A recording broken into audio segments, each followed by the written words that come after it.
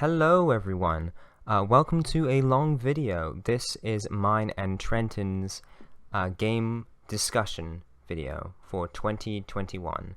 So this is a 6.5 hour video where me and my friend look back at all the games that we played in 2021 and we just discuss them, we rank them, and yeah, it's just a kind of a podcast style thing. There are some visuals to look pretty and to just help you navigate through this big video, so you can browse through the video to see what game we're talking about.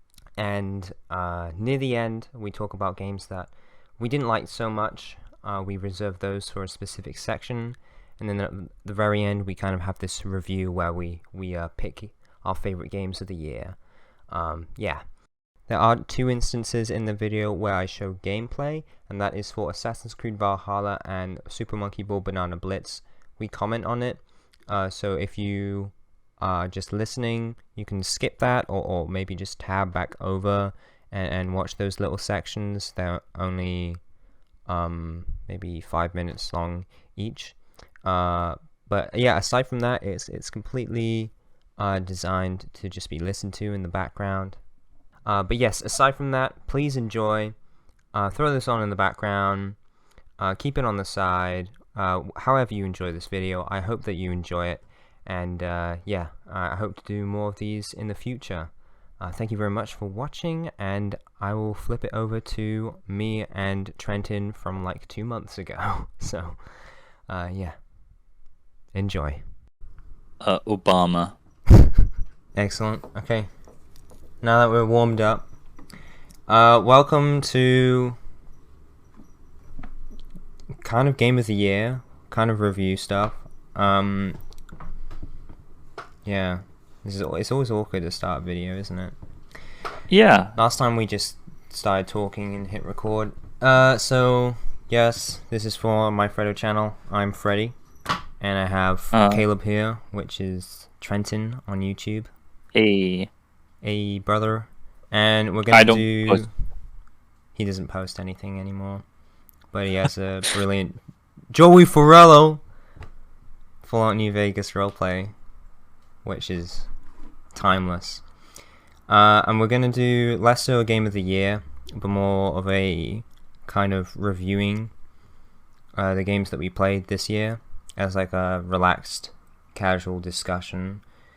More so of a podcast. There won't be too much editing, just some kind of basic visual stuff, maybe some gameplay in the back, but we're just gonna talk and just have relaxing environment where we just talk about the games that we played.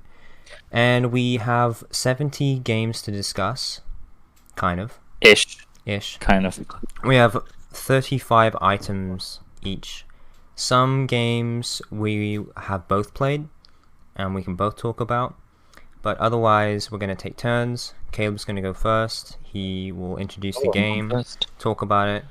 I might give some comments, and then he will say how he would rank it in like a tier list sort of thing, because we really enjoy those. And if we both played them, then we can both give our 2 cents to where we think it should be placed, and then it will be my turn, and we'll just back and forth until we're done. So we're gonna do like S, A, B, C, D, F, kind of thing. So we'll get to it. S is outstanding, which won't happen every year. You know, there's some years you just don't play anything that blew your mind. And then A is like top, B, good, C, decent, D, mixed, and then E is kind of bad, and F is hate it or actively dislike. Yeah, but we're not going to stick it to it too much. It's just going to be a rough guideline, and it's more just about discussing games and having a nice chat.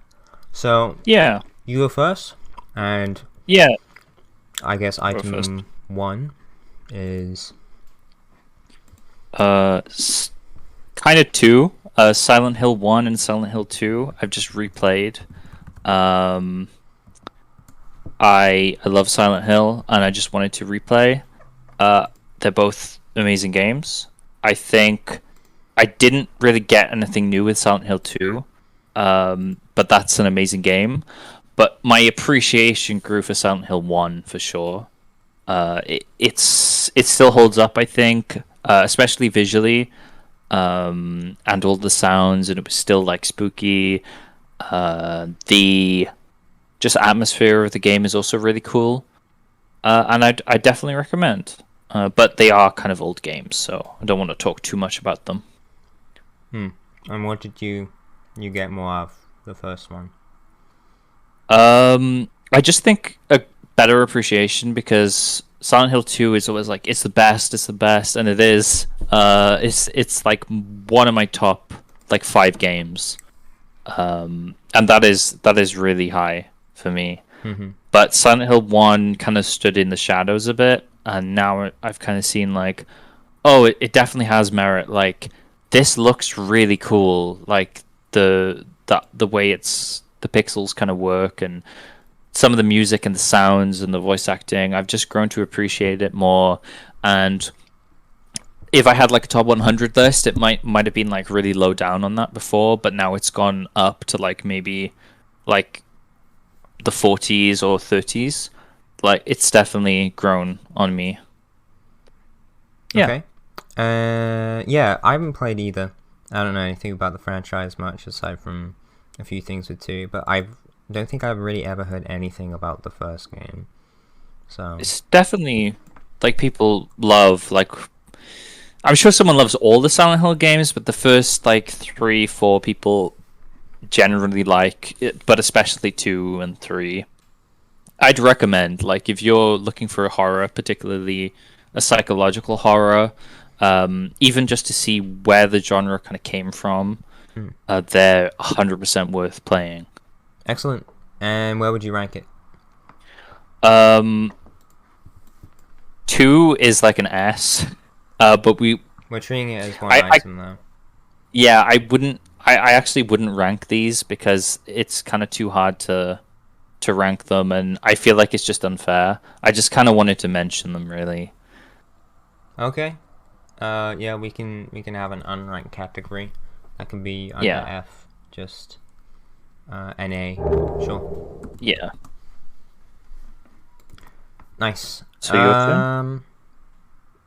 Yep, so that's I Am number 1, and for me, my first one is it's actually a bigger one, which I'm gonna talk about a bit, because I've ordered mine in where I played them and stuff more, and it's actually a game I'm playing right now. It's Mortal Shell, which is a game I'm playing it on PlayStation 4, and it's a Souls-like game, and it has some really cool mechanics. It's the hardening one? Yeah, it is, and it's actually surprisingly indie. There was only 15 developers. I assumed it was like a mid-tier developer, pretty like low. AA, you know. But yeah, it's interesting. I've only played like the first 4 hours maybe, but different people will get like, you might get really far, or you might still be like in the same, you know, it's very varying. Like it takes, I think, the first hurdle is like understanding and getting a foothold in how the game works, because a big part of this game that sets it apart from a lot of Souls-likes is like it really doesn't tell you anything, like even less than Dark Souls. And I would say one of the major mechanics is familiarity. Basically, you play as like this gloopy blob spirit thing that's incredibly weak. You have a sword, and you have like infinite stamina almost, but you're like one hit away from dying.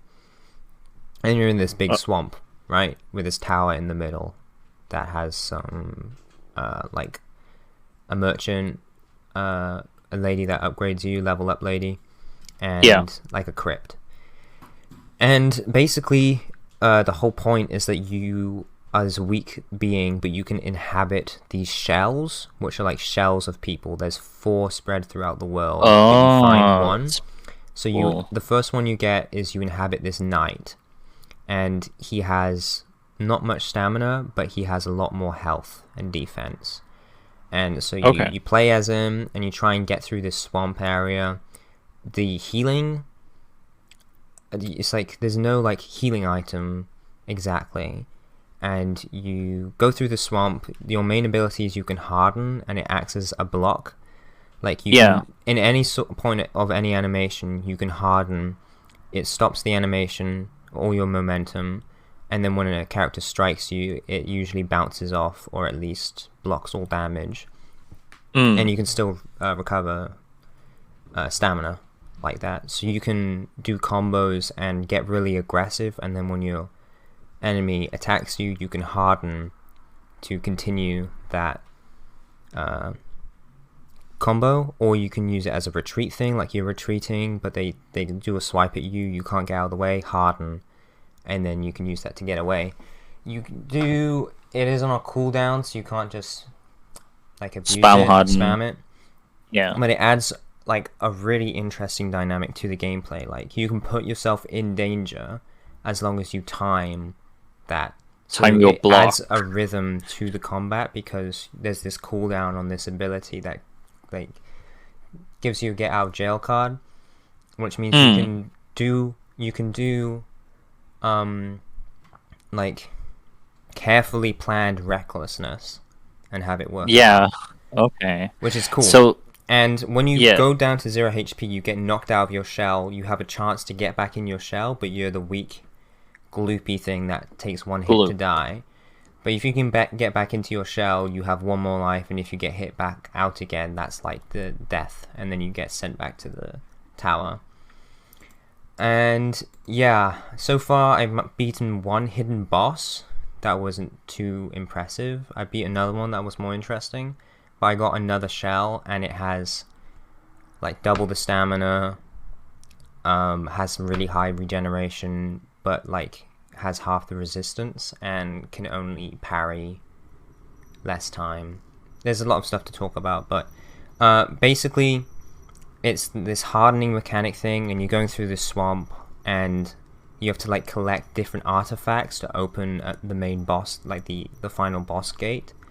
And I'm kind of still starting out, and I would say the only really major thing I wanted to talk about is that there's like a familiarity mechanic where any item that you pick up, you don't know what it does. Like in Dark Souls, you pick up an item and it tells you, oh, this heals you, this gets rid of poison. Yeah. In this game, so you have to remember. You're like in a foreign land, so you pick up a mushroom and you don't know what it does. So you eat it and you find out, oh, it heals you. So when you first eat it, it gives like a little description, and then it says what it does. Oh, so it adds things after you've kind of experienced them. Yeah, and right. In one way, it's like, well, what's the point? I just try out the thing, and then I know what it does, and I don't have the thing anymore. You might as well have just told me, right? But it does add some world building, and then also, when I kept on having that mushroom, and I became more familiar with it, I maxed out the familiarity bar by using it like 8 times. And it gave me a description saying like these mushrooms grow near battlefields because they grow off the areas of the ground where blood has been spilled, and they feed off of high iron soil, so they grow there. And now I became familiar with it. The healing is doubled, and in some way you can cheese it by just finding mushrooms and then keep eating them, but also it kind of adds it kind of immerses you more and makes you more interested in random objects, because you're like, well, if I keep using it, maybe you'll get something else. I'll get something else, and it makes you actually use items more that you might not have. Yeah. And like instead of hoarding, there's a fun thing, like you find a lyre at the start, like a guitar thing, and you try it out and you're awful at it, and you can practice by getting familiar with it. And then when you max out your familiarity, you can select which song you want to play, and you play it better, which is fun.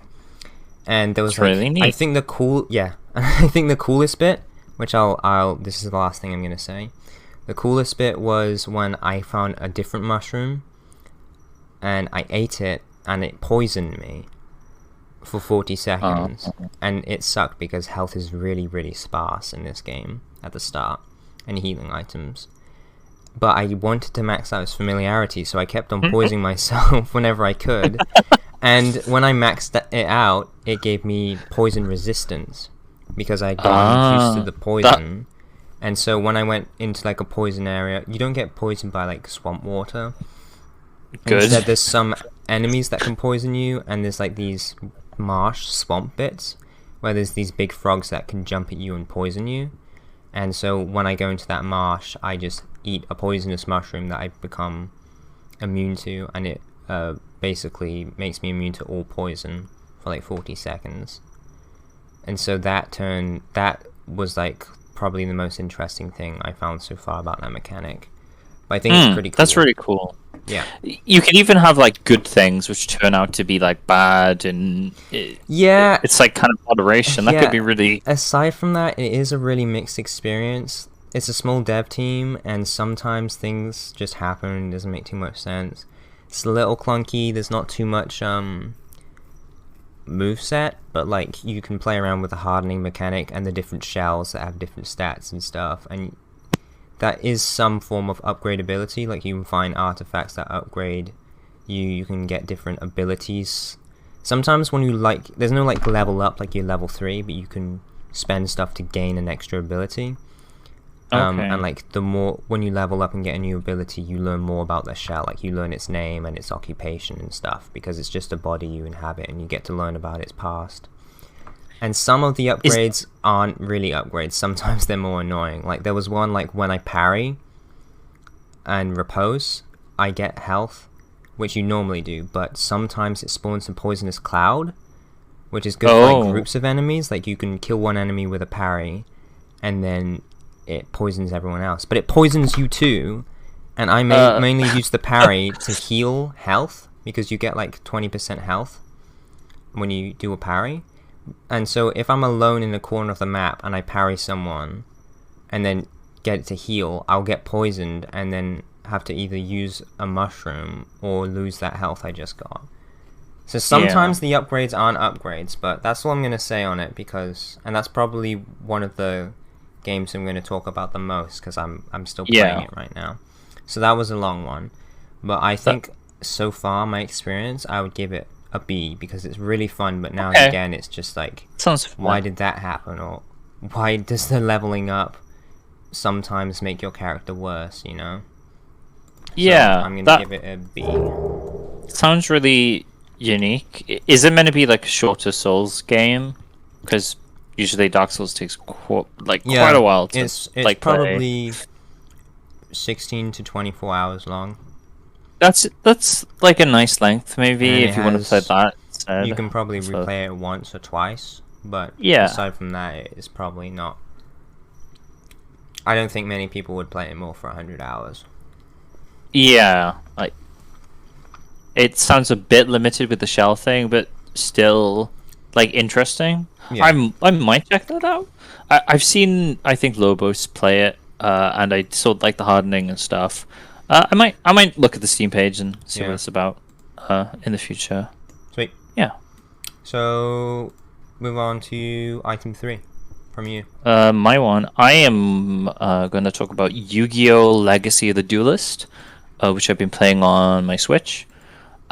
This is basically Yu-Gi-Oh! I haven't played around like too much. I put like a good 10-12 hours into it. The main draw for me was it's Yu-Gi-Oh! On the go, which is great. The most I've played with it is just the story missions, which kind of just go through the story of the anime, kind of the manga as well.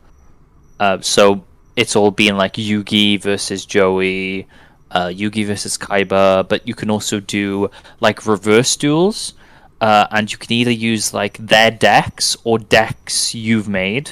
And it's not just like the original Yu-Gi-Oh! Series. You can do GX, you can do 5Ds and all the other ones up until Vrains, which is not the newest one, but the newest one with normal cards. So there's a lot of content there.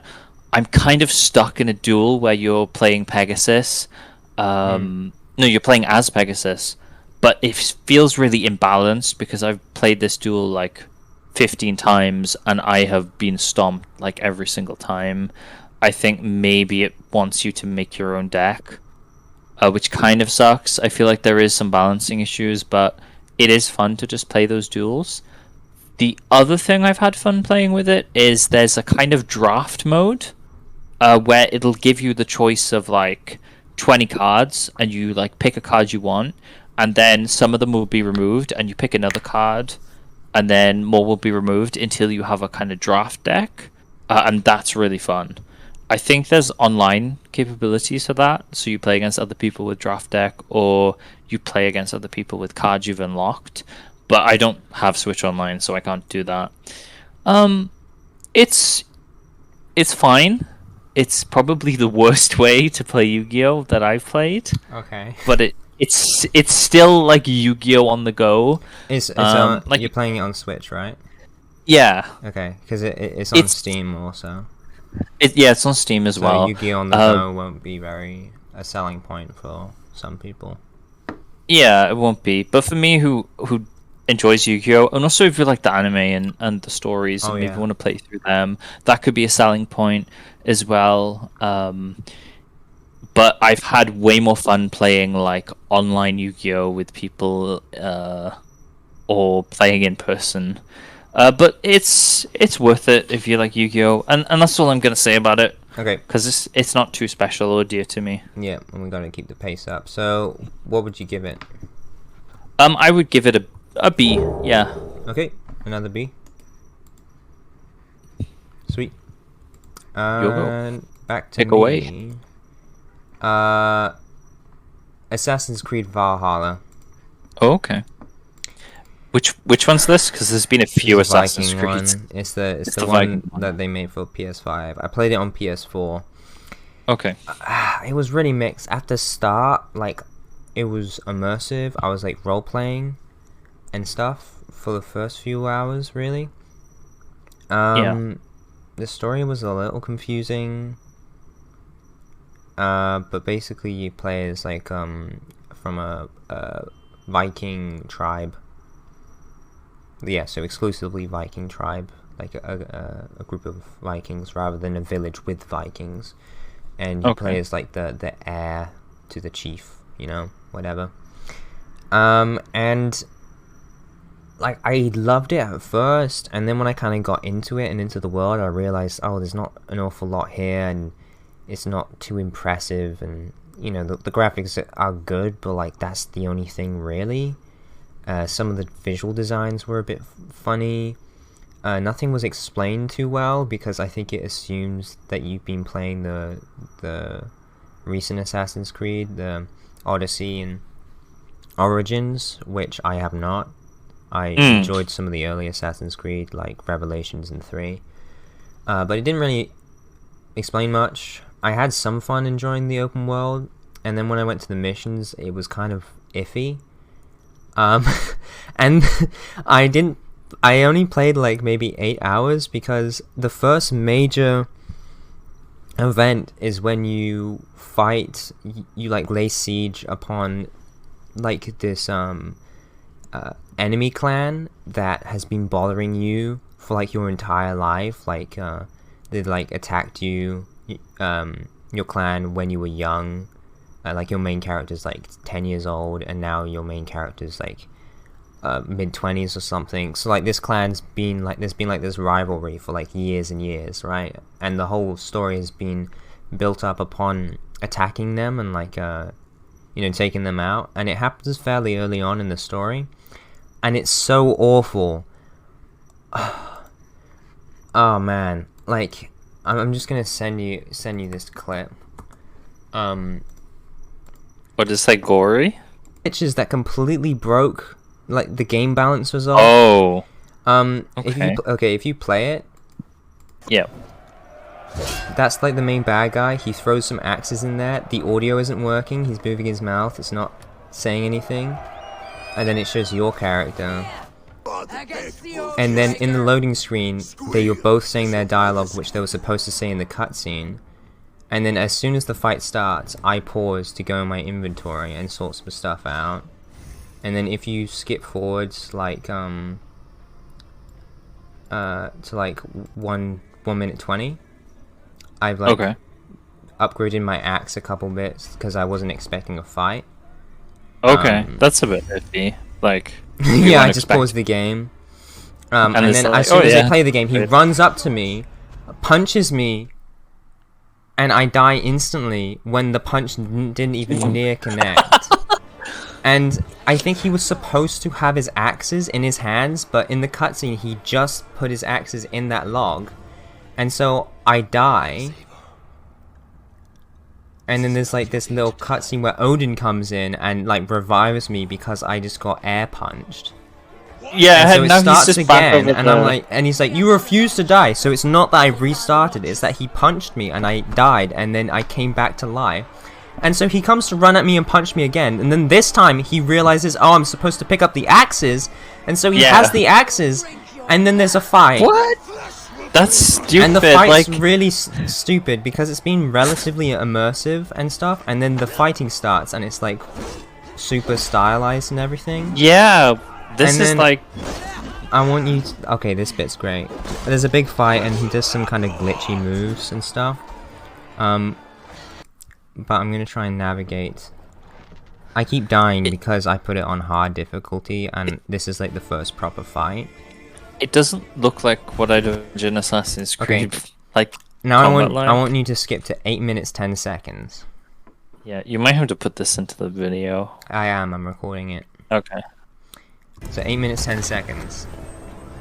Yeah, Now I just fell twice. Yeah, I was like, is that a glitch? And then there's this cutscene which is supposed to be like this cool showing of Odin, but I think he might be in the wrong place. I don't know if this is a glitch or not, but he awkwardly appears from behind the tree, right?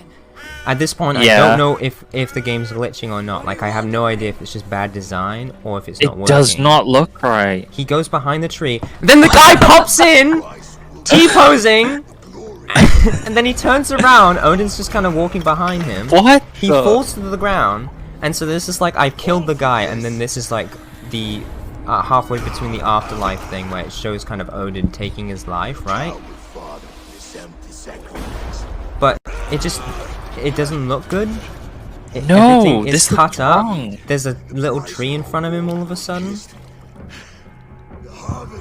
The actual area is supposed to look cool, but it just looks like it's in the wrong generation, right? Yeah. And Odin kind of just walks behind during the whole cutscene, and I just grab his staff, and then a tree appears, which I guess is cool, maybe. It also doesn't look like it's shot well, and there's some. And then the lip syncing is off.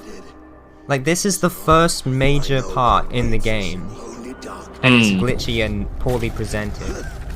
Oh, and then a crow comes out of his mouth, and look at the animation of the crow coming out of his mouth. And then we're standing in this fog thing, and it's supposed to be ethereal, but it just looks like the shadows haven't rendered. And this was like one of the last things I did in the game, because I was like, bro, I don't even know if this game is working. I don't know if it's a bad game or a good game that just has awful glitches. It doesn't, like, Assassin's Creed to me is a AAA game, at least in my head. Yeah. But they do churn them out, like, pretty much every year. It doesn't look very polished from what I've seen here. Yeah, and then that's all I'm going to show. I don't have anything else to say. It speaks for itself, but the only other thing is invading the fortress. I didn't pay attention to the quest marker because I was just trying to invade the fortress naturally. But if you don't open up the main gate when you go in, basically you climb over the walls and all of your friends climb over the walls and there's fighting inside.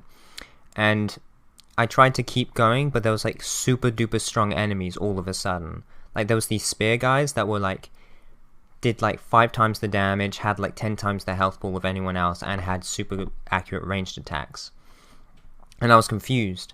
Eventually I realized if I opened the main gates to let my army in, the strong enemies would disappear, and it was like the intended thing you were supposed to do. But when you open the gates to let your army in, no one's there because they all climbed over the walls already. So there's no point. It's just stupid. Man, they spent time on the open world. They spent time on this game, but it just... Nothing works. And because they made the first few hours so immersive, like 4 hours later, when there was all these glitches and all these weird balance stuff, just completely ruined it for me, and I didn't play anymore. Yeah. So I would give this game a D. A D. It has some good stuff in it, but it just sucks, man. If all the glitches were ironed out, it could be like a C or a B, but it's a D. This sounds like one of the games you have gripes with. Are we still gonna do those at the end? No. The games I have gripes with are like games I don't. Are they even worse? Okay. Yeah. I think mine aren't maybe all gonna go in F, but wow. Well, this is a game that I played this year. I enjoyed half my experience, and then I hated the last hour of it. Okay. So. Oh, that sucks. Yeah, it does. But it looks pretty funny. Like looking at your funny. footage. I showed it to my sister, and I had a really good laugh, which is why I didn't put this game in the gripes. Yeah. Because it was funny bad. Okay. And the first few hours were good. Yep. So back to you. So that's Assassin's Creed Valhalla. Okay. Yeah. So this is item 5. Item 5. Let's talk about Valheim. Valheim is a co-op kind of survival crafty base building game. Right. Kind of like, I guess, maybe like Ark or Rust, but more local, like multiplayer, like you play with your friends. And it has like Viking aesthetic. And there are like monsters. So this is a good match with Assassin's Creed. Yeah. I played it with a bunch of friends. You know who, Squall and them. And yeah, we kind of just build a base. We like killed some animals, get resources, chop down trees. Games like that are pretty chill. What the heck have you posted? Is this it? Yeah, I think this is it. It looks nice. This is one of the first games I played with my new PC as well. So it was a good test run. It was fun. I kind of had the people guiding me through because they played before. We didn't really get too far. Pretty solid. Like, I haven't played too much. I think this is definitely a decent game. I would play more. I wanted to play more, but we kind of just fizzled out playing it. I would give it a B. Yeah. B. Yeah. You can go on to the next one if you want, or you can ask a bit more about it, but that's pretty much it. I don't have many questions. Yeah. I just remember a game that I did play though, so let me just edit my list. Okay. I'll get rid of one that doesn't really matter. I think I'll get rid of The Witcher because I only played a few hours. I think some of our games are gonna like clash, so I might end up having more because there were a couple of games on your list which I played with you. We which can I have it as we can take turns with it. Like if we have it each as our items, we can tier it separately, I guess. Yeah. Okay. So my next game, which I played on the PS4. Is Thumper, which I played quite a bit of it. This rings a bell. It is a rhythm game. Okay. I haven't played much rhythm games, but basically it's this. You just get an image up. It's this crazy, kind of abstract game with these really dramatic, soundtracks, and like you are like this beetle bug thing going really fast down this track in like this abstract world. It kind of reminds me of Rayman 3, the music levels sections, where it was like this psychedelic tunnel that you would there'd be music playing and you'd like have to hop from platform to platform. But this one basically it's like a roller coaster, but you have to do actions to stay on, you know, and you have to like drift side to side, and because of the point of view, like the point of view is really low down and high, like the field of view kind of, and so you're going really fast down this track, and like these walls come up to you really quickly, and you can see them small, and then they come up real fast, and you have to react to them. So and that kind of perspective makes you focus entirely, and it gets you really into the music because you're looking at the pinpoint of the track and trying to plan out and react properly. So it gets you really into this music, and it has like only maybe 4 or 5 actions you can do, but as you go through the game you have to chain them together in more interesting ways, and like if you fail a loop you kind of have to redo it, and there's also a live system, so if you're kind of barely doing it, like you have to keep doing it until you complete a sequence perfectly, but if you mess up real bad you'll die and have to restart the whole thing. So you can like keep trying this section by going in this loop, if you're only kind of messing up, and then it just kind of teaches you to perfect that pattern. And then if you mess up big time twice, then you can like lose your armor and then kind of die and then have to restart. But it's got some great structure, and it really makes you focus in. The music is amazing. I love the mood and how the kind of abstract tunnel that you go through changes color and shapes and everything. And there are boss fights which are terrifying at the first time. It's this big skull thing that you have to defeat by hitting these pads at the right time, and it really gets you into like the rhythm of the game. It's like really absorbing and immersive somehow. Some people call it like a horror rhythm game, and I would agree. For like the first world, the boss is pretty intimidating, but they keep coming like every 10 levels, and there's like 2 bosses or kind of 1 boss that they change the look of, and so it can get pretty repetitive with the boss fights, but the levels themselves are pretty inventive. And it is a hard game, but the design makes you focus, and it makes you do your best, and it's pretty fun. Don't play it with other people in the room though, because you can't get distracted while playing it. You really have to focus, but it's very immersive. And I don't play rhythm games much. I really enjoyed this. I think I would give it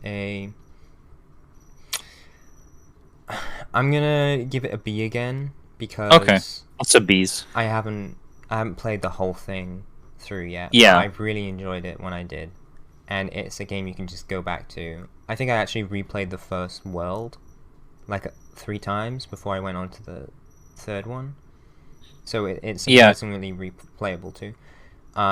It's fun, simple game, but the boss fights are really only noteworthy the first few times you encounter them, at least so far. So B. I think with you saying the music's good and the rhythm, it kind of drags you in, that definitely sounds like it's doing its job as a rhythm game. It's a solid game. It just doesn't have too much on top of that so far. Yeah. Okay. This looks cool. I've looked at the screenshots. The bosses do look really creepy. Not what I'd expect like a rhythm game to be. I did record a video for it. I don't think I'm ever going to release it because I didn't really say any interesting commentary because I was too focused. It's not a game you can let's play. I mean, you could add it here maybe. Yeah, I think I'll just add my reaction to the first boss. I'm still going really fast, so it's not calming. Shoot, it's like a roller coaster. Oh no. No! No! What is that? No, we're not gonna mess up. We're gonna do this. We're gonna beat this guy. We're not gonna die. We're not gonna fail. I'm gonna get you, boy.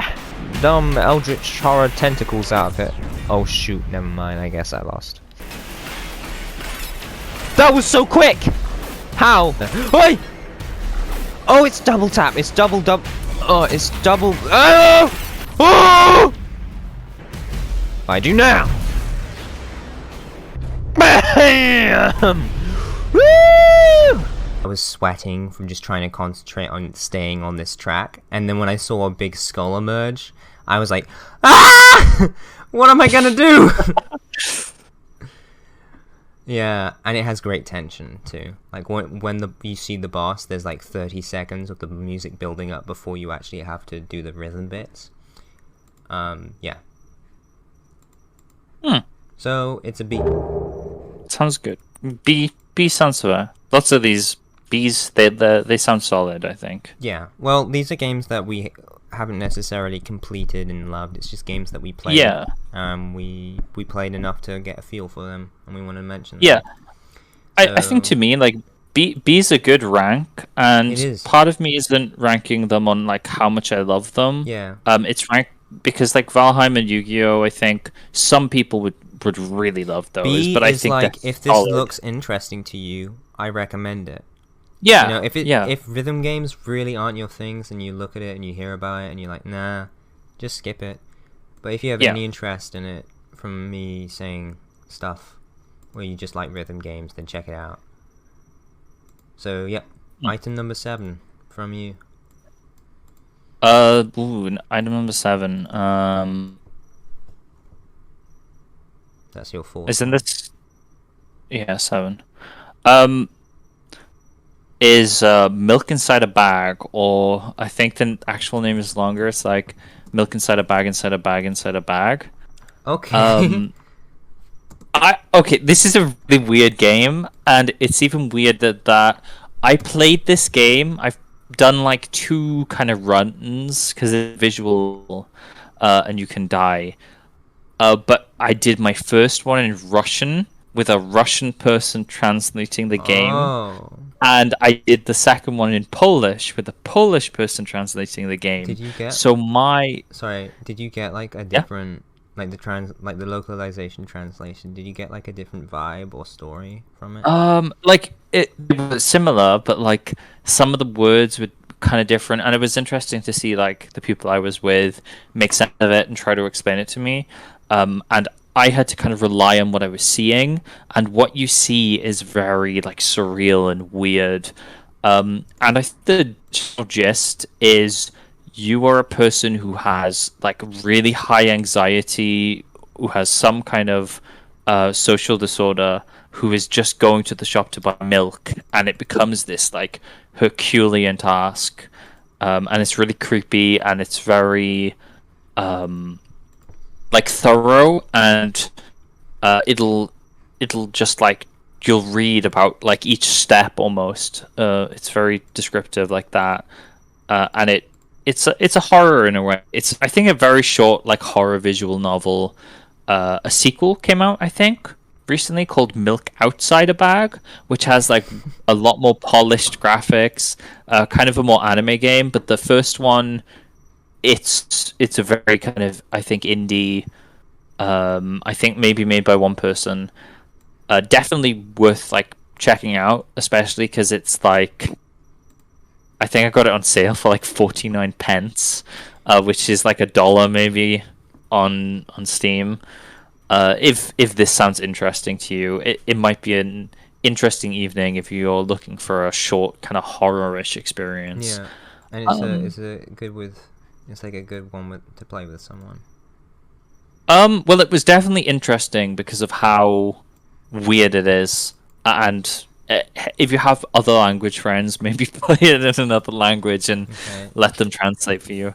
Yeah, I'd give it a C, but just because there's not too much there, but it's an interesting experience. Yeah. So just having a little bit of research, it's cool. The official title is Milk Inside a Bag of Milk Inside a Bag of Milk. Yeah. And it's on Steam. It's $1.19 Canadian. That's pretty cheap. I think it's made by one guy. The sequel is $10 Canadian, 29 cents. But it reviews just as much, so I can only assume it's more of a Yeah, it looks more substantive- polished as well. It's probably a longer game too. Cool. That's an interesting one. And you said you give it a B? A C. C. Just because like It's a short there's one. it's good, but it's short. There's not too much content there. You get what you get. Yeah. Okay. Sweet. And I have I actually have another one. I have one similar to that in a sense. Abzu. Okay. Oh, Abzu. Abzu. I played Journey last year and I loved it. I really loved Journey. I was the opposite last year. Why?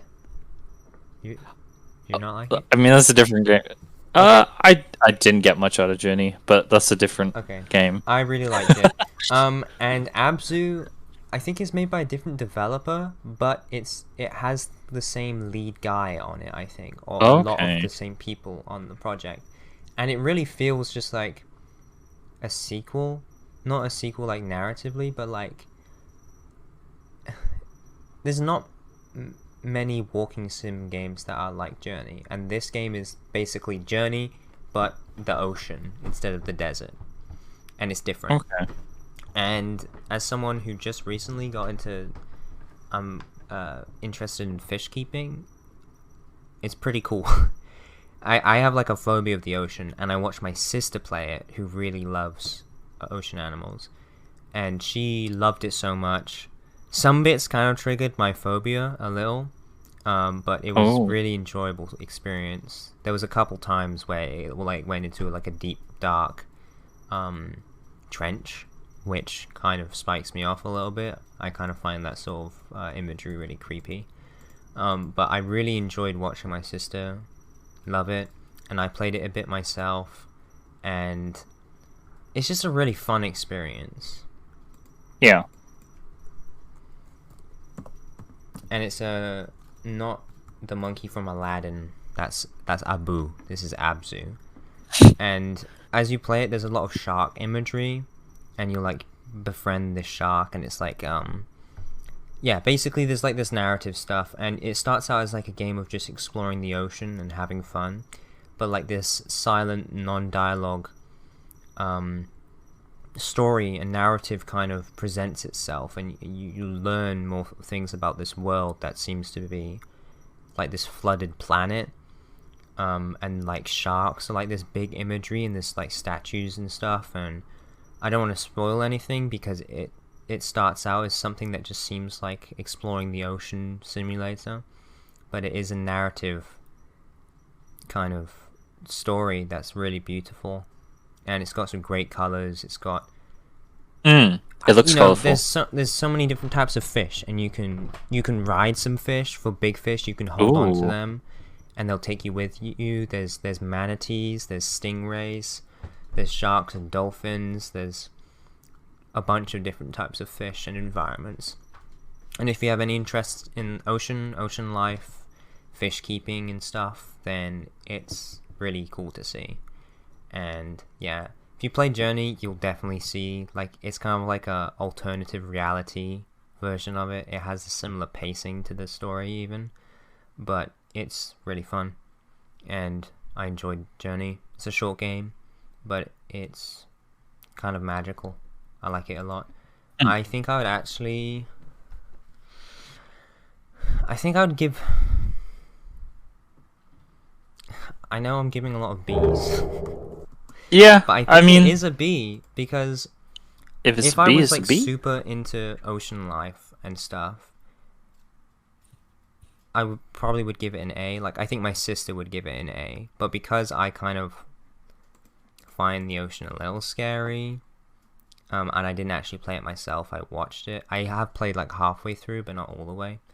But I think it's a B for me, but I think a lot of people who have any interest in the ocean, and it's really friendly for like casual gamers, like even like if you have like a sibling that doesn't really play video games but they love the ocean, watch them play this and they'll have a bunch of fun. So That sounds nice. you know what? For that, I think I'll give it an A because I had a great time. Okay. Because I don't play much with my sister, and she really loved it, so I'm giving it an A. Nice. Sweet. First A. Yep. Back to you.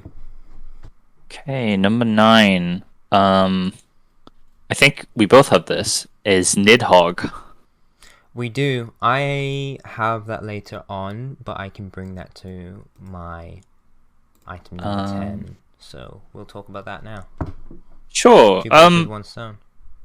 Yeah, you played Nidhogg with me. I think I got it in a bundle with a bunch of games. Mm-hmm. We both have, and it's fun. It's a simple fighting game, I guess, where you fence, and it's like one hit will kill you, but then you respawn and you have to get to the end to the Nidhogg. Yeah. And it's just really fun, and you can be strategic with it, or you can just be a madman and just kind of spam buttons and just try to fence them. And it's just a really like quick, casual, like multiplayer versus game. Like not quite competitive, but like you're fighting each other. But it's funny, like regardless of who wins or loses. And you can just stick it on for like 20 minutes and have a few kind of games. Yeah, I mean, one game could take 20 minutes, or you could get like 20 games in 20 minutes. But it really it's depends. fun because it doesn't really change. Like a long game doesn't get boring because you're engaging in the same gameplay as if you started a new game. Because you're constantly it's like a tug of war in a sense. Yeah, There's exactly. different screens, and you go back and forth. And yeah, there's just simple things, like there's a few stances, there's a couple, there's a few stances, and it involves some additional rules as well. Oh yeah, there's customizable spice things like high gravity and Yeah, just how they're fun to objects play with. interact with each other. You can dive kick and grapple if you don't have a sword, if you've been disarmed. And there's some strategy to it, and as someone who enjoys the concept of sword fighting, I think it's really cool, simple game that can be fun if you're playing against somebody who's really good and you're really good. It's super fun. If you're playing against somebody who has no idea what they're doing and you have no idea what you're doing, it's really fun again. So it's kind of a game where you can, buddy up like me and Caleb, and whenever we play it, I only play it with him, he only plays it with me, I think. Right? So I don't know anyone else who has yeah, this. so whenever we play it, like, it's always kind of an even match because we are only learning what we've learned together. So it's a plus fun we just game have to have as fun. like a personal co-op game with someone. Yeah. And you can slot it in, like, if you're playing, like, a couple different games. Yeah. Like, having it, like, game session, you could be like, oh, let's play 10 minutes of Nidhogg. It's good. It is pretty good. I had some issues with it because of the lag. It doesn't have great service. And online, there's no, like, random online stuff. There's just no community for that. Nidhogg 2 came out, which is pretty much the same game, just with more weapons and with, like, it's more stylistic. Nidhogg 1 is just kind of pixelated, but it still has its own style. Kind of kind of more graphic design sort of look. Yeah, but Nidhogg 1 is, I think, just as good from what I see, and it's cheap. I think I'll give it a C because I like it a lot, but it's online just doesn't work. Exclusively co-op game. It's a decently deep experience, but it's nothing. It does its thing, game, but it's its own thing. It's not like It's just kind of like a casual fun thing, I'd say. And for C, it fills a niche. It does its one thing well. I'd also say C, like a solid C. Yeah, if you can find someone to play with, it's a solid game that can be in your roster for like what we're gonna play. Don't think you could play this on your own. Yeah, if it's that's it. If you're looking for online experience or single player, like random multiplayer, then it's not. It's just nothing really. you don't really get any enjoyment out of it. But if you have a friend you can play it with, it's pretty good. So I think Yep. that kind of averages out as a C. Yep. C. Okay, I'm done. So that's 2 birds with 1 stone. Cool. I'm gonna Back to you. move that here. So that was 9 from you and 10 from me. So do you want to go again? No, you can go because Okay. I kind of introed that one. Sweet. I have a quick one. Dark Souls 2, Sure. Bloodborne. I played Bloodborne Okay. again with my friend. He had played Bloodborne before, up to like halfway through the game, but he played it, and I watched him play it for like half of the game, like Ooh, a bunch of it's hours. quite a while. Because yeah, we were living together for a couple months. Okay. And I gave him all the tips and stuff and watched him get better at it and talked about the lore, and we had a bunch of funny jokes. We had a lot of fun with Mikolash, you know. Oh, majestic! And it just I haven't gone to him It was yet. a great. He's great. We just had a lot of fun with it, and it made me love the game. And I played it again, and when I got back home, I played it again on my own console. It's just a great game. Dark Souls 2, I've had a lot of in school where I don't have too much time, too many hours to play video games. I do play games quite frequently despite school because it's something that calms me down. And Dark Souls 2 has become a real comfort game because I played it so many times. Like I've probably beat it maybe like a few dozen times. And it's just very comforting. Like I literally fall asleep while I play it because it's relaxing to me. Like I have naps while I'm going down a corridor, and then I wake up to a guy almost killing me. I kill him, and then I heal, and then I go down the corridor more and like fall asleep. It's just a really comforting game, and I'm still finding a lot of fun with more challenging runs and just casual let's try a different weapon run. So just still playing those games. I've been playing them majorly for like the last couple years, but they're still great. Yeah. And if you haven't played them, you should play them. Are you gonna do like the same thing as Silent Hill 1 and 2 for me, like kind of unranked, where they're too hard to kind of put? Well, they're or like my favorite games ever. Yeah. So I would put them in S, but Yeah. because it's not really a game that blew my mind this year because I've already played them, I'm gonna put them in unranked. But if this was my first time playing them, then I'd say S. But it's not. It's just a game that I've gone back to a bunch, and it's really comforting. And if you haven't played it, you should play it. So back to you, Caleb. Okay. So next is, I think, maybe another game on your list, WarGroove. Yeah, Don't know if you put that on. I did. Yeah. So WarGroove is another game. I think it was in the same bundle. Yeah. Another multiplayer game. Strategy based. I think I haven't played Advanced Wars, but I think it's meant to be like Advanced Wars. And it's a pretty simple strategy game, but you have like a kind of base. You have some towns, you can get new towns, and you have a low amount of resources, and your resources get more return, and you put more units on the board, and you either have to capture the enemy's kind of castle or beat their leader, but you can turn options on and off. There's a whole bunch of leaders. There's like maybe 12, and they all have different abilities, and some of them are really simple and others are really, they kind of require setup, but they're pretty like, it's cool when you kind of have that setup and you use their ability properly. I think it's just really solid. I'd love to play more of this game. Maybe the campaign, because I haven't touched the campaign. It feels like a Switch game to me. Like I want to maybe buy this on the Switch and play the campaign. But I have so many games on Switch, and I haven't seen it on sale yet. So I'm waiting for that. But yeah, it seems good. You played as well, so Yeah, what we do you played think about together. Yeah. This type of game captivates me.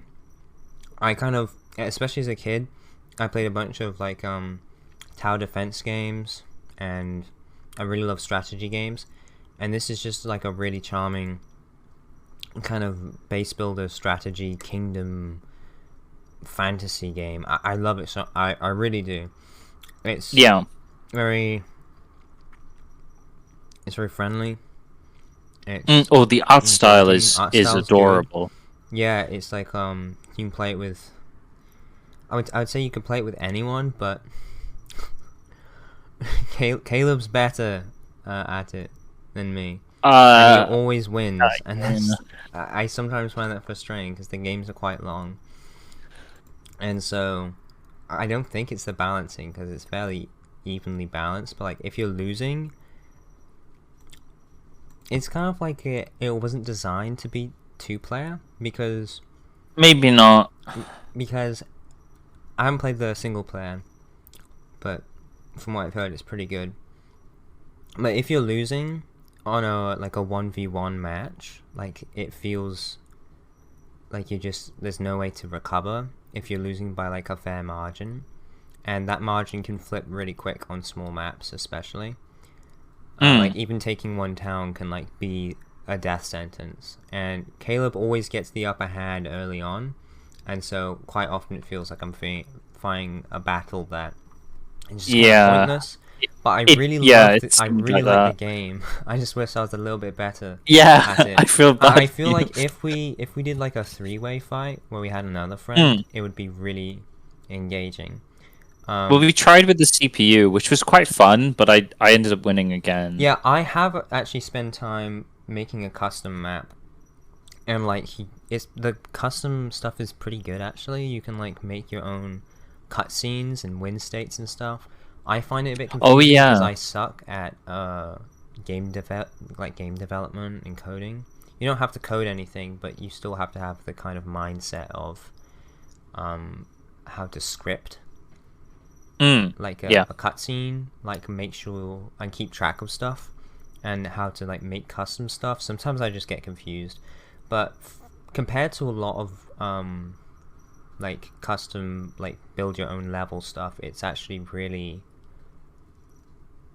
you can spend a few hours on it and make something that looks official.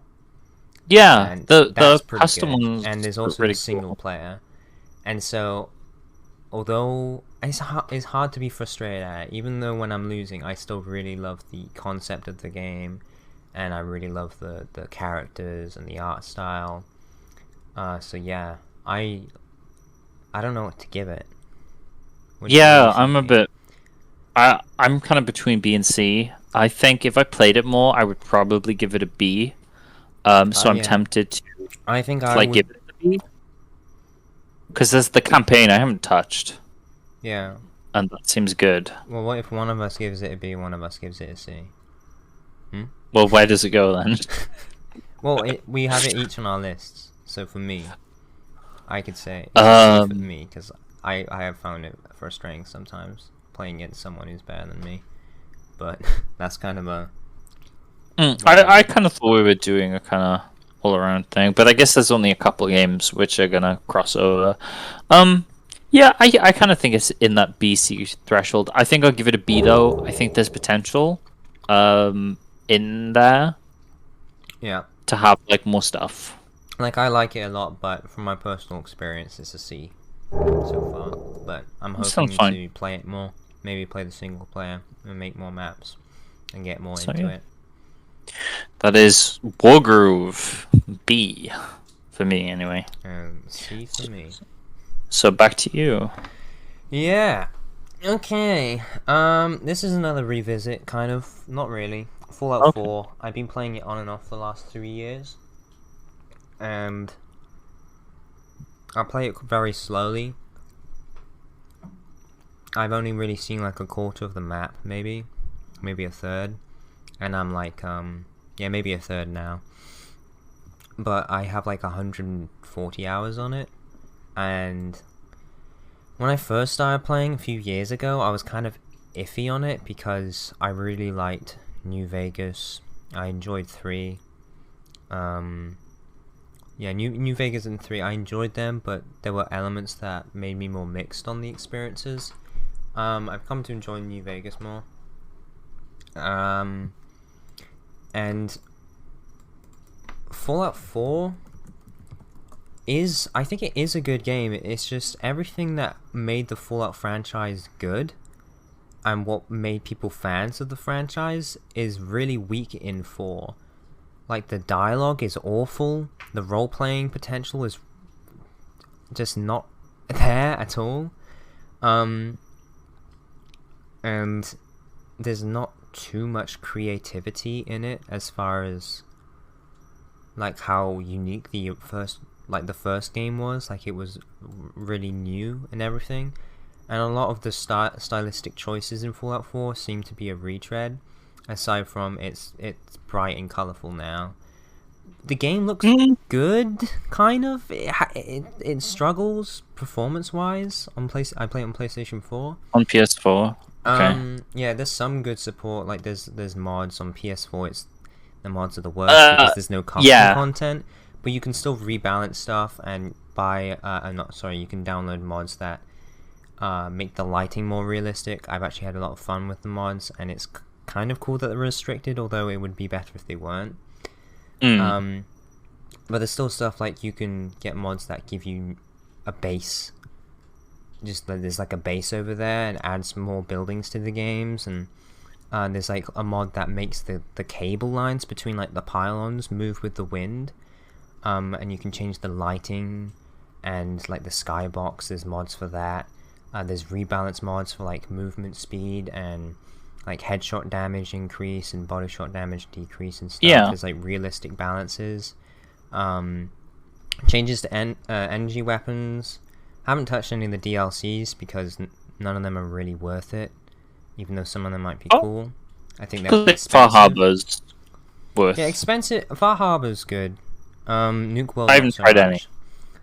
Just from what I've heard. But the thing that makes Fallout 4 good is open world aspects. The base building I've actually really enjoyed. I think people didn't like it much because it was a weird addition to a Fallout game.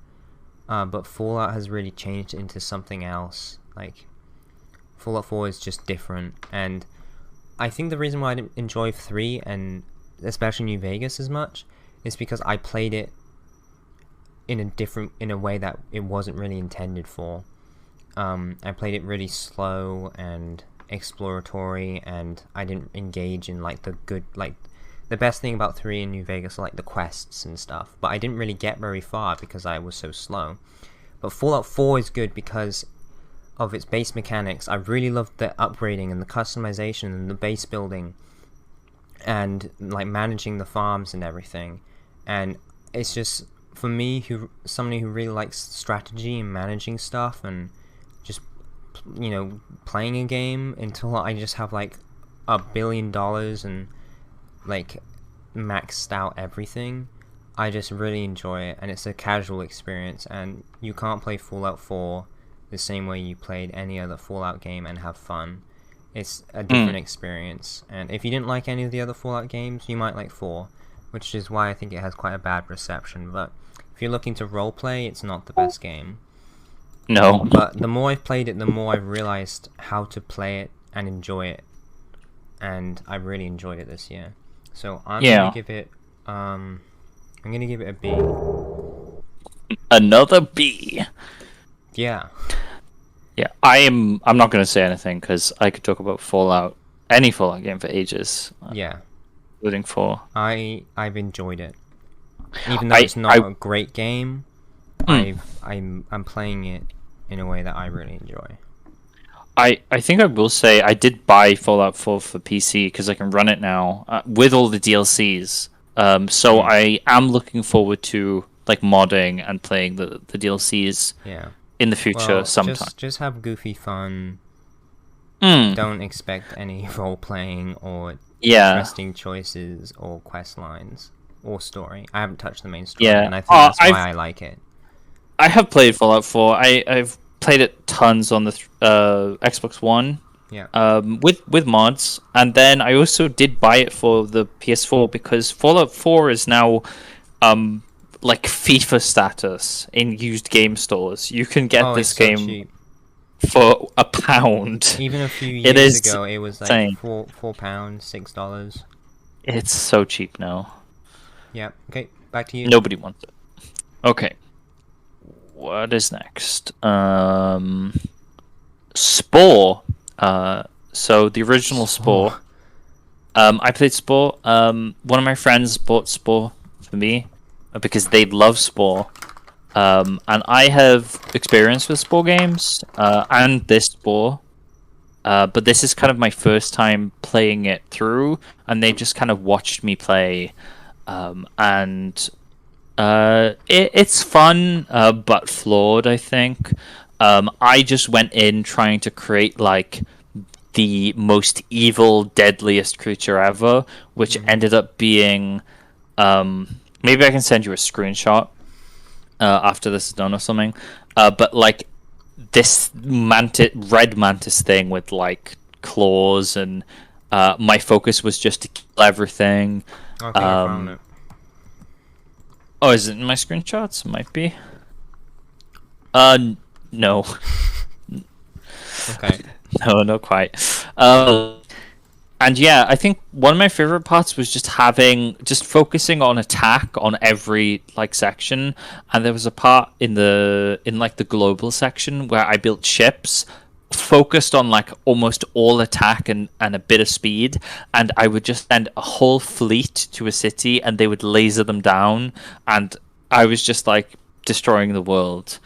And it's fun. It's really nice creatively. I think children would probably have a really good time with this, but it is a bit like clunky. Some things aren't too clear. My friend kind of guided me through to kind of finish the game in a way, even though it's not really finishable. Because I got quite frustrated with it because I think it's quite meandering. It's kind of dated, I think. You just kind of have to collect a certain number of points so you can evolve, and that's not always the most interesting thing. Especially kind of later on, it feels more like a chore. And then when I got to the space stage, I just didn't really want to play because it felt very aimless. Like you have so many galaxies you could go to. Space does that. But I had no desire to kind of go to anything because my goal would have been to kill everything, and it's like, well, that would take me like an impossible amount of years to do. So I just kind of was like, I'm done. Yeah. I think the creative aspects are the most fun. The most fun stages are kind of the cell stage is okay, and then you get to the creature stage, which is the best. There's some really cursed things you can make with Spore. It's hard to not make something cursed. Yeah. For fun. Maybe I'll try to like find it as you talk about your next game, the thing I made. But just to add something from what I have heard from Spore is it's an inconclusive game. It looks like a what's it? It's an inconclusive game. And basically each stage of the game, like each stage of evolution, has like a different gameplay style. Like RTS, like adventure stuff like that. Yeah, like an Agario. It's like Agario, and then it goes like action space adventure sim stuff when you're like a creature, and then when you become like a tribe, it's like RTS stuff. Yeah. City and then builder. obviously because they have so many different gameplay styles, none of them feel fleshed out. And if you can get through the game quick enough, it can stay fresh. But yeah, I feel like more likely each stage kind of lingers too long. It's not. There's so much breadth, but it kind of is a little bit too shallow. Yeah, nothing to really do with the depth. Yeah. So what do you give it? It's really tough because it is charming. Like visually, the monsters you create is charming, but I'm anticipating a C. I think playing it. Oh, you've guessed right. It's a C. Playing it is just not always too fun, and I think definitely I think give it a try if you've ever been interested in Spore. Yeah, I actually Play looked it at it through. this year, thinking if I should buy it, and I decided no. Maybe for like, I don't know what like £3 is in Canadian, but like that much. Mm. Yeah, it's not even the best Spore game I've played, but most Spore games are really bad. In fairness, Okay. there's a good one on the DS. I didn't know there was more Called than one. Spore Creatures. Oh, there's tons. They made a bunch of shoot. these. There was a Spore MMO, I think, called like Dark Spore, which was edgy. But yeah, original Spore. Okay. C for me. Sorry, I just typed in Spore realistic humor. Oh, I don't want to. These are very interesting. Okay. Okay. I guess it's my turn. Yep. Okay. Last one for the PS4. Okay. Oh, you're going through the PS4 ones first. Yeah, Monster Hunter World. Oh, okay. Interesting. Oh, I'm someone who likes to play stuff slow and digest everything before I move on. Monster Hunter World doesn't match that too much. I've enjoyed the main gameplay, but it definitely pushes you through this story. Like, to progress with, like, the monsters and areas that you go through, you have to progress the story, and the story is not good. At least from what I got. I think it's kind of in the way. It doesn't get in the way too much, but, like, the only time basically, I go in the open world and free roam and just fight monsters and use, get materials to upgrade weapons. And when I get bored of that, I do a story mission, and then that unlocks another area. I've done that once. I probably put maybe 35 hours into this game. Ooh, and quite a bit. It's quite fun. I've really enjoyed getting some of the bigger guys. I've gotten the T-Rex guys a bunch, like I've defeated dozens of them. I've tried fighting the giant dragon in the first area, but it's kind of hard because he flies away, and I haven't progressed the story much, so I still have like the beginner or like upgrade 1 weapons. But I think the thing that is the best is just the environment and the design. Like, there's this desert. The second stage is like this desert. But the first area is like this massive jungle forest that's wrapped around this big tree. And there's like different levels, and there's all these different animals and monsters and stuff. And it's really cool and imaginative. The character customization I was impressed by, but the character I made does not look good. I don't know how. The cats are pretty cool, and I think it could be a really good game, and maybe I just haven't explored and progressed the story enough because I can't bear it too much. But like the weapon upgrades and everything, it feels like an MMO single player game that actually had a bunch of effort put into it. But there's online aspects that I can't access for PS4 because I'm not paying for whatever it's called, the online stuff, and I'm not interested by it either. But a lot of it is kind of confusing, and yeah, I don't actually think it has a great core loop. I kind of just fight monsters and try out different weapons, but I feel like the upgrade stuff I find really boring when it should kind of be a more interesting core thing. And I played a bunch of Dauntless, which is a free kind of version made by Epic Games, and I think Monster Hunter World is better, but like I got kind of the same vibe from Dauntless, which is like this free to play thing as far as like the upgrades, like the in-town experience. It felt really poor to me, as poor as Dauntless. Like it was a free-to-play game, but like open world, free roam, and the monsters and the actual fighting is amazing. It's just the story and the town and the downtime is kind of, I just don't like it. It's kind of rubbish.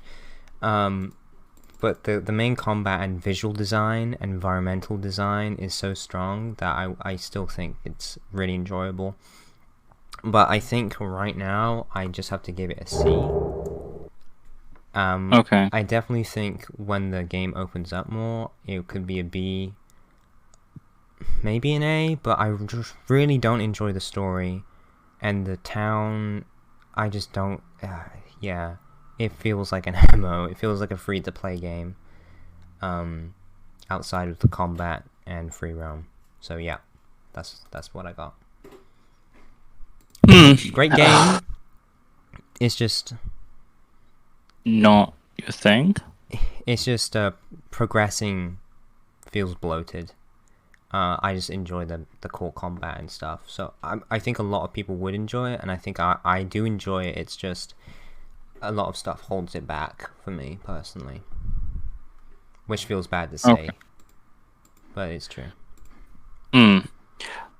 I don't have much experience with Monster Hunter other than try and so yeah, I kind of feel a bit like how you said about World with that.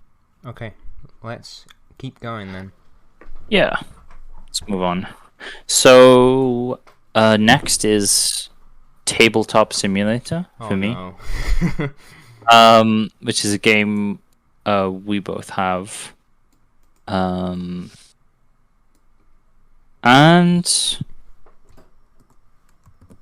it's good. It's fun. It's hard to kind of think about because it's like board games, but it's a game that just kind of simulates them. That's what it's called. I think mostly I played with Freddie. Have I played with anyone? I don't think I played with anyone else anyway. But yeah, you just play board games. I think we played some old stuff. We played try to play chess. We tried to play Chinese checkers, Snakes and Ladders. I think the best game was probably just playing the Game of Life. And just making fun of it and just having a good time and just making a narrative out of it. You can change the background. You could be in Dutch Street. You can be in like a cathedral or like a field. Yeah, and Tabletop Simulator. I had fun playing it with you, but I didn't actually enjoy the game too. I think the funnest bit is just goofing around. To actually play a board game, I think is not great. It kind of is cool because instead of roll the dice, you click on the dice, it gives you a random number. You can pick up the dice and you can roll it, or you can select it and then flick it, and you can interact it. It's like a simulator, physics based. Yeah, but that also means you can make a mess easy. There's a table flip button that is way too easy. To move a piece, you have to pick it up, move it, put it on the right thing, and you can flip the whole table by clicking one button. And how tempting is that? Especially, I don't know. For actually playing board games, I don't actually think I had much fun doing that. But for messing around, it's pretty fun. And what was that thing that we did? Oh yeah, you can do stuff like put an iPad. You can spawn an iPad, and then you can watch YouTube videos. Yeah, you can do that. And I had more fun with how ridiculous it was that I was watching a Markiplier video. I think we put on your videos. I think we put the nut tier list on. I think we watched the nut tier list. We watched the nut tier list in Tabletop Simulator, and that was way more fun than any board game. But if you if you're big into board games, it could be a fun thing to do online with friends. But personally, I couldn't stay focused in it. I like to play board games now and again in person, but online, it just doesn't work for me personally. But I did have fun playing around, but I don't know, man. Yeah, I think I would maybe... it's either a D or a C for me. Oh, I'd give it a C because it's it's kind of what you make of it. It's up to you to find the game and to Yeah. have the right people. And you can play board games in it, but I would say it's extremely casual because of how the physics work and Yeah, how also things. sometimes it is confusing with how things work, Yeah, and you have to like get preset stuff and rely on the community, and yeah, it's strange because you have like the freedom of in person but not the control. Like you can cheat if you want, and it's harder to kind of understand that or pick that up when it's online. And I feel like it's just harder to understand a new game in the simulator than in person. through it. Yeah. And so like I think you could either like put it in C, in like a review setting, like middling, like oh it is what you make of it, or you could put it in A, like oh if you love board games you love it. If you don't love board games, then you don't. Of course.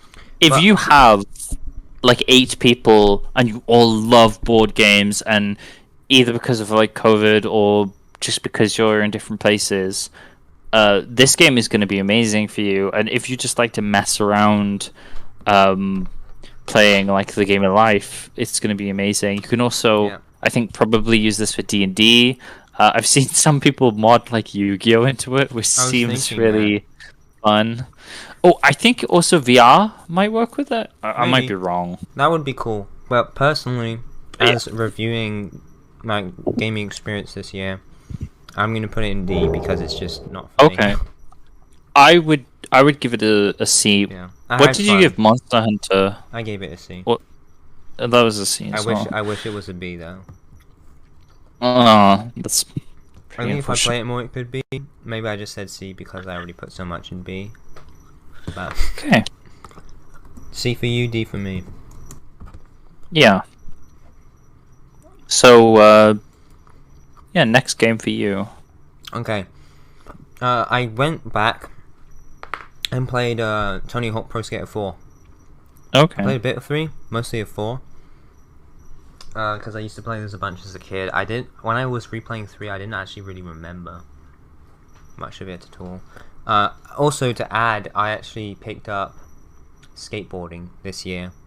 At the end of spring, early summer. Yeah, end of spring.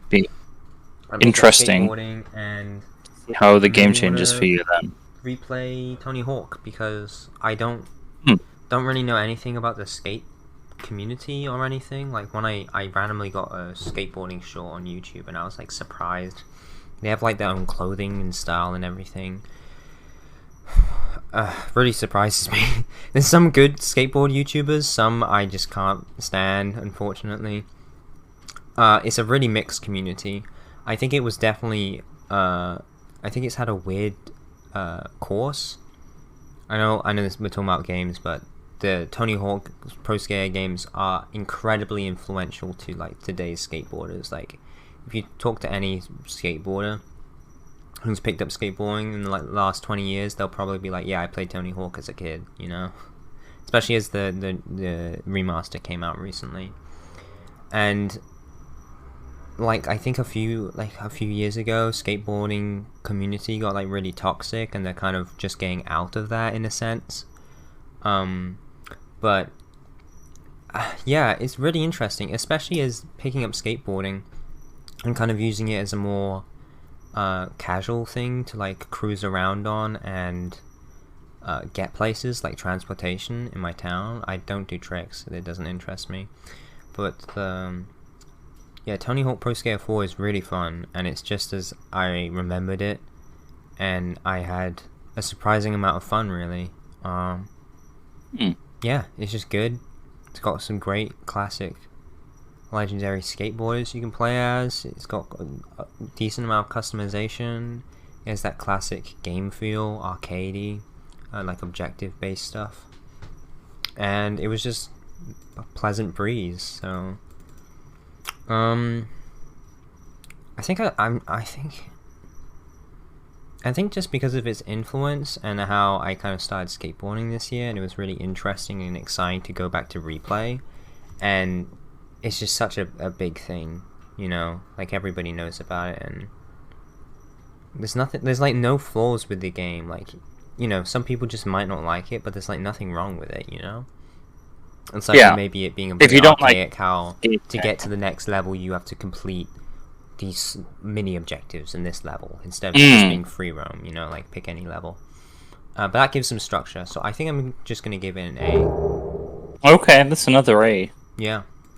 After a while. Yep, that's it. Back to you. Which one's Tony Hawk Pro Skater 3? 4. 4's the best one, I think. I played 2. Okay. I played a bit of 3. 4's the best.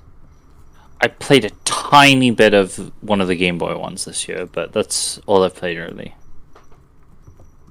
Okay. Second A. Okay. Next game for me is Tabs, a totally accurate battle simulator. And it's a bunch of fun.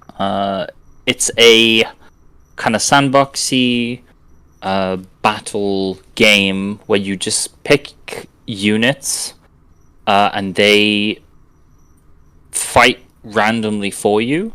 You can control them, but I think the general idea is they are really random and kind of almost made out of like putty, and they're kind of flailing their arms everywhere, and it's not very accurate. That's kind of the point. And it's pretty silly, but it's totally accurate, right? It's really accurate. Yeah. But it's nice to play with someone else, and just be like, you have 2,000 points. Pick like a bunch of characters, and I played it on my little brother's Xbox Series X with him, and I also have it on PC. So I've played kind of both versions there against some different people. The Series X has kind of a limit on the number of characters on screen, which sucks, because you can't put down. Wait, on the Xbox Series X? Yeah. Really? XS? Yeah, it's like 30 characters. It's a relatively simple yeah visual game. The problem is when you add more people, it starts to chug. Oh yeah, don't worry, I know. So on my PC, it's okay. I like to put down like 300 halflings. It's quite funny, but you can't do that on the Xbox, so I was a bit disappointed there. But it's fun. It just kind of does this one thing. There is a campaign kind of where you have to just beat whatever it throws at you, which can be fun. I played for a few hours like that, just trying to beat these levels. I might go back now and again to play that, but it's just solid overall. Distinct visually, just fun to play, but I wouldn't like write home about it too much. Yeah, I remember first seeing it when it came out, and it had quite a bit of problems, but I know they completely reworked how the physics work. Yeah, it's stable. I saw a video about it like this year, and it has so much more things in it. Oh yeah, there's so many. I still haven't bought it because it doesn't go on sale much, and no, it's like I got it in a bundle. It's like $23, which is pretty decent. Yeah, on Steam. It's pretty decent for the actual game, but for myself, I rarely spend that much on a game. And yeah, like I think the big thing is the performance stuff, because for games like this, if I play, I really want to like make a army versus another army. And my PC just couldn't handle that, so I haven't bought it. No. Yet they actually re-released it this year on April 1st as like a, because it just changed so much from like the original release. They like re-released it as like a new game April 1st. This year, so it is actually a 2021 game. Oh, okay. That's a game from this year we've played. Wow. That's the first Whoa! one. So where are you putting it? I would give it a B, I think. I think we're giving it a B. It does the one thing it does like really well, and it's fun. It is the definition of like a toy box game. where you're like, yeah, these guys fight these guys. But it's solid. I'm getting like a weird jingle, I think, from you. I don't know if you have a... The heating is on, and I got a really annoying fan. Yeah, like it's a really cat annoying. I've managed to phase it out, but it does That's play okay. my video. If I turn my desk... Oh, shoot. No! My nibs! My nibs. If I turn my desk, do it like this, is this a bit better? You just did tabs, right? Yeah, I just did. Okay. Sure, go. I got a quick one. Team Fortress 2. Okay. My favorite multiplayer game. It's been played with bots for the last few years, but it's gone better recently, and the community is really good. It's really strong. This year, Team Fortress 2, a game that is 13 years old, hit its max player record. Like, more people have gone on than ever? As in, like, More people have been online at one point. Consecutive. Yeah, and this year, okay, like, each month, it has had more players, like, per month than, like, ever. Like, the maximum player count has been, like, beaten every month. And it's not even like, oh, it's COVID, because last year it wasn't really doing too well. And then this year, it still has a bot problem. It's not as bad now, but, like, more people are playing it than ever, and it's 13 years old. And Christmas update's out, so if you go on, you get a bunch of free stuff. And it's just been really fun to play it again. And I used to main Heavy and Scout, and now I'm playing a lot more Demo and Soldier. And it's just fun, and it's nice being back, and I'm not trading anymore, so I'm just playing it for fun. It's just great, and it's my favorite multiplayer game ever, and it's been really fun to revisit it, so I give it an A.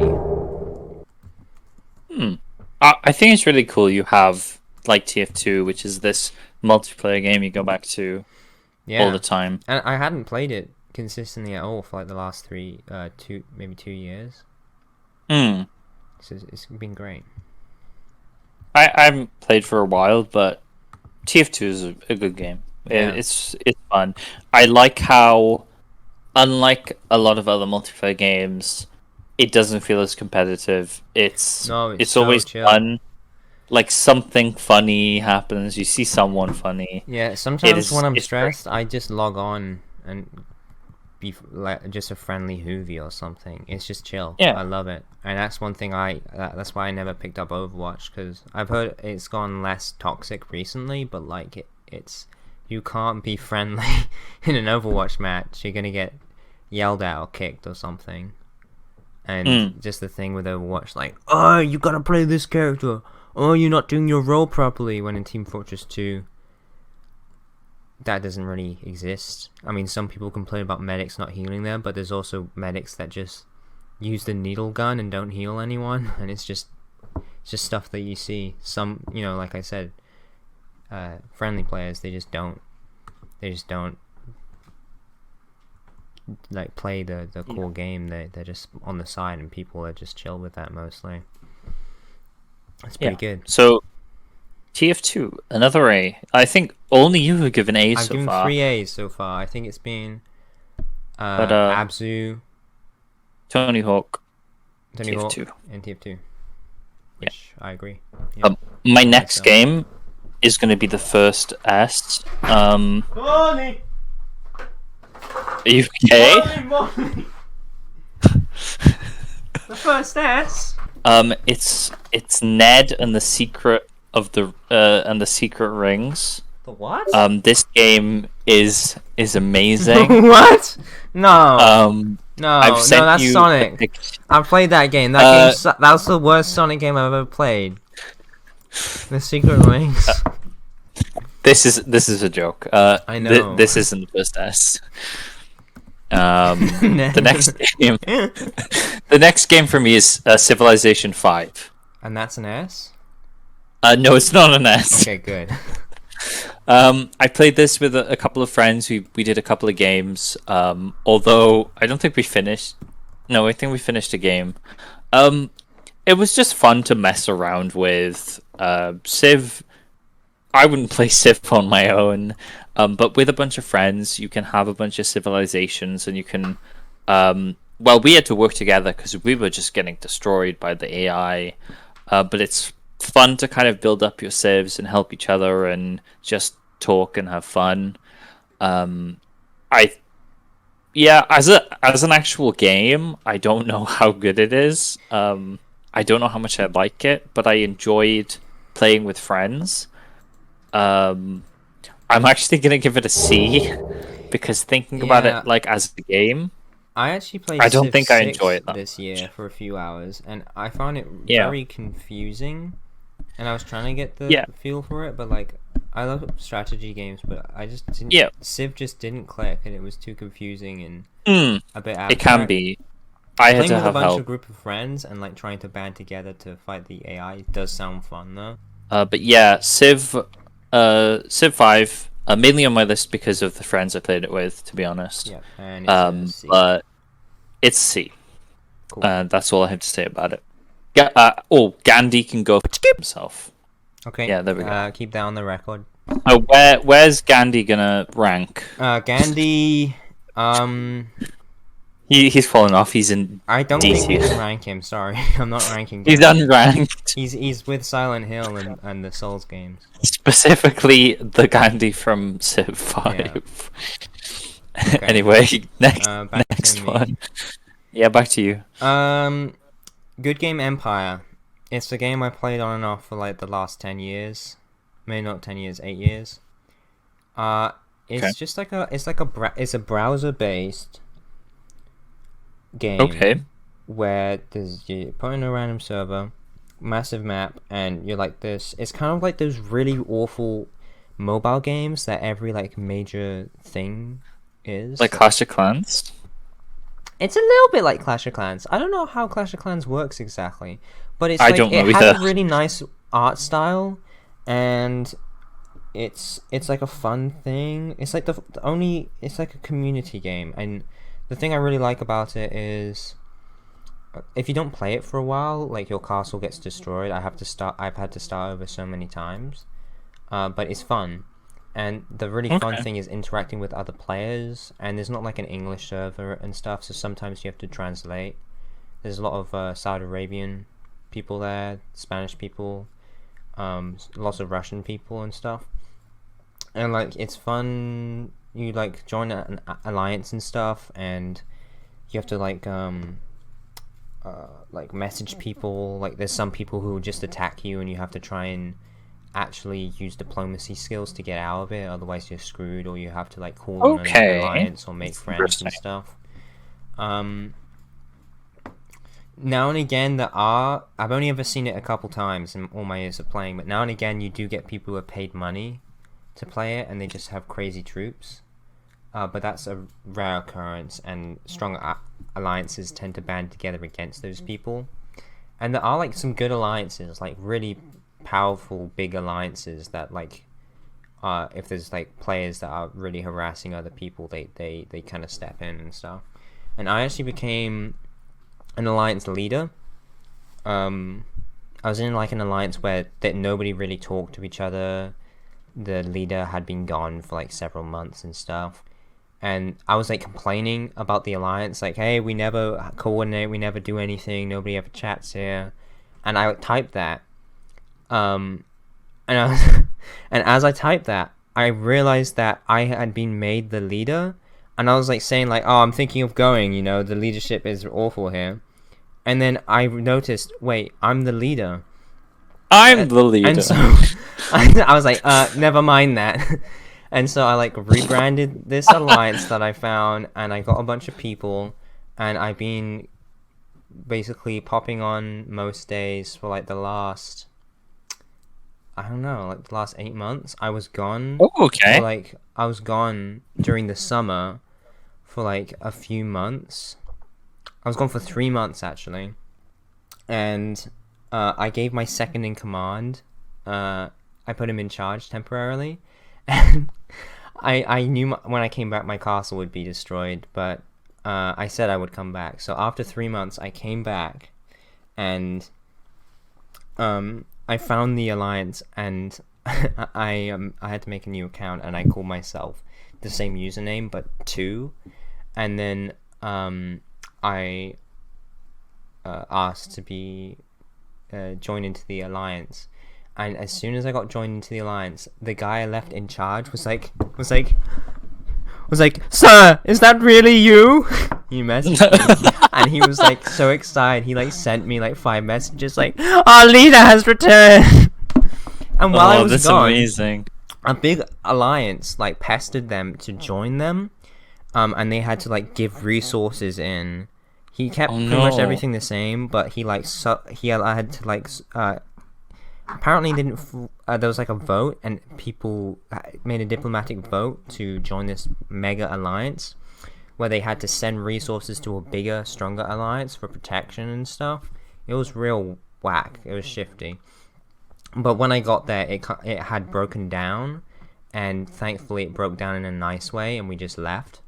But it was so funny because there was a few weeks where we were still bound to that big alliance, and it was really weird. Like the guy was like, "Remember, guys, we have to give 1,000 resources every day. Every guy has to do it, you know." And he would say like I think the major alliance was called like the Empire or something. And I read through all the logs while I was away, and like a month, like 2 months when I was gone, like I had been gone for 2 months and I wouldn't come back for another month. The temporary leader in the chat, I think he sent a message out to everyone, and he was like, "Long live the Empire, and long live my Fredo, our true leader!" In like all capitals, and I was like, "Oh my god." This is so emotional. And man, I just made some good friends there. And before it was kind of more formal, a little bit more role playing, but like we don't have too many people in our alliance anymore. We get a couple new people sometimes, but it's just so nice, and people just chat on like, "Oh, I'm doing my exams."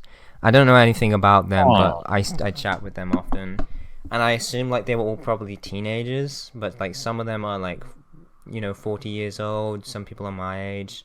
Sometimes you get some younger kids, and you just kind of, introduce them. They don't really know how the game works, and you help them out. And it's just been quite a wholesome experience for me for a game that I played a bunch and never really had any connections on. And now I kind of have like this clan that's just kind of chill. This sounds really nice. We don't do wars or anything. We kind of stop that. We just kind of chill and give each other resources. Just farmers. Yeah, just farmers. Just passive players, basically. It's been real fun. So I wanted to add that in because, yeah, it's pretty good. It also has a nice art style. Well, yeah, any game that's like does something interesting to you, or you have an interesting experience, I think is worth mentioning. That definitely qualifies, I think. Yeah, and what would you rank it then? Oh man, I don't know. Is it like an unranked one? Like I feel like I can't rank this one now. It's good though. I'm not gonna rank it. Okay. But I will. I think we have to put it in the "Long live my Fredo, our true leader." Sure, I can have a category. But it's got a nice art style too. Like it's not just like a rubbishy microtransaction game. Okay. Look at this pig statue, and all the characters have like this angular. That's cool. Art style. Let me show you another guy. Sure. And there's some nice side quests and a bit of story missions and whatnot. That looks good. Very nice art style, good colors there. Jeez. That's it. On to you. Okay. What was that one called again? GoodGame Empire. GoodGame Empire? Yeah, there's the guys who made Good Game Big Farm. Don't play that. Big Farm is awful. Play Empire. Don't play Good Game Don't Big play Farm. Big Farm. Be a farmer in Empire. Oh, the next one is a weird one. Yeah, Legend of Zelda: Breath of the Wild. That's a weird one. Hmm? That's a Yeah, weird one? it's just kind of weird for me. So, this is a game I got from my mum last year, about a year ago for her birthday. Wait, Um, for your mum or from? no, for my mum. I Oh, bought it okay. for her Oh. because she has a Switch too. And over the kind of Christmas period, like January, February, mainly actually after. So January, February, kind of this year, I played a bunch, like 10 hours, maybe a bit more, 15. That's a bunch. And I kind of want to play more and like actually finish it. But it was interesting to kind of see the game. All the physics were really cool. The art style is amazing. The music is really nice because it's just kind of not there, and it only comes in sporadically unless you're kind of in a fight. Then the There's music some kind of picks great up. audio design with. It is I've seen amazing. some videos on it, and it's very subtle and very magical. It's yeah. Yeah. Honestly, talking about it makes me want to play it more. So maybe I might try to get that off my mum when I go back home to family soon. But yeah, I think my favorite thing about it is you see something in the distance and you can go there. Oh, Like that's I a saw classic one. this massive bridge, and I was like, I want to go to that bridge, and I was like, let's go. And I got to the bridge, and there was stuff there, and I got like a cool weapon, and it was fun. I think it did kind of how I was playing it was like I wanted to ignore the kind of main story and go off in a direction you wouldn't like an average person wouldn't go. So I went into like the jungle and like this really high leveled area where I was getting killed tons. So I had to like climb a mountain and I had to be really careful about it.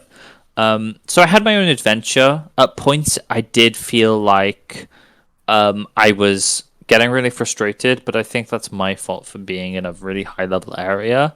But it kind of proves you can go to those areas like Yeah. from the beginning, which is really cool. Um, yeah, I want to play more of this game. Um, so it's kind of hard to rank. And you like Even though I have Genshin played, Impact more. I do like Genshin Impact more. um, Oh. I borrows a lot from this game. Hello. Genshin is an amazing game. Go play Genshin That's like Impact. saying you like Fallout 4 more than 3.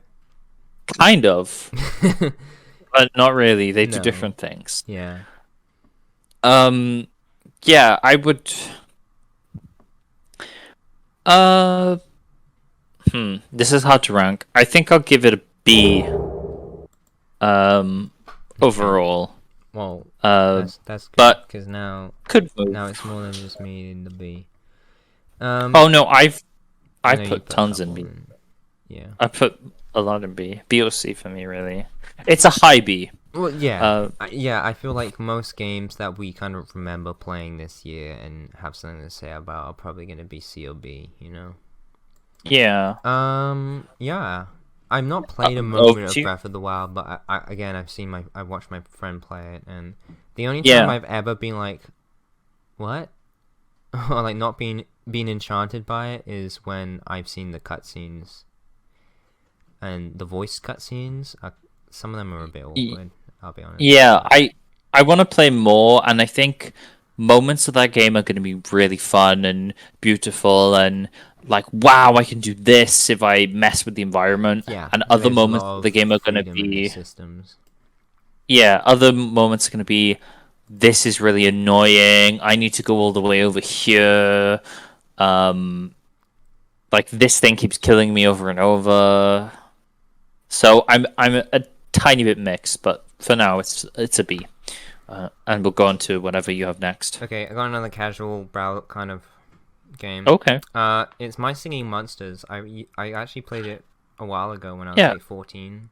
When I had a Okay, tablet. that's a while ago. Yeah. Jeez. But I've been playing it again for like the last month or so. It's pretty fun. Basically, it's kind of like a light. Again, it's like a bunch of those mobile games where so many of them are bad, but this one's actually good, you know? And it's all based on you like collect these monsters and like you incubate them and then you can breed them together and stuff and hatch them. It's like Dragon City, but not as awful. That's a Facebook game, I'm pretty sure. And you know, you have to breed them and then you have to like wait 5 hours for them to hatch and stuff. But like it's just a game like you log on once or twice a day, and every monster you get, instead of it just sitting there and like, oh, maybe you battle it, or you know, it's all about collecting new monsters and whatnot and waiting for stuff and like, oh, buy crystals to skip the wait. This one, you get a monster and then you have different little mini worlds, and in each mini world you get different monsters and stuff, and you have to like breed them, breed different monsters to get different combinations, and the monsters sing or like perform to this baseline loop on each island, and each island's different, and the more monsters you add, the more they add to like this baseline, so you make this song. And especially as I've been getting into music, it's just kind of a fun creative thing, and you can like level them up and they get bigger and then they like sing louder, and on each there's like different monsters, like there's like this Yeti monster that is like the first one you get. In the first world you put him in, he just like a hum bum bum, and it's really catchy. And then in the next one he does a different one, like bom ba bom ba bom bom ba bom ba bom, and it matches the bass line, and you just get these different combinations and you make like this orchestra of monsters that like sing. And again, that sounds really fun. It's free to play, mobile, economy based stuff, so there's microtransactions and stuff, but I've had a bunch of fun with it as a simple game. And there's even like I paid no money on it, there's even like a custom island where you can write music with the monsters, and the animation flows with the notes and everything. People have done covers on my singing monsters, like Pirates of the Caribbean and like Interstellar and stuff. And there's some like community things, and you can refer a friend to get like a boost of stuff. And like sometimes the progression goes really quick, like it's not like, oh, I'm waiting around doing nothing. Like they've improved it a lot the last few years, and the progression's really quick. You can keep buying islands and stuff and upgrading things, and the premium currency, you do need it for a lot of things, but like if you log in daily, you get actually a decent amount. Like I've done a bunch of like premium upgrades to major items with like the crystals, and I don't even log in every day. I just log in whenever I feel like it, so it's not predatory at all. There are transactions in it though. It's a really fun game. There's not too much to do in it, and I think that's good because it's not trying to like reel you in. It's just you checking on it now and again. You add a new monster, and you just add to like these orchestra or bands. Your song. That sounds cool. It's fun. It's a good one. I think my little brothers played this, and it seemed like charming. Like it's a good idea. It is. You can't get too deep into it because it's like a very casual thing. Like there's one mini game, but it's not meant for that. It's meant to like you log in at most like every few hours and collect coins and like feed your monsters and stuff. Yeah. So I think I'm gonna give it a C. It's enjoyable. It's just a fun side thing. It's nothing amazing, but it's nice and it's musical, and like anybody would enjoy it. Anyone. It sounds really nice. Yeah. Okay. Okay. Next game. Similar vein to Breath of the Wild. Pokemon Sword / Shield, I guess. But I've been playing Sword. Right. Haven't played like to completion. I played a couple of times. I mostly played in just one big binge. I got some Taco Bell one day after I think doing a bunch of work. I had a day off and just played a lot of Pokemon in the evening. That's nice. I wanted to get my first gym badge, but it took me so long because I tried to Nuzlocke it first time and it didn't work out. But I've heard a lot about Pokemon Sword and Shield. I've talked about it with so many people. But I played it, and it's fun. It's Pokemon. It looks nice. I think it could be better. Um, but the general thing is there. I think the aesthetic's pretty strong. You got like these um, little British kind of towns, and then you have like the big Victorian kind of city. Meeting all of the trainers is really cool. It feels a bit more like the anime.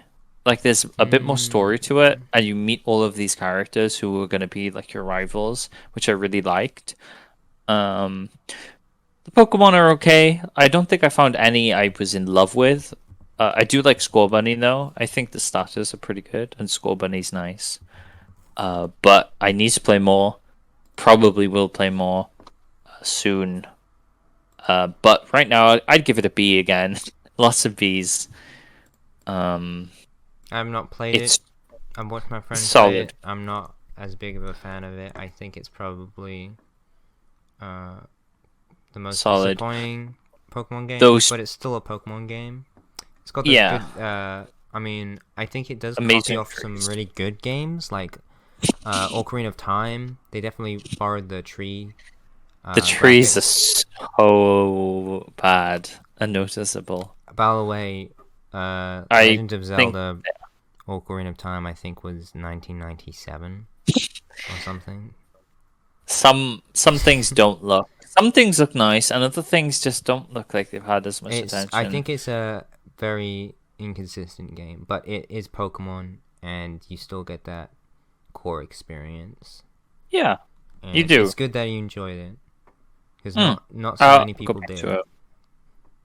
I think people did. I think it was just a minority kind of speaking out about it. Maybe. A lot of people who I don't think even played, but now that it's cheaper, I think it's probably worth like trying out. And I tried it, and it's nice, and I'll play more. Cool. So, your turn to pick Yeah. Sorry, you said it was a C. a B. A B. I think a B. Yeah, a lower B Low B. for now. Okay, moving on. Paladins. Oh, Paladins. I played I- some as well. I did. I actually enjoyed it. I did too. When Okay. I played in 2017, it was because our friend group was playing. Yeah. Everyone refused to play anything but Paladins. I didn't enjoy it at the time, but I wanted to play with friends. And they look what they did to my boy Ruckus, man. Yeah. We Tragedy. had a And then falling out over Vista. your Grok win rate. It was awful. Flank Nando. I just wanted to play Flank Nando. People were like, get on the point, Freddy, you're a tank. I'm like, no, I'm Flank Nando. There's some good memories with that game, and I think it was nice Yeah. to revisit. Well done. It is. I had fun revisiting it. I don't know how Yeah. much they changed, but it just feels bad now. I don't know if it feels like better, because I started to get tired with it, like after playing. Like they've sped up this game, which feels like it shouldn't be like as fast. Oh, Like yeah. you die so There is that quickly. problem. But I had fun with it for like genuine fun with it for the first time in a while, and I was playing it by myself. So Okay. it has redeemed itself for me. I would give it still has issues. I haven't played it a bunch, but I actually really enjoyed it for how much I played. Yeah. I don't know. I think I'm gonna be a bit reserved and go with C. Okay. I Just would. because I would say. I do miss some of the stuff that they changed, and Yeah, I would killed say- the time to kill is too short for the type of game it is.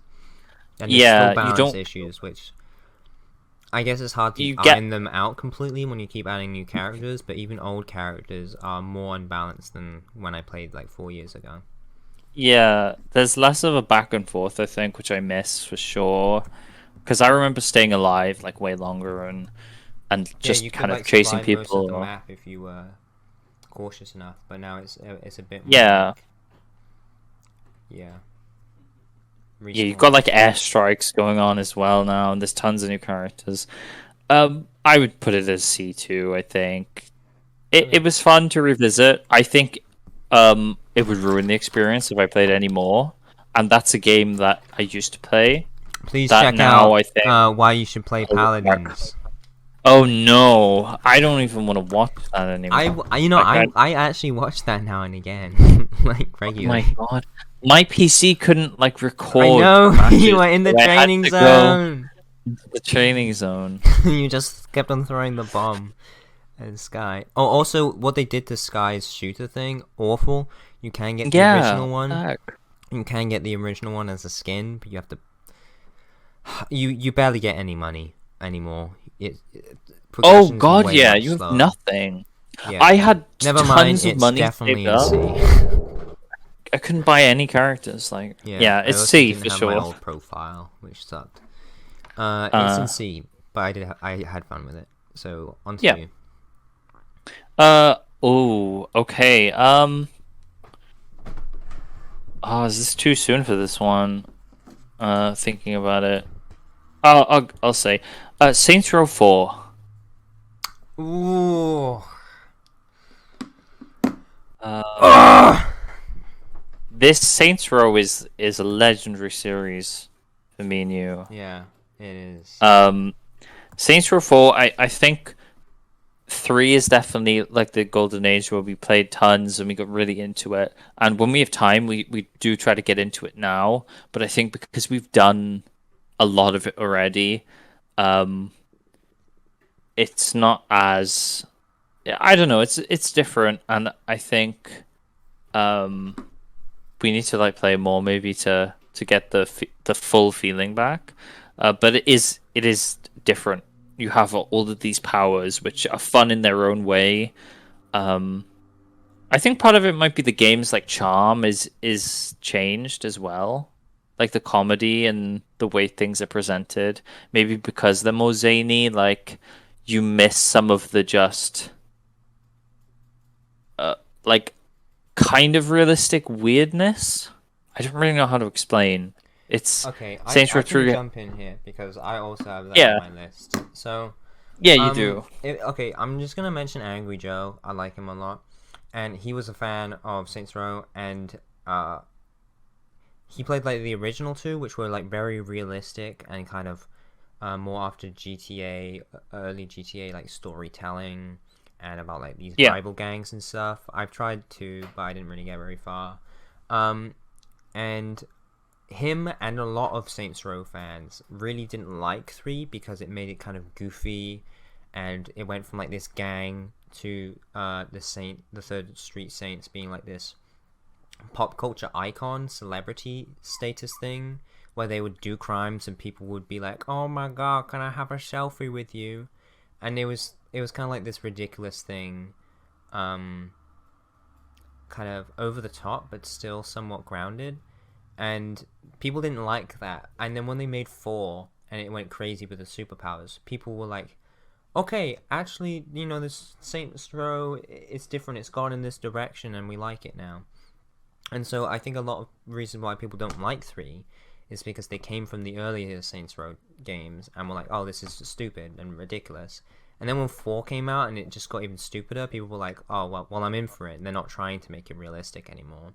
But for us, what sold us on Saints Row was like this subtle ridiculousness. Like, it's somewhat believable, but then the characters were like kind of cartoony, mostly realistic, and like crazy things happen, and they kind of act as if it's more normal. And just because we amplified that as well. Yeah, and with it's just really fun because like some part of the game kind of sucks, but like it's such a good co-op game. Like I know any game co-op is better, but this game is just golden co-op, and single player is not so much. I think, but Saints Row. Yeah, you continue. It just has this subtle ridiculousness in its humor. Its DLCs were great. Do you remember that? Back in the day. That whole quest line with the clone and Igor who was naked in the tower, playlist. And it has fueled our imagination immensely. But instead of being like this funny story about like these gangsters who become celebrities and then have to like save the city from like this corporate government espionage takeover or whatever, and like the military come in, like it's like this ridiculous story that is still grounded and charming with its characters. And then 4 takes that and just kind of parodies everything. Like, Yeah. it's novel in some ways. It's technically not so great, the multiplayer. I kept on getting lagged out. Like, do you remember that mission where I was like in the wall, like 100 meters outside of the tunnel, and you were steering a ship and stuff? Yeah. Also, And there's certain things that crashed me, and yeah, that's a bit it annoying. kind of parodies Mass Effect a bunch and A doesn't really do lot. anything special with it. There's like all these cool superpowers, but that was in a DLC in 3, and They expand upon it a lot. they did, but it just And doesn't this have is its what I charm as wanted as much. well. No, And you kind of. it's I'm in two cool. minds. I do Some really, ways, really like some it, ways though. it's improved, and other Yeah. ways it's kind of lost its charm. Like that 30s level or whatever it was. That Oh, that night. was really funny. That was cool, but it got broken by a few technical issues and balance stuff, and yeah. I think for like our narrative and like how we play, it's fine and it's really fun when the bugs don't get in the way. Yeah, I feel Um, like it is a bit over the top, that it doesn't have that it grounded quirkiness that kind of yeah, makes you that 3 like has. encourages the imagination, because it's just kind of too ridiculous to care about what's happening sometimes. Like the shotgun Yeah. was like just like this crazy funny thing that civilians would just freak out over. But in this one it's like a simulation, and although it has some cool stuff like the visual glitches and like all the notice boards being like propaganda because it's in this simulation that is being controlled by the aliens, it just doesn't work as well, you know? Yeah, And it's it like kind in of Saints lessens the 3. gameplay, because instead of it being like crazy stuff happening in the real world, it's like insane disconnected amount of like random Yeah, stuff happening in a simulation where nothing is real, you know? I would say like in the original maybe like 20-30% of things were like so over the top and weird. Where in this game it's like 90% of the game is over the top and weird. Yeah, So but it's it all in a loses that simulation, special so it doesn't feel element. special, you know? Yeah, it does lose some of that. It's still fun to kind of go around, and the like jumping and flying is really fun. It makes cars obsolete though, which there's it removes like all the car customization really, because you can fly around and jump I faster, and think it's I actually bought a fun car to and do. tried to remake the Shrekmobile at the start of the game, and now, like Yeah, 20 minutes later, it was completely neglected, obsolete. Yeah, obsolete. It is still fun though. It does crash quite a bit, but it's Saints Row, and it's yeah. not that new Saints Row, Oh, so it's the same engine, and they just added to it. Really, same map even. no, but it's not cringe like that trailer was. Oh, the new one. Yeah, like the new one. The new one, they put out another trailer which dialed down the cringe, which I'm happy for. I haven't seen that. I don't know. Hopefully that's okay and we can play that. But I still want to play more 4, and I think it might be a good like I didn't really expect more after Saints Row 3. Like I Yeah. didn't really think about it. I thought, oh, we'd finish Saints Row 3 and that's kind of it. But then I realized, oh, there's 4, and that kind of adds more stuff. Even though I feel like we had a really good like narrative and almost conclusion with Saints Row 3. Yeah. But 4 is still really, really fun. I still think it's if you love Saints Row 3, maybe it's worth playing. I think actually this game is the most specific to us. I would go as far to say I think Saints Row 3 is a big part of our friendship and how Yeah. that developed. Yeah. So it's a really special game. So Saints Row 4 is going to be like good to us. Yeah, I feel like That Saints Row is the just- Third. I would say like it's an A, but it's like so classic. I would put it in S for us Oh, it's an personally. S for me. But for 4, it doesn't have that appeal. Four. And like that's what made Saints Row 3 good, the appeal and like the quirkiness of it. 4 is Yeah. just over the top. So it's like flounderized. I think I'd maybe give it a C. I'm We gonna still say have fun C. in it, but it's Yeah, nowhere like, near as if I'm charming. rating it based on how much like fun I'm having, just because I'm like playing with you, it's like an A or an S. Yeah. But if it's the game and thinking about the glitches, like when we do it, we it's can feel like we're kind of being like slowed down by 4, and how it's the multiplayer doesn't work all the time. yeah. So I give it a C too. Okay. Decent mid C. Yeah. So back to me. Yeah. Back to you. Walking Dead. I seem to play it like every Telltale. year and a half. Telltale Walking Dead. This Okay. time I played it twice now. This time, Okay. do you know when you play it and there's always the option for Lee to say nothing? Yeah. This is the room where I don't say anything. Okay. And it's weird because it doesn't particularly work. Basically, people just tend to I always do the ... and it's pretty Yeah. funny because Lee is just like and then shakes his head or something, or like goes to say something and has his hand up like and just doesn't say anything. It's funny a lot of the time. And then sometimes imagine. basically, but like the only thing it actually changes is people are having a conversation, they're like, what do you think, Lee? And then Lee's like and then basically everybody pauses, looks at Lee, and someone says, you don't I don't know, what do people say? People are just like, okay then, or they're like like maybe it's like, wow, maybe you should say something next time, or like Yeah. or like Kenny's just like, Lee, why didn't you defend me? And then the conversation just continues on, so it's kind of funny. Sometimes it just kind of doesn't make sense. And then Do you sometimes, but Yeah. but everything Lee says isn't something that you pick. You only pick for him sometimes. So like somebody can be Yeah. asking him something important, or there can be like a dire situation like, Lee, what do we do? Do we use the ladder or do we go that way? And Lee's like, huh?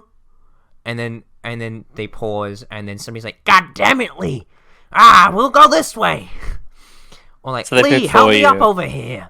And then you just kind of stare at them, and then like, fine, I'll help myself! And then Lee just doesn't say anything, and he just kind of sits there like awkwardly. But then sometimes somebody's just like, and like, beautiful day, and he's like, yeah, it kind of reminds me of my childhood, and then he starts talking about his uncle, and it's like, why are you so talkative all of a sudden, Lee? Like when it matters, like I don't say anything because it gives you the choice. But then sometimes he just sees a teapot and he's in a room by himself. Then he starts talking about bourbon. He's like, Maybe I can he's make some just like- bourbon in that tea. And then somebody comes in like, my child just died, and he's like,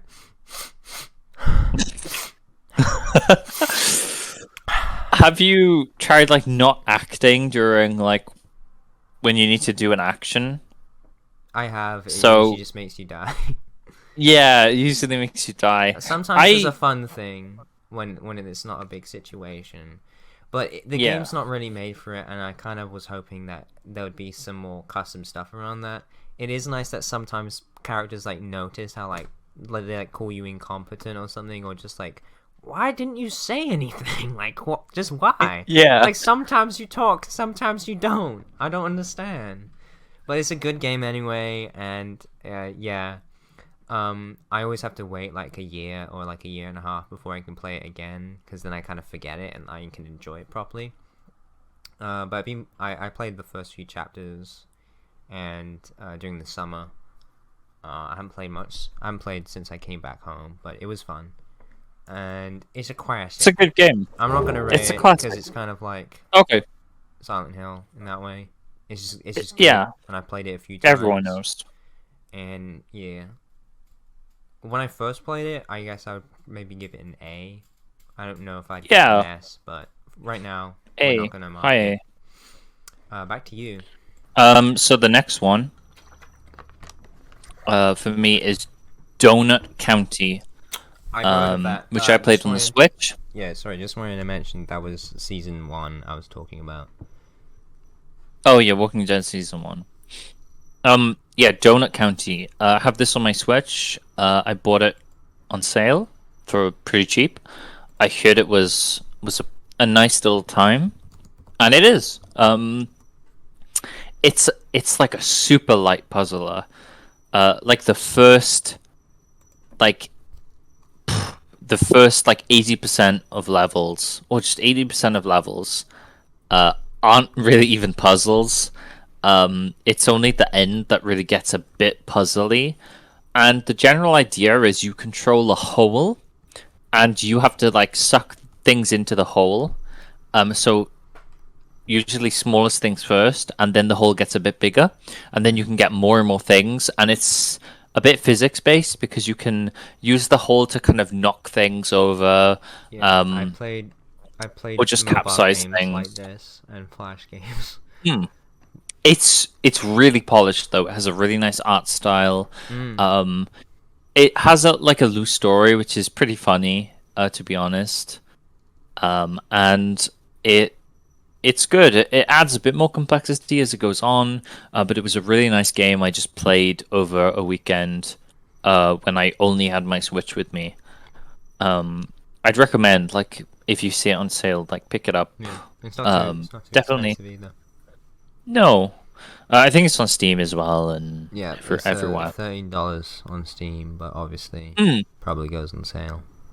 It on sale. Like Steam Winter Sale's coming up for us in a couple of days, but it'll be on sale sometime. I don't know.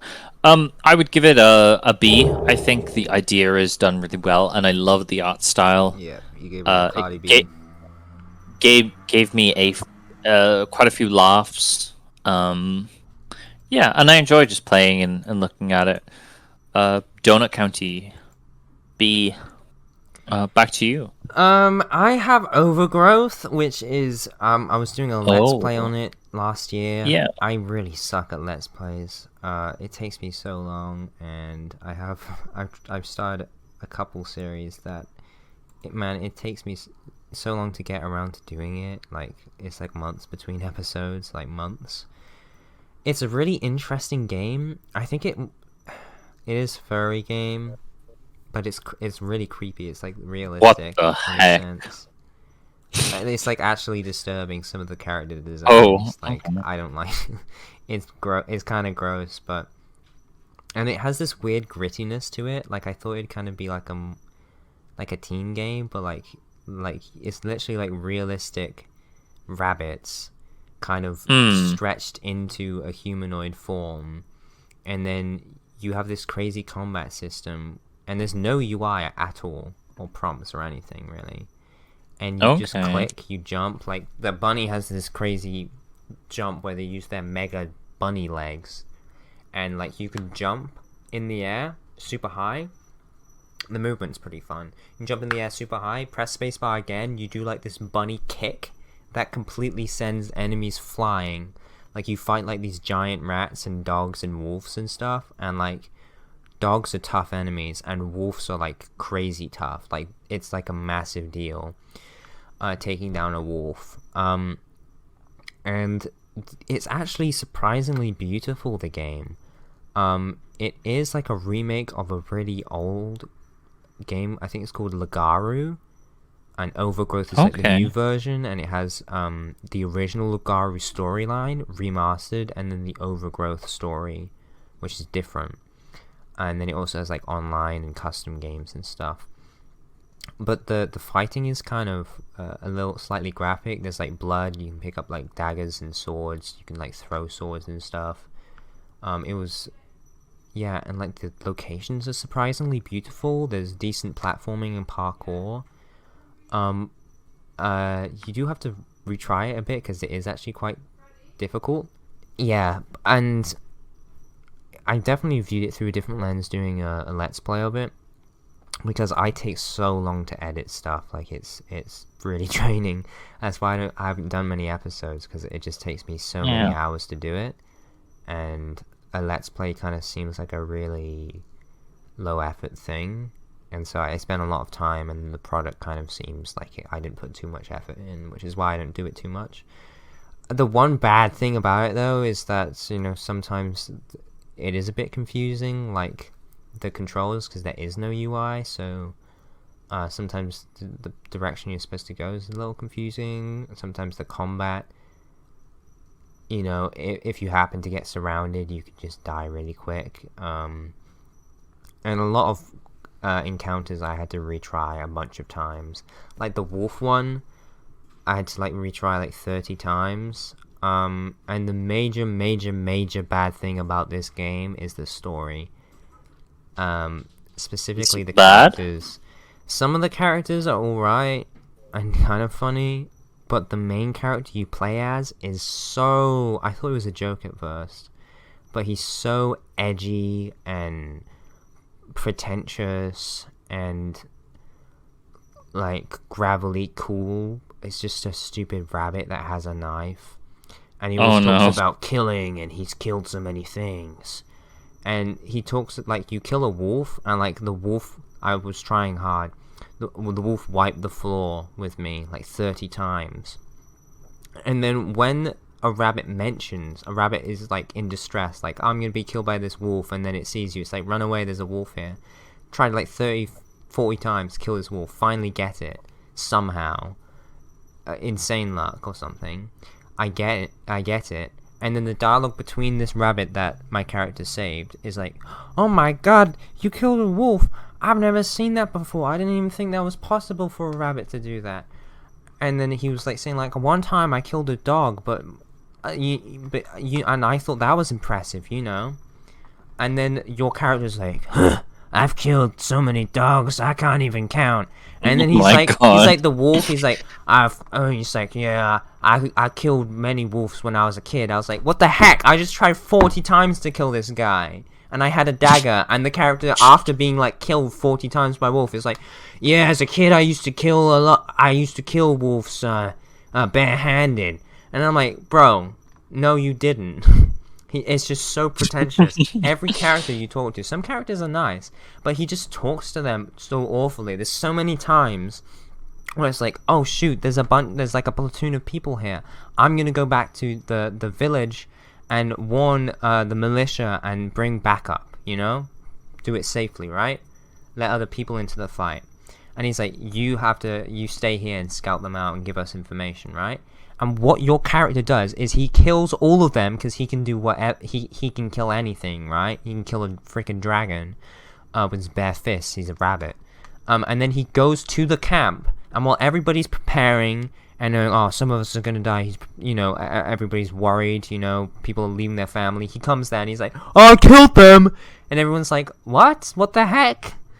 And it's just like, okay, you could have said, oh, I can kill these, don't go, watch me do this. And she's like, oh no, that she'll be like, oh, that's ridiculous. And he's like, well, just watch. Instead, he's like, no, I'm gonna let her go, let her bring up this militia, stir everyone up, make people think that they're gonna die, make families stress that they're gonna lose their husbands or whatever, and then I'm gonna waltz in like, huh, I did it, I'm so cool. This guy freaking sucks. The game is okay, it has interesting concepts, I hate the main character, it's just so annoying. It's not good. I haven't played the Lugario story, the Lugaru storyline, but the Overgrowth main character drains everything out of the story. He's the worst. Damn. And this isn't a great game. Yeah, it has surprisingly good presentation, art direction, and mechanics. And it's a small dev team, I'm pretty sure. But the main character is the worst written character I've ever had to play as. And that's like the worst thing about it. And like, compared to that, I don't even have any specific like gripes with it. Because the main character is just so, like, obviously this thing is wrong, but the main character just distracts my brain from any other disadvantage I could mention about the experience. And that's all I'm going to say. I had to rant about that. I'll give Yeah. it a C. Okay, I didn't know about that. About the character. I thought like you kind of liked it. I do like I it. guess you I like the do. game. It's just after playing like 13 episodes where in between every bit of story or every bit of like gameplay, the main character is like, I'm so cool. It I'll listen to really him. wears down the experience. And like the stuff like with the wolf, like the hard boss battle, I had to do like 30 times, sorry. And he's like, oh, I've killed so many before with toothbrushes. I'm just like, screw you, man. Oh God. You just make this experience so much worse. I like the game. I like doing the episodes. They take a while, and the main character's obnoxious, and it's a C for me, just because if the main character wasn't there, maybe B or A. The main character makes it a C. It's still fun. Don't be edgy. Yeah, please, not to that degree. Not to where you. I just hate that guy. It's me. Your turn. Oh. Okay. We are jumping to Pokemon Fire Red. This is a game I played before, but I had like a full run of it, and I had like a unique experience. So how I played it this time was I had a friend playing for the first time, like their first Pokemon game, and during every, just before every gym, we would have a, or just after every gym, sorry, after you get the badge, you save your team, and we had a battle on, what is it called? The online Pokemon battle thing. So we like put our team in, and we had a battle like versus each other, and we played through the game like fairly normally. I was playing with like Nuzlocke light rules, where I could only catch the first Pokemon of an area, which I broke really soon because I caught my first shiny Pokemon like ever after like over a decade of playing Pokemon, pretty much, which was a Jigglypuff. And I ended up evolving it to a Wigglytuff, which was really cool because I've never had a shiny. I was so happy. I literally screamed. And not only was it my first shiny in this run, but I found another one. I found a shiny Pidgey on Route 17. Right. But it ended up using like Gust, or the move that like blows you away, which was so annoying. I actually have the pictures of these guys, so I have like evidence I found this guy. I swear. But yeah, I saw two shinies in the same run. Apparently, some like save files or trainer IDs have higher odds of shinies, so I probably just have like higher odds encounter rate. But I found like these two shinies within 100 Pokemon of each other, which is insane because I've never had a shiny in hundreds, thousands of hours playing Pokemon. At least none that I am aware of.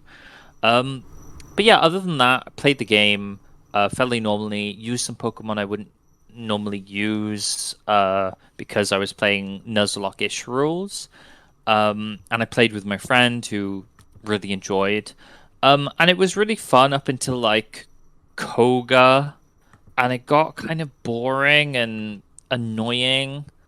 And the extra stuff from Fire Red, like the extra islands, really bogged down the game for me, and actually like lowered my appreciation of the game.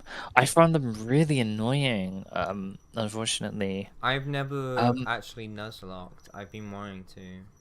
So this was like a pseudo Nuzlocke. I think I did actually Nuzlocke the game up until like Koga, and he wiped me, and I was like, okay, I'm playing with my friend here, and my like shiny died, so I'm gonna just from now on do like Nuzlite rules and like only one Pokemon per area. But I ended up having like a pretty stellar team. I had my Blastoise.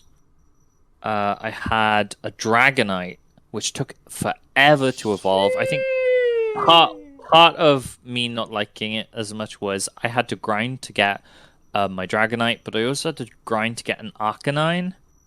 So that's like quite a bit of grinding there. I had a Vileplume, I had my Wigglytuff, shiny Wigglytuff, and I had a Hypno.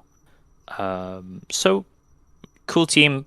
Fighting the Elite Four was fun, and fighting my friend like as a final battle after we both beat the champion was really fun too. That reminds me of something we were gonna do.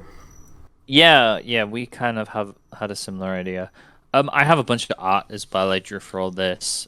Some of like my other friends got involved for a short amount of time, and they fought with us a little bit too. But it was us, like me and one of my friends, who kind of went the whole way through. So it was a fun experience. But some of the experience of the later game kind of lowered my opinion on Fire Red.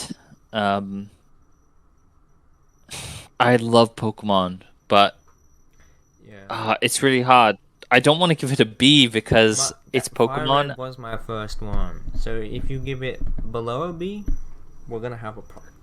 No, I won't put it below a B, but yeah. like compared to some of the other Pokemon games I played now, like the Fire Red from the start up until like Erica is like S tier. Then it drops down to like BC in parts, and then goes back up for the Elite Four. So I think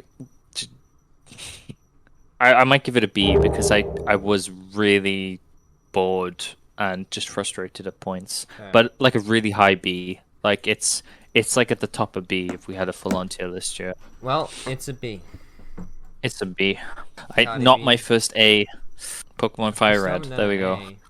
Shoot. Nope. Mine is kind of scaled, so we'll get to the better stuff as we go on. You're not a grouch. Okay, you'll go. Okay, Industry Idol. Okay. Not an idle. Not quite an idle game. Not a clicker game. Okay. It's more of a industry management game. You can pick like a place in the world where you, depending on the country and the city, you get like different resources available and like different balancing. And basically, it's this game where you start off with some resources and you use it to like build like an oil well and like a lumber farm and stuff.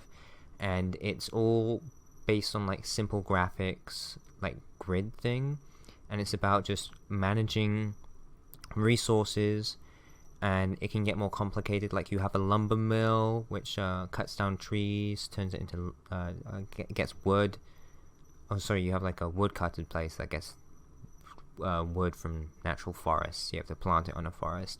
You can get a lumber mill that turns that wood into lumber, and then you can get like a shoe factory or something that turns the shoes into clogs, the lumber into clogs, and it just gets more complicated until you get to complex stuff like TVs, where you need like fiberglass and copper and all this other stuff, and you have to balance your outcome and income for certain things. And there's different fuel types, so if you're like low on coal, which you need a lot of coal, you can switch temporarily to like a wind farm or like batteries and stuff. And it has an idle aspect where you can leave the game, gain some income, go back in. And then there's also like a market where players buy and sell things to each other.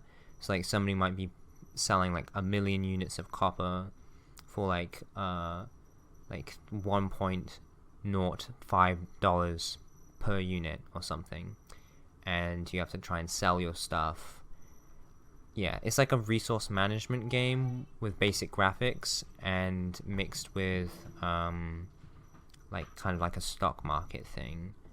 And when you build enough, you can go to like a different city with more resources and restart in a different area of the world where things cost different prices, and there's different resource bubbles to put for like primary resource gain. And I played it for a few weeks and then I dropped it.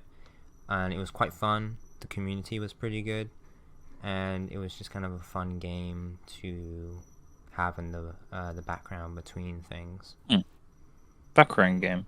Yeah. It's also like pretty new. It came out. Yeah, she came out this year. Industry Idol gets a C. It was fun for a while. Yeah, it looks like a stock market game. And well, the stock market thing isn't as big of a selling thing. It's like a secondary selling stuff. You also can have automatic selling stuff. I'm not saying it right.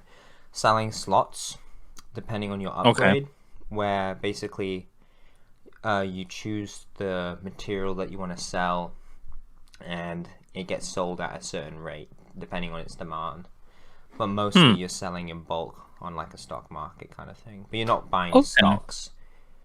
Yeah. You're selling and buying resources, but it's like that. But I'd give it a C. It's kind of like a low C. It's entertaining. It's not a particularly good game. It's just a solid management game, which I enjoyed for a while, and the community was good. I did play it like a week or two after its initial release. Oh, okay. And it was it was a complete game, but it's definitely something that changes all the time. Over time. Cool. Yeah, good community though. Has a nice global chat, so you can always talk with people. Back to you. My next game might be on your list too. Phasmophobia. I think I've played more than you. Yeah. I kind of have two friend groups who play this. One of them being like you and some other people, and another being some like older people I know. And in both cases, like I'm the least experienced, but it's still really fun. Not with me. Well, unless I'm with you, then we're both like, what do we do? What's for breakfast, Dad? I kind of like it with you because we kind of get into it and we can kind of role play and be like, pretend to be ghost hunters, or in your case, pretend you're just some guy going to some houses. Well, I'm a ghost hunter. And not believe in the ghosts. I've had some genuine like spooks. But yeah, I guess I should describe it a bit. Phasmophobia is a ghost hunting game. You can play it VR, and you just go to houses. You do all these things like check the energy levels in the house, and you can put salt down, and you can check UV lights, find fingerprints with UV lights and stuff. And your goal is to discover what kind of ghost it is, first and foremost, really, and then do some other objectives and get more money. It is kind of an endless game, but I think it's fun when you just have a group of people with you and you're just chilling and funny things happen or creepy things happen, or you're locked in the house together, or you're just messing around. We had a lot of games where the ghost didn't do anything. Which was really weird. I think it was still fun, but it felt like we were missing something. For sure. Yeah. This game, I was pretty excited to play it, but I didn't enjoy playing it with the more experienced people. Because I feel like the early game beginner experience is very different. Yeah. And then like mid game, end game is kind of like the same thing. Yeah, they get it very like clinical, down to a T. They know what to do, and they're like, "Boom, do this, do this." It felt like I was the newbie on a team of paranormal investigators, and I was like, "What do I do?" Yeah, I'm like the guy in the horror movie who gets killed first. Yeah. I think I was too as well. I knew a little bit more than you. The other people I played with were definitely like better. They were kind of more silly. We had a lot of fun, kind of messing around.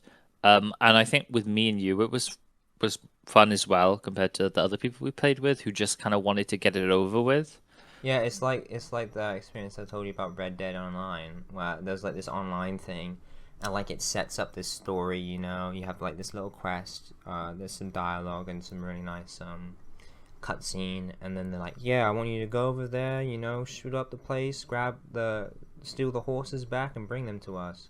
And it's like, okay, let's start. And in the cutscene, the three like team members like slowly walk away towards the horses. As soon as the gameplay happens, Mr. Dark Killer 69 blasts off, like going straight there to the mission. The other guy sprints his horse like it's running for its life around the long way, and I'm just like cowboying, letting my horse trot along the way, like, we'll get there eventually, boy. Yeah. And like just like getting the horse like, come on, let's get out of here. Just didn't seem appropriate or thematic, or didn't fit the atmosphere of the mission. And so playing it online with people who were just like rushing and trying to grind through missions just kind of ruined the experience. I think it's the same thing for Phasmophobia, because like when I do it, I kind of see it as like a role play thing, and like how my character starts off like, you know, you're like doing this business and you're getting paid like 10, 15, 50, $80, right, for like a night's work. And it feels like I'm like a kid in high school who's doing like a paranormal investigator job on the side, you know. And like my character canonically hasn't seen a ghost, so like I'm doing this thing like, oh, this is a stupid job. I'm getting paid to like house sit at night, right? And like somebody's like, oh, it's haunted, so I like spend the night there to make sure it's not haunted. And I'm like skeptical that ghosts exist, because I didn't see any for like the first few. Yeah, and I kind of found that cool. I was going along with that. And like when you're like, somebody written this book, it's like, you did that. That's your handwriting. I want to go back to it with you maybe, and like make characters and with you. And try to make a narrative with it. But the it other might one, be I think it kind of ruined when I got like jumped by the ghost, and it was like this gangly monster thing. Yeah. And I'm like, what? I was just confused. I was like, why are their hands grabbing me? Like, I thought we were supposed to be like investigating like a ghost. And like in real life, I don't know if I believe in ghosts. Like, I guess I kind of do, because you get these interactions with spirits, but they're not like, you know, they don't grab you behind with physical fingers and they look like Gollum, you know? That's not what a ghost is, so it was just kind of confusing to me. I kind of like how they include like the deductive game with seeing the signs from the ghosts and then trying to like connect it to like this different cultural interpretations of ghosts. You know, like you have like yokai and poltergeists and whatever from like different belief systems, which was kind of cool. But I found when it became gamey, it kind of ruined it, and for me the experience is very much roleplay. And when I was role-playing, I even without the ghost like appearing and grabbing someone, you know, I did get some spooks, because it's like, you know, you're up late at night, and I work late at night quite often, and I get paranoid, you know, so yeah, I got spooked, and that was more genuine than, there's a grey golem ghost thing which doesn't look like a ghost, and it grabbed me and I died. That kind of ruined it for me. It's very playing sudden. with more experienced people who are like more analytical and clinical with it, but they're like, yeah, the ghost is real. Ghost is like, it's not really a ghost, it's like a monster thing in the house. Like yeah, I mean, it is a ghost. But I think the problem we kind of had was when we played on our own, we were playing like on easy, and we never even saw the ghost. It barely did anything. Like, it barely did any like haunting events. Yeah, a little bit but then we jumped in. When we jumped in with other people, it went from like 1 to 10, and the ghost just like started to just kill people. Like, it didn't even do any of the creepy stuff. Like, it kind of broke it for me, because I'm like, okay, I died, There's usually more creepy It stuff doesn't make involved. like it didn't make any. It's like, okay, I died, but then at the end I still get paid, and then I go on another mission. Yeah, It's like, and I still have the money from when I died. I'm like, I at guess. least don't give me money if I died. That carries I, over to the I, next mission. I And guess narratively, yeah, I it's guess like I just found it a bit confusing passed with all out. the items. It wasn't really explained. I know they keep changing the book diary thing. And then also just the UI loading screen,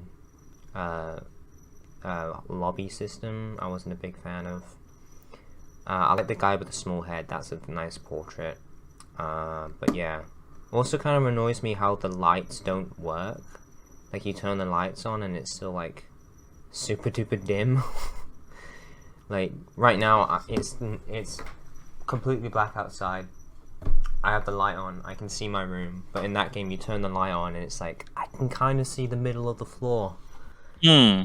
I know that makes Very it dark. spookier, but I think it's just a little bit too dark.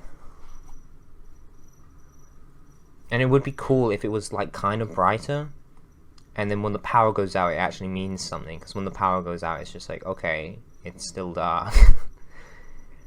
Yeah. I'd like to play it more, but I didn't really like the big group experience with people who played it for like 200 hours. Maybe when I play 200 hours, I would like it, that style. But I think for now, it's just, it's either a C or a D for me.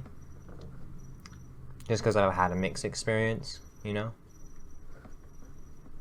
And I've only played like 2.5 hours, and like one of those hours was with that big friend group where I wasn't really having fun. Yeah, I would give it a B because I think the concept is really cool. Like it's a ghost hunting thing, and I've had a bit more fun with it. I've played more. How many I hours have you think played? how many hours? Let me check. Phasmo. It's in my multiplayer games. 8.7. So like 8 hours probably. Okay. Not I got counting some idle 2.5. time. Yeah, I Um, played quite a bit more. Okay, so you got a I B. give it a B. I I'm think the gonna... concept definitely like carries it quite a bit. I think it's I an want to play interesting more though. concept. I'm gonna give it a D, but I want to Okay. play it more, and I hope I enjoy it more. But right now Yeah, it's a D. we should make time But to it's play a D that. with I think. potential. So, it's my turn, I think. One more thing, just kind of more to say to you. I'd love to do some Phasmophobia and like make a short like comic about That funny would be ghost cool. people, ghost hunters. That could be a cool short project. Yeah. Yeah. So Phasmo BD. Up to you. Next one. Rome Total War! Oh, you played this a lot. I have. I think I played it a little bit. Couple years ago. Last year, during my first semester in college, when it was just getting started, this college, I played it, and that's when I first really got into it. Like, yeah, maybe just over a year ago. It's like the end of 2020. But maybe I had played 30 hours. But it's sitting at 180 hours right now. It is my second most played game on Steam. And I really loved it this year. I played a bunch. I finished the main story for the GOTY, the main gold quest, which is like the tutorial faction aim. It took me like 80 hours, and then Yeah. yeah, you have to so get much. like, you have to basically you play as a faction or a family of Rome, when there's the Senate, and then there's three. There's the Julii, the Brutii, and the Scipii. Julii is like the usual starting one, but you can play as either of them, just not the Senate. And you have to balance public perception and Senate perception with like missions that they give you and stuff. And there's just so much complexity to the mechanics, and like depending on how each general that you have like a family tree, and you have like an heir like the factionaire, and just the generals. Depending on what they do in battles and outside of battles, they can gain like people who follow them around, like strategy experts, and then they get like a bonus to their strategy stuff. And if they're like a good commander, they can have like so many different stats that they naturally get through experience. Like, and they might learn really well how to like be on take charge of an army on the defense or from a siege, or they might be really good at cavalry, or they might get really good at like bureaucracy stuff, like taxes and keeping like the population happy. And so instead of putting that general into battle, you can like station him in a city and make him run as like the governor. And that's just like one type of unit. And then you have all these different units, like historically accurate stuff. I love the Roman period. There's all these different factions. It's not 100% historically accurate. There's some stuff that doesn't make sense, but it's mostly for gameplay reasons. Big thing is that the Egyptian faction is like still in the Bronze Age for some reason. But they still wipe the floor, so it's a good thing that they still have the Bronze Age stuff, because they're one of the most powerful factions anyway. And man, if they had appropriate period appropriate technology, they would be way too powerful. So it's stuff like that. Not all of the factions, AI factions, are playable, but you can get a mod to make them playable. But there's still, when you beat the main quest with one of the Romans, it opens up like several different factions with different units and stuff. And there's events halfway through the games, like there's a reform where all of the structure of the Roman legion changes because that actually happened. And you can build roads, and there's like a city management thing, and you can even go into a city map where you can navigate a camera into your individual cities, and the more population it has, you can see more people walking around. And there's so much to it. It's really fun. There's like the battle maps where you can command units and like group them together and make them form different formations.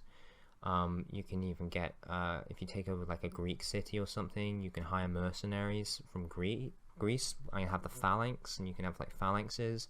If you go to Carthage in North Africa, you can get like elephant riders, and you can even get like oiled pigs, which the Romans used to combat oil pigs. Yeah, to combat elephants, because they would get the pigs, they would train them, they would set them on fire and send them towards the elephants. The elephants would be afraid of the flaming pigs because they're afraid of fire, and so they would they would get scared, they would get spooked, they would turn around and trample their own troops. And that's an actual tactic you can have. You can make siege weapons too. You can upgrade castle walls, so there's like automatic oil pourings. There's some overpowered tactics with the siege stuff. There's like, you can underdig. Yeah, you can spend like a turn or some resources building like a tunnel underneath to blow up the city, and that's way overpowered. There are some overpowered tactics like that, but it's fairly balanced overall. Some factions are weaker than others, and so you'll see the AI get squashed by them. There's some diplomacy. The diplomacy stuff with the AI doesn't always make sense. Sometimes they can be a bit finicky, but you can still make friends, and you can give stuff to other factions, and they remember, they have like a relationship with you. And recently, a remaster of it came out. It's pretty good. Still runs. The original version still runs well on the PC, and I've spent 100 and to just do the first playthrough, to like clear the whole map. It took me like 130 hours. Wow. And I'm doing another playthrough, and you can play so many different factions. You can play different strategies too, and for like $5 on Steam, you can get Rome Total War, and it comes with Rome Total War. Like when you boot it up, you can load an expansion pack called Rome Total War Barbarian Invasion, which is what happened when Rome kind of collapsed later on, and then it was like a bunch of barbarian faction and tribes and cultures started to pressure Rome and invade Rome, and it's like a standoff defense thing. I haven't played it yet, but it's like Rome is crumbling and it's weakened, and so a bunch of barbarian armies are coming at you, and you have to hold them off without giving them as much land as you can. And another expansion that comes in a different application is Rome Total War Alexander, which isn't as well reviewed, but it's because it has a small scope, and it's basically like before Rome Total War, like the Alexander the Great and his campaign through to the Middle East and stuff. And you can play that, and it's a smaller map, and you play as one faction against other factions, so it's like a condensed, focused version of the game, but it's still more content, and it's fairly cheap on Steam. It's just a really fun game. I love the strategy, and if you don't want to do the ground battles and stuff, you don't have to. You can resolve that automatically with the AI, and there's different difficulties for that, and so you can just play it as like a management game on like the main overview map, and it's just really fun. It's a great price too, and there's a remaster out, so if you want something more modern looking, you can get that, and that came out this year in April. Okay. And so for me, it's my S. It's S. Yeah, I smelt that coming on. I smelt it. I have nothing. I don't have much bad to say about it. I love the player too. So that sounds really good. Cherry on top. I think I've heard good things from other people as well about Rome Total War. I don't know if it's my type of game though. That's fair. Especially when you throw out like, a campaign took me like 100 hours. I'm like, no. I played it slowly for my first one. You do play slow, yeah. I like did most of the battles, but you can automatically resolve them. So for your first, I played after the main quest. Like I overtook Rome and became the main faction. Like overthrowing the Senate is like the main goal, basically. And then I carried on to basically possess every single territory in the whole map, which is, by the way, the map reaches from Britain all the way to almost Turkey, basically. So it's a big map. Oh, okay. And that took me a while, but you can play the main first story of the Julii or Scipii Brutii. I recommend Julii as the first faction you play, but you can do it in like 40 hours. Or it's still quite a bit of time. Yeah. But it sounds it's a strategy good, though. game, you know. You can play on easy if you want. Automatically resolve the battles and maybe do it in 20 hours as your first one, 15. It really depends. I wasn't really aiming for the main goal. I was just trying to expand and wage my wars. And experience it until it just naturally happened. But you can do it quicker, but it is a longer form game. So if you want a game that will entertain you for a long while, then it's a good one. And it's my S of the year. I don't think I have another S. Oh, okay. I don't know. I don't think I do. You had an S before I even put an A down. Sorry. Well, mine are random, or like two system, and yours are organized. Worst to best. Yeah, mine are a bit more organized. Yeah. So there it is. Okay. I guess next for me is 999 or God, how is this? 9 hours, 9 doors. I've forgotten the actual name. So this I got as a bundle. 9 persons, 9 doors. 9 doors, that's it, yeah. So this is a bundle I got. I bought the Known Era Games collection because I remember playing one of them when I was younger. And I was like, oh, this is on sale. I want to try this. And I played the first one, 9 hours, 9 doors, 9 persons, 9 doors. It's a like visual novel puzzle deduction-y kind of game. where you wake up on a boat with like a watch strapped to you. I think I've heard about this. And there are 9 other people, or well, there are 9 people, including you, and you have to find out how to get off the boat. And it's really interesting. It uses the system where there are numbered doors, and you have to add up the number on your bracelets to kind of get into the door, but it has to be more than, I think, 3 people and no more than like 5. So there are parts where you have to pick like which people you go with to open the doors, and it has to be certain people to add up to the number. So it's like if you're say your bracelet, I think it's number 5, and you need to get into the number like 4 door. More door. You could team up with people so your numbers add up to like 13, because it's got this whole like numbering system where if it goes to like a double digit number, it's 1 plus 3, so 13. 1 plus 3 is 4. So you'd find like, I don't know, how'd you get to 13? There's also number stuff like that, and it really goes into play. And the start of the game is really interesting, and there's this mystery, and you actually have to play the game through quite a few times because there's different endings. Yeah. And I don't really want to spoil too much, just in case you do want to play. But it gets a bit weird towards the end. It gets kind of anime-ish.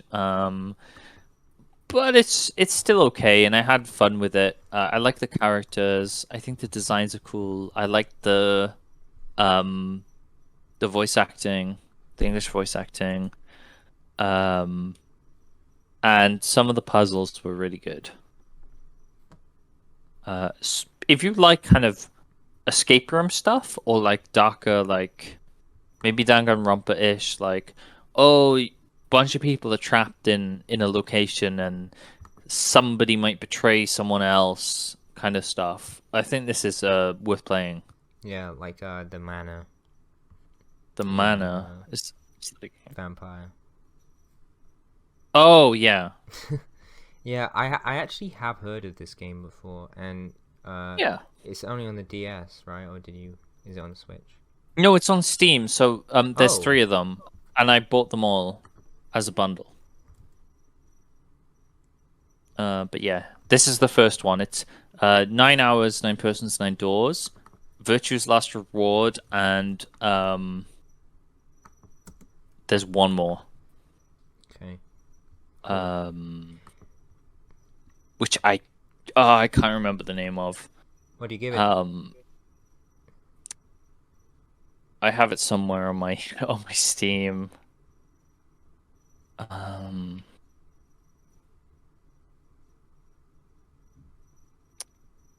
Yeah, I can't remember. Okay. Oh, I'm gonna sneeze. But yeah, what would I give it? I think I gotta give it a B again. We're still in B's for me, I think. Don't worry about it. It's fun. It does what it does well. I liked it personally. I think some people would maybe give it a C. Well, if it's a genre they're interested in. Yeah. If people like the characters and they like the puzzles, and they don't find it too clunky, because some of the ending stuff can be a bit clunky. Right. But I think they've improved it from the DS version, as far as I'm aware. But yeah, I'd give it a B. Like a middle B. Nice.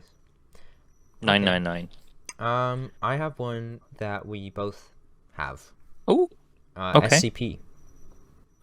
Oh, SCP. Multiplayer Foundation. Okay. You knew a bit about SCP before. I have heard of it, but yeah, playing the multiplayer with a bunch of friends, and it was actually really fun. I don't enjoy horror too much. I find horror games really interesting, like fascinating, but I haven't. Oh, they are. It's not. Yeah, I find it difficult to stomach. Like sometimes I hear about a good game, like a horror game that's interesting. I want to try it out, but it's not really my thing. I'm quite sensitive with that sort of stuff. But the SCP Foundation was a great balance for me. It was scary. Some bits were really scary, but with friends, it felt really good. It felt like it kind of felt like a movie, like a survival thing, like Hunger It Games did. or Cube or something like that.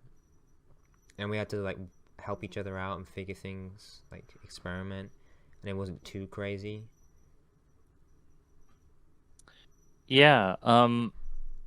Yeah, it was really fun. I'm glad we had like the respawn stuff on Oh yeah. because it helped us kind of figure out puzzles, and we got lost a bit, and sometimes we were split up. It was definitely the most fun when we were working together. And we The got into like the dogs in the elevator basement and and the the dogs. Yeah, like black burnt man who would clip through the yeah, walls, and the peanut butter guy or whatever. yeah. I remember getting so spooked sometimes when I was alone. In the end, though, I think we ended up getting like teleported by the black guy. Yeah, I don't even And remember how we. that was only like the only way to progress, I think, or we couldn't really find any There was way, that and we end up. dimension that I got teleported to that Yeah, first time. That was really scary. yeah, it Um, is.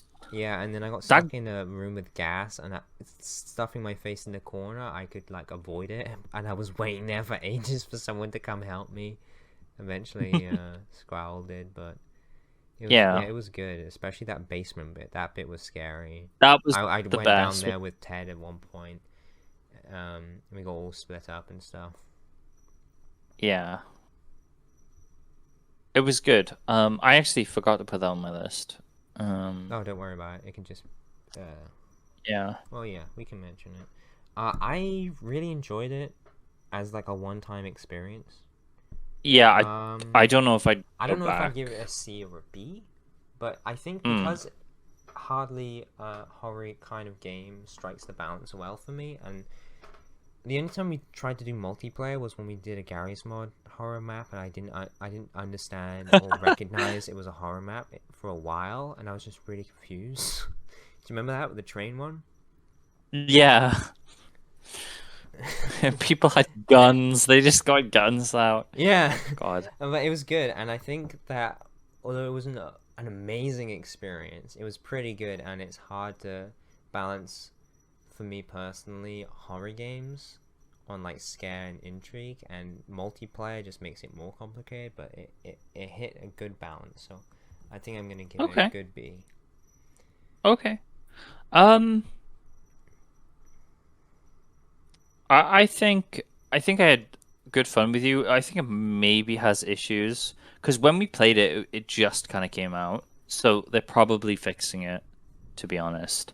And it sounds like you can have lobbies of like, I think quite a lot of people, and I think that would be more fun. To maybe join one or just to get tons of people in.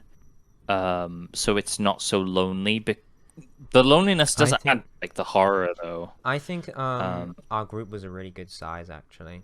it was 4 people was good, but maybe having like just a bunch of people and maybe you a small group as well, like you're communicating, but there's other people, so Yeah. it feels less desolate. At least for me, it was really intense at some parts. Um, Yeah. yeah, I think I'll give it a B as well. It's not on your I give it a list. lower B, but yeah, it should have been on my I know. list. Don't worry. Yeah, we can. So we agree anyway. So a B. Yeah, Yeah, that was a fun one though. yeah. Back to you. But back to me. Oh, this is an interesting one. Earthbound.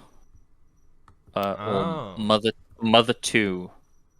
So I never finished Earthbound, but I played a good 30 hours of Earthbound.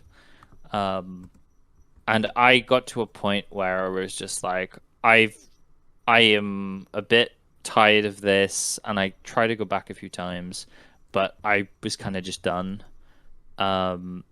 And But Earthbound and Mother 2 is the same thing, right?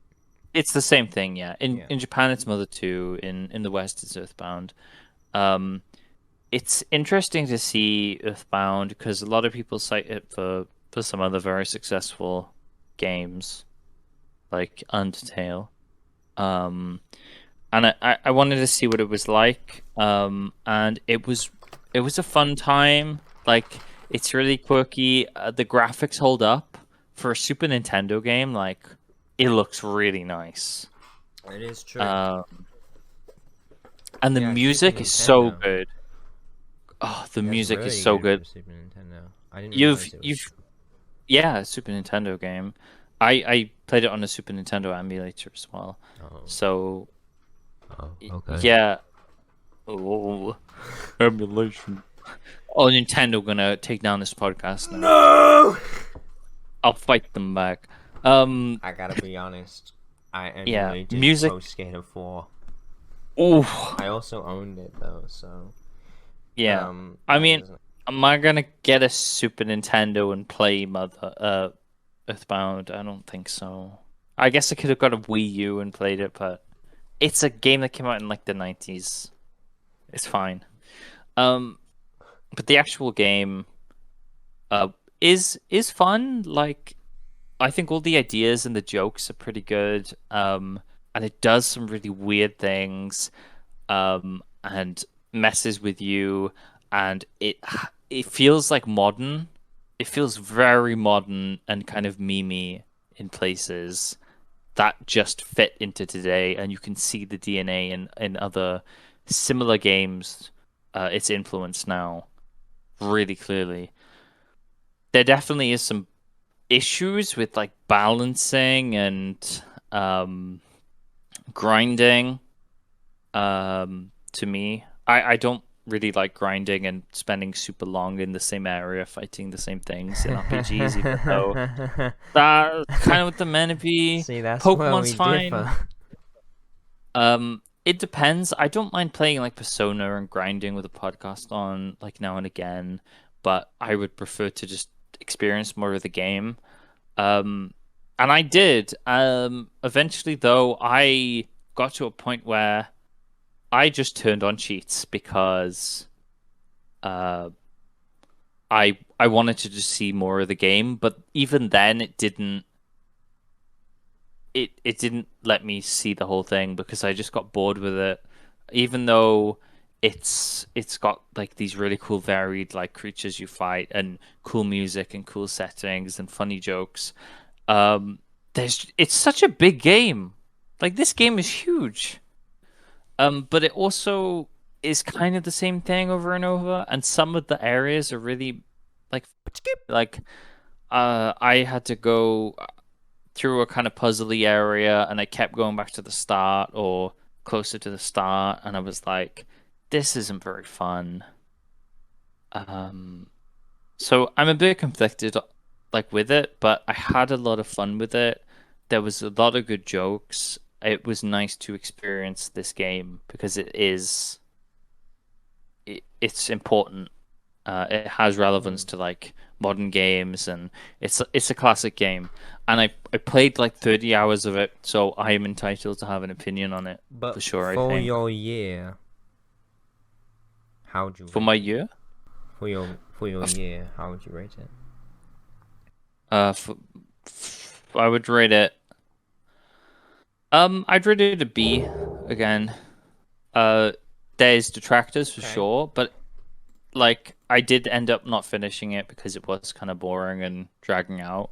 But the time I did have it was really fun, and I liked seeing like the game, and I love the music. Like dun dun dun dun dun dun dun dun dun dun dun dun dun dun dun. Like I can have that in my head whenever I want now, and it's a really good like soundtrack to track down and listen to.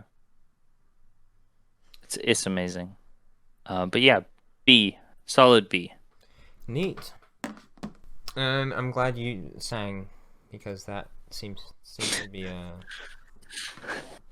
No, combination. you gotta. If you've played Earthbound, you know that song. It's Yeah. it's in One It anyway. Yeah. Give me your The first love. time. Also, you've heard the Earthbound music from memes or YouTube Oh videos. yeah, and Smash. You will just like if you play the game, you're like, oh, it's this song It's from like this when I meme. Or first played Donkey Kong, I was like, oh my god, my favorite songs are all from Donkey Kong. yeah. Anyway, your next one. I have another join one, which is Okay. Divinity Original Sin. Oh, okay. This was coming up soon for me, but yeah. Yeah, this one, it was surprising. It wasn't what I thought it would be, and we haven't played an awful lot so far. No. But we've definitely had an experience. Yeah. Do you want to? Do you actually? I feel like it's probably best if you start with this one. I've played some Divinity before on my own. It was actually one of the first games I got when I got my original PC. I paid like £25 for it. And it was fun, but it's definitely way more fun with someone else, especially when you can make like characters. And we made 2 characters, and we broke the game, I think. Did we? We tried to like break the game or mess with the game. We tried to kill like that guy who wanted that girl killed. Yeah, but like the cat who was meant to meet us, like at the start, I moved him out of the way. Teleporting. And the Yeah. freaking stupid mines. Oh, the mines were horrible. We kept on having to use the resurrection scroll. Caleb kept on stealing everything and selling. Yeah, that's my to character. People. No, yeah, I know, and that's how you got so much resurrection scrolls. Otherwise, we wouldn't have been able to play because you had so much money. You just kept on buying scrolls because we needed it. I also have a giant spider I can summon. Yeah, I can talk to animals. There was some really funny conversations with the 2 bulls. One yeah, was like 2 bulls, and one of them claimed to be like a psychic medium thing. I spec'd into telekinesis a lot, so I was just moving things around all the time. Yeah, that was pretty fun. I like that. What was the like thing that we kept saying? Long range, like mid-range characters. Yeah, we're both like mid-range. I used bows, crossbows. Caleb was a magic man. Yeah, I'm like a magic, like wind and water-based wizard. Yeah. Who uses lots of telekinesis. I had like some natural, naturally stuff, like healing and summoning. Spider. Yeah. I love. There's some... It's charming. Yeah, the town we were in had some interesting dynamic with like the undead in the north and then the orcs coming on the beaches. Yeah. I definitely felt like we spent a lot of time in there and it got a little bit stale just exploring.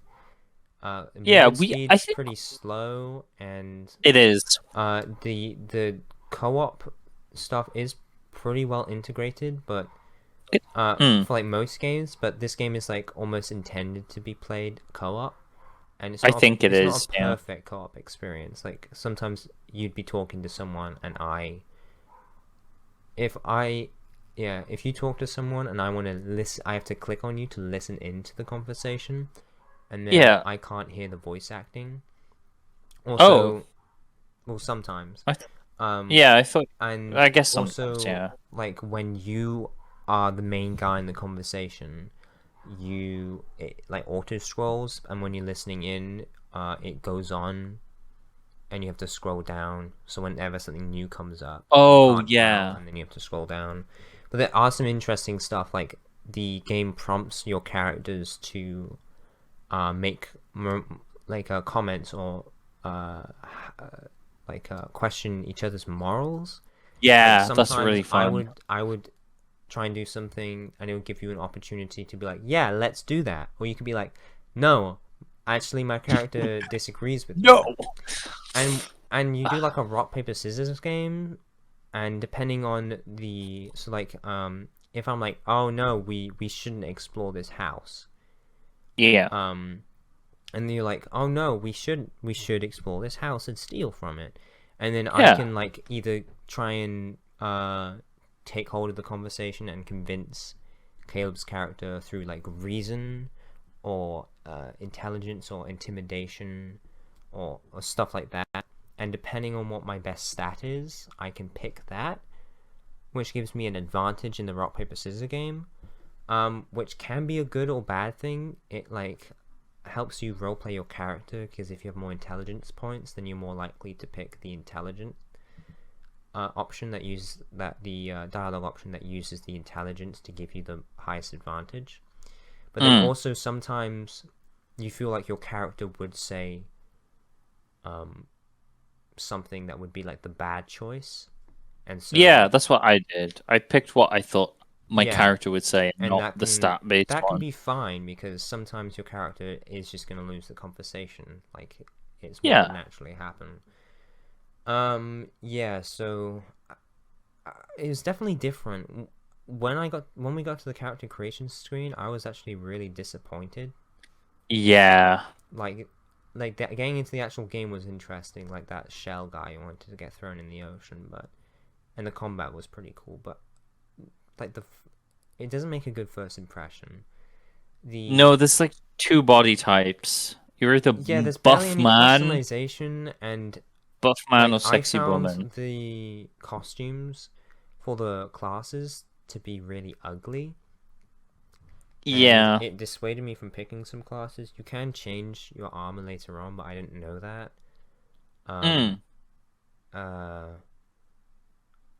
Yeah, so you're not stuck with it, but second game might be better. I think it is. You can be like a lizard person and stuff.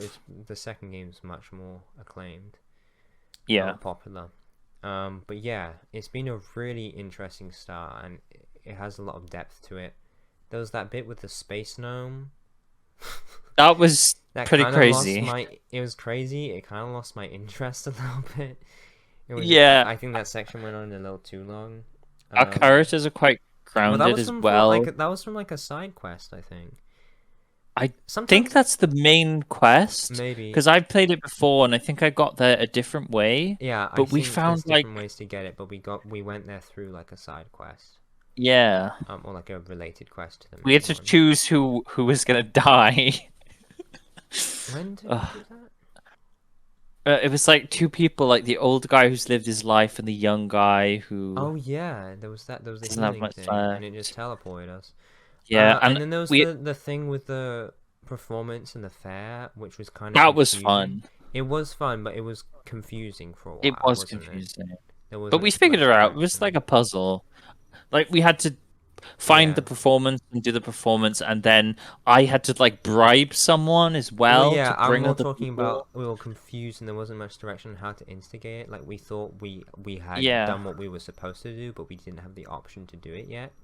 So sometimes it's not incredibly intuitive, but there's a lot of depth there which you don't find in other games. And we've only got there eventually.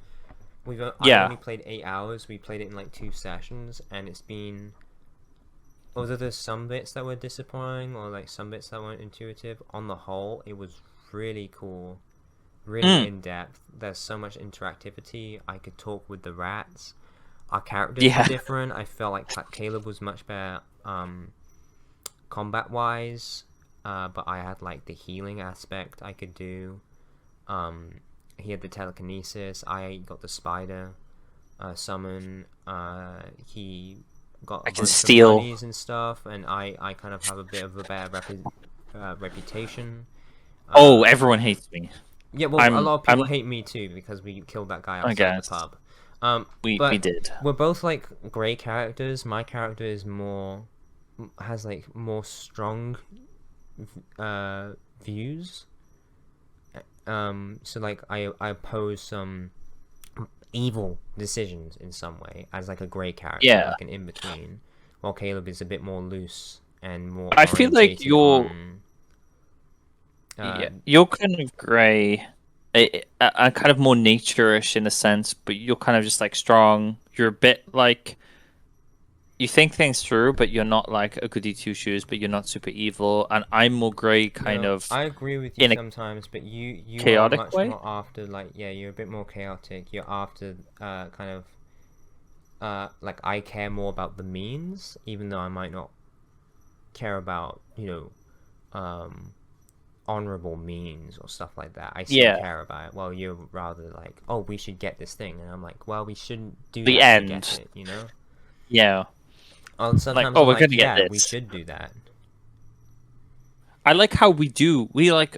I'd say 60% of the time, 70% of the time, we pretty much agree, and then we do like bicker, and I think you end up winning mostly. it does but lead to a natural that's part of the dynamic, dynamic. and it makes does. more sense that if I oppose more things, I'm also more agreeable in some ways. Yeah. But yeah, it's a real good game. I'm gonna give it an A, even though we haven't played too much. I feel like it has really good potential. A few disappointing things, but they seem to be less prevalent of an issue as we've been playing. But I definitely think it's a game where we have to encourage ourselves to quicken the pace a bit to keep our attention. Yeah, because I think so much depth that we could really just slow down and not get anywhere. I think we've pretty much done a lot of the town though. Like we need to do the murder mystery. Yeah, I mean we tried to go outside of the town and we just died. Yeah. We did get the one thing I was a little iffy about was the companions. Like I thought it'd just be like you and me, but adding an AI like follower is kind of a little weird. But I like the guy we had. We had that woman which we sent away, but we got. I feel like that was who hates an demons. accident. Oh yeah, we do, don't we? I think it's all right, as long as we're like the leaders. Yeah, we should play more. Definitely an A for now. Could be an S. Like if this gets really good and we get into the characters, it's definitely going to be a next year thing if it's an S or. Yeah. Because we've only played it out, so it hasn't blown our minds yet, but we've enjoyed it a lot. That's my first A as well, by the way.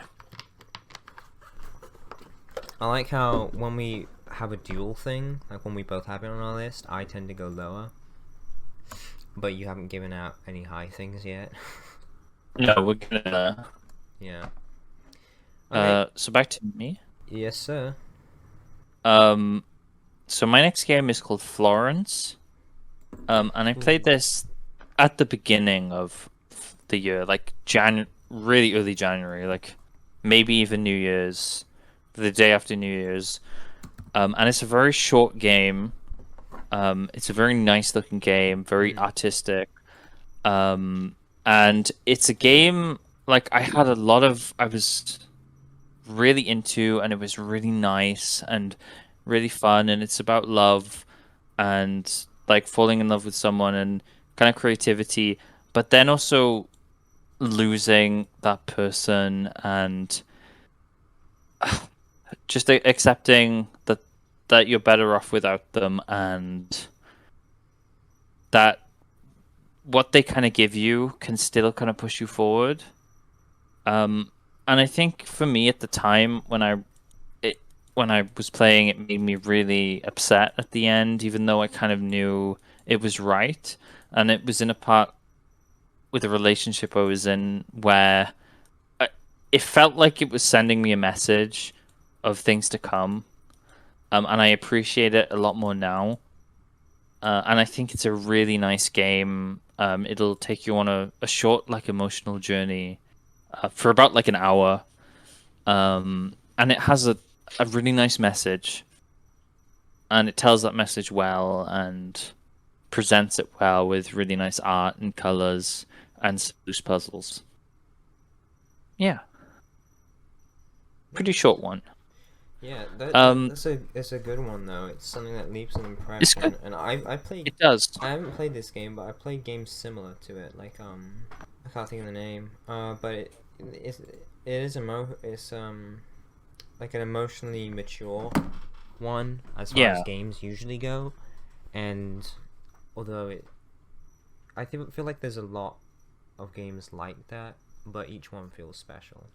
The art in this game definitely takes it to a higher level, I think, and it feels really personal and it's just nice, and the music's really good.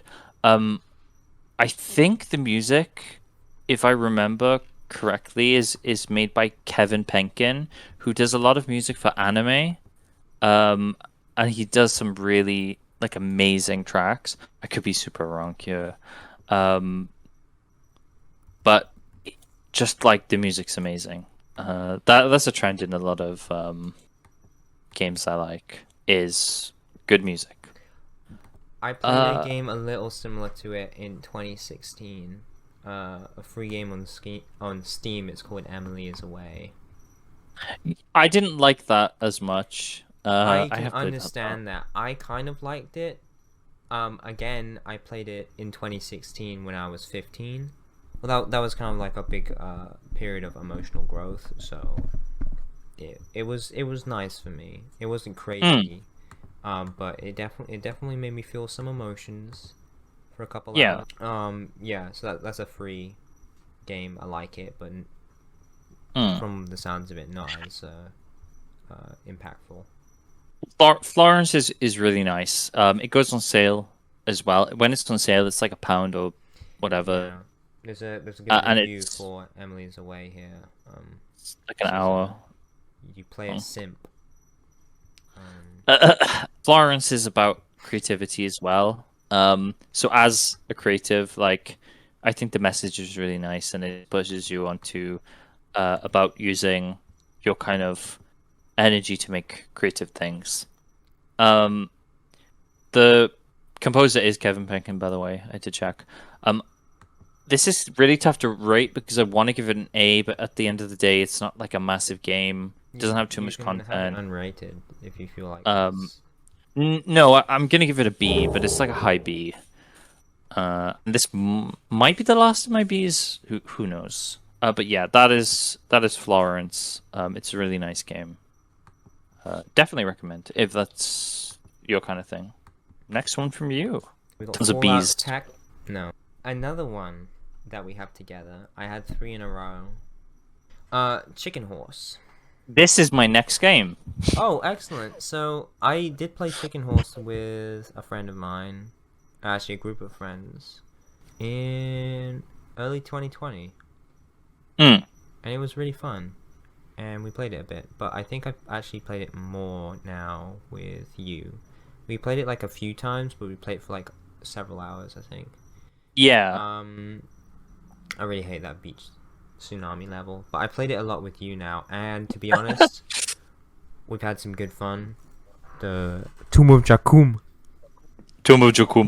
Yes, I actually have I think I have a spare key for it actually. Okay, guys, comment below, like and subscribe. If you comment you'll below, get Caleb's key. I have like 100 Steam keys. I can give you a name.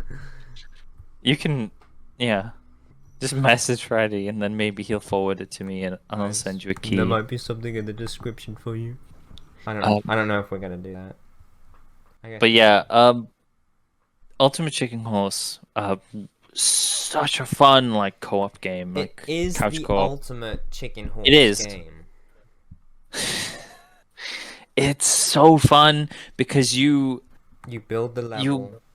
You build a level, and it evolves. Balances because to win, you have to make it like a mixture of challenge. So there's a plausibility that not everyone will make it through. Yeah. And hopefully, you make it in a way that fits your playstyle and your skills, so you can make it through, while the other person doesn't.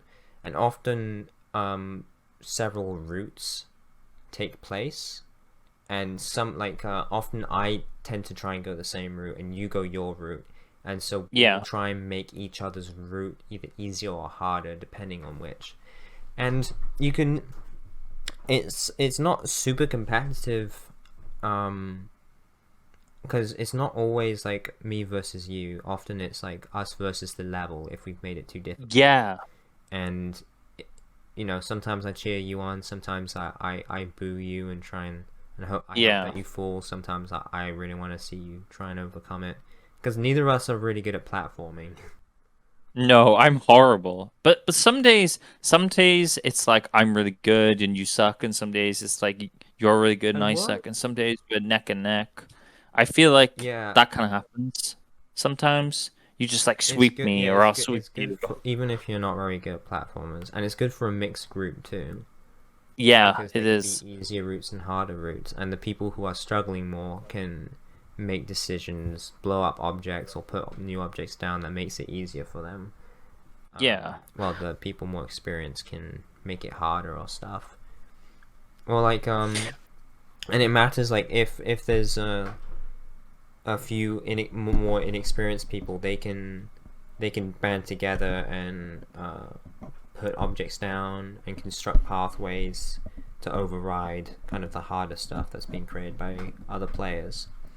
So it is very dynamic. It's good for one-on-ones or group settings, and there's good progression. You get new characters, outfits, new characters, skins, outfits, maps, new maps, tons of maps. Some maps I don't like. Very gimmicky, but the gimmicks I don't can like be the really disco fun. one. It's a cool Oh, gimmick, the disco one's cool. but practically it's not very fun. Yeah, like some of them just like change the game so much. Like the Ironworks one, where everything goes around and keeps moving. That's a good. It like that one. Ferris wheel. The tsunami one's the kind glue of when cool. things are swinging around. Oh, the glue's so good. Yeah. Tomb of Jakum as well. Just the idea of we make not our called own Tomb kind of of death trap Just- dungeon. So Tomb of Jakum is the pyramid level, and we basically make it like so hard to get through. Yeah. And it's basically just we're trying to get through go this. You have to go through the pyramid. Yeah. The pier I do not like. I think it's a good level, but the tsunami is just kind of frustrating. I think this one's an A. Yeah, I'm not gonna give it an S, but like A, like high A plus. Such a good, got good merch, funny too. game. And it's all the animals have different animations and Yeah, and sounds and dances. that art style's really nice. It's really nice. It's like, What's the? I love the raccoon. Is it the wheelchair? The wheelchair. What's the character in the wheelchair? There's a character in a wheelchair? Are you sure? Oh yeah, the rabbit. The rabbit. Oh, the rabbit just has. It's a robot. It's a robot rabbit. It's good though. It's A. There's a skin where it's in a wheelchair. Maybe that's good disabled representation. Oh yeah. Yeah, extra points. Oh, that's good. That's nice. Yeah. Really good game. Really fun. If you have friends, play it. If you don't have friends. If you don't have friends, maybe DM Freddy. I was gonna say, if you have friends, DM me. Yeah, so I'll go next. Blood Spear. It's a Souls-like game. It's a kind of a tech demo, and it was a student project. Right. And it's really good.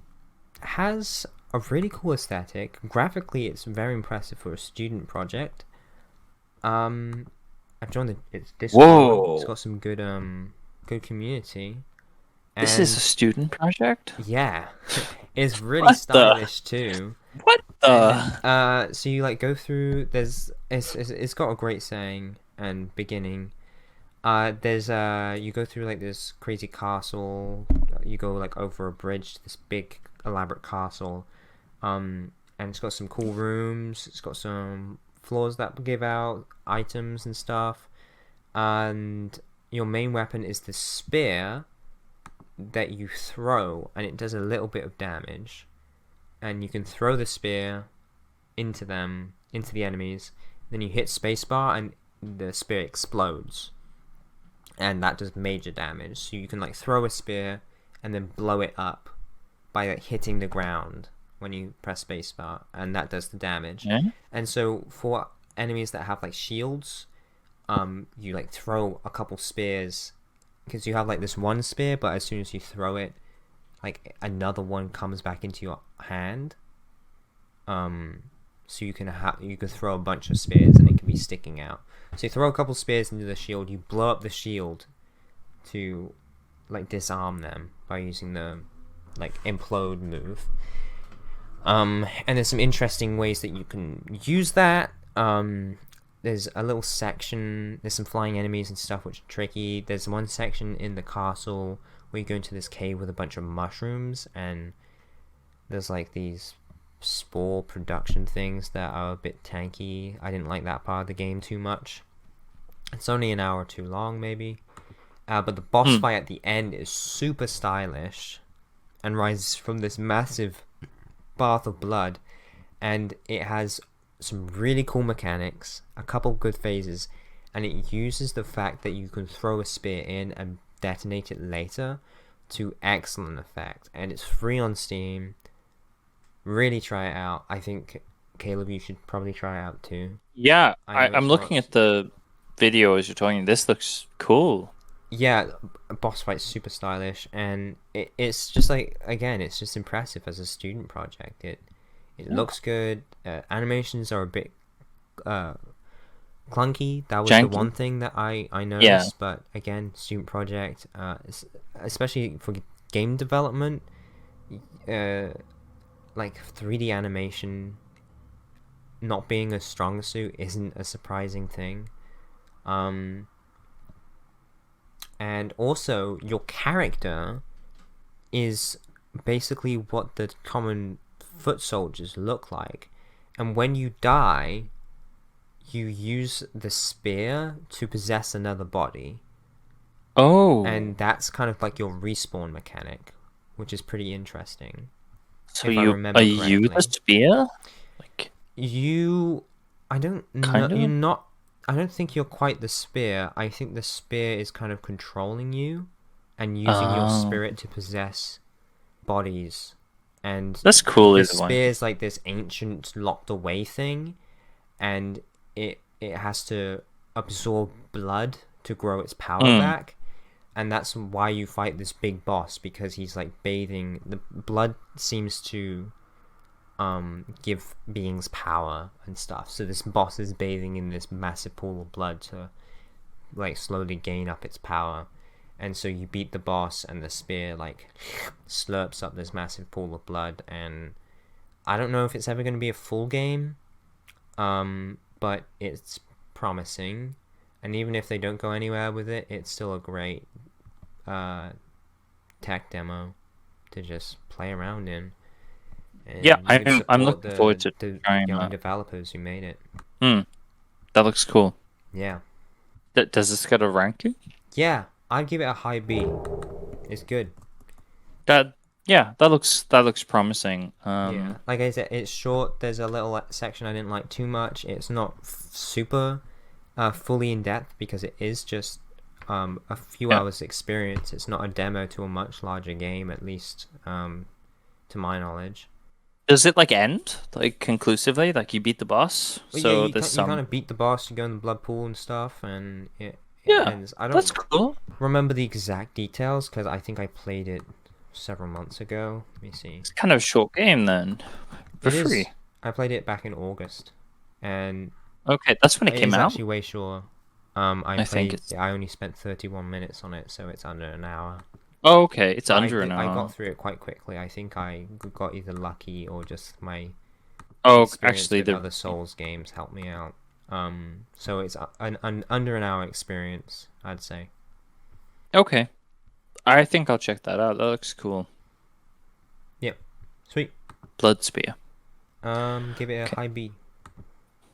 Nice. Close to an A, but as it's a bite-sized experience and doesn't go too much of anything. Looking forward to 2024 when it reaches S, when it's the full game.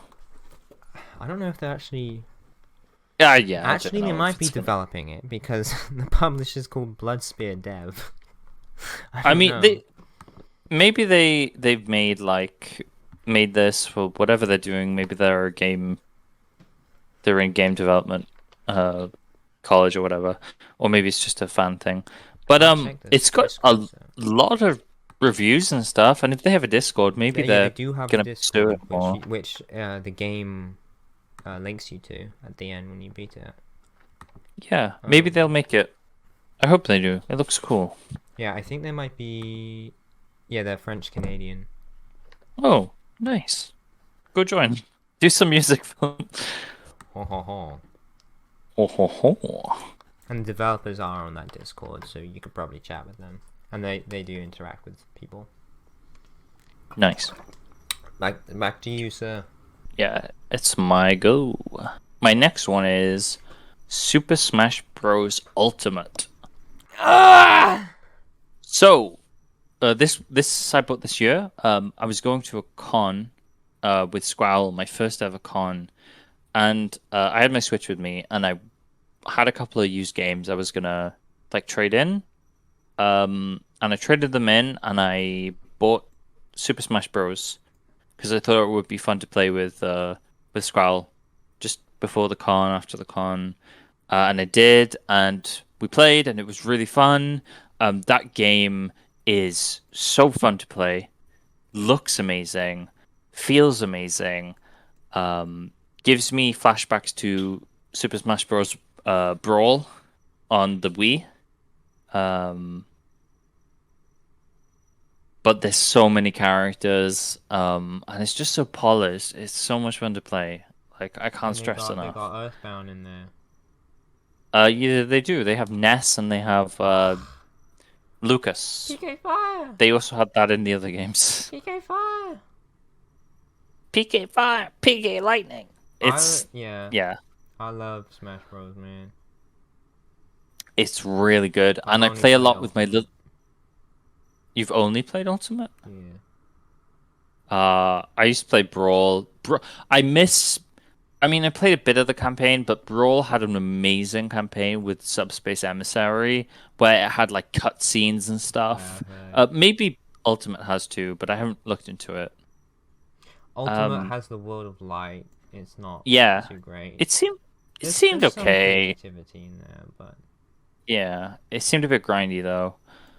But the actual game is really fun, and I haven't even unlocked all the characters. I don't think I've unlocked half of them, and I've played a good like 15 hours, like 20 hours of it. Against people, against friends, my brother, family. I've played a lot of Smash Bros. Ultimate. It's good. Who do you play the most? Donkey Would you just Kong. play? For the first month, I only played Donkey Kong. Okay. For the first 3 months, I played Donkey Kong and King DD.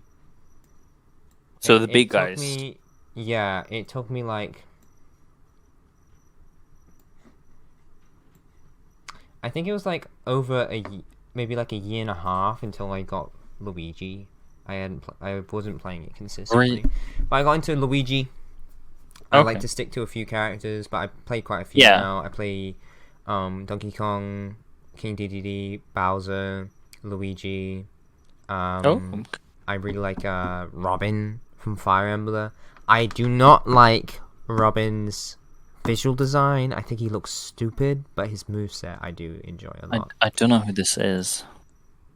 It's the Fire Emblem Awakening character. There's a lot of Fire Emblem characters. There's a lot of Fire Emblem. I don't. The whitehead one. Yeah, he looks awful. I don't have him. Okay. He looks okay. His moveset's really cool though. I like his moveset a lot.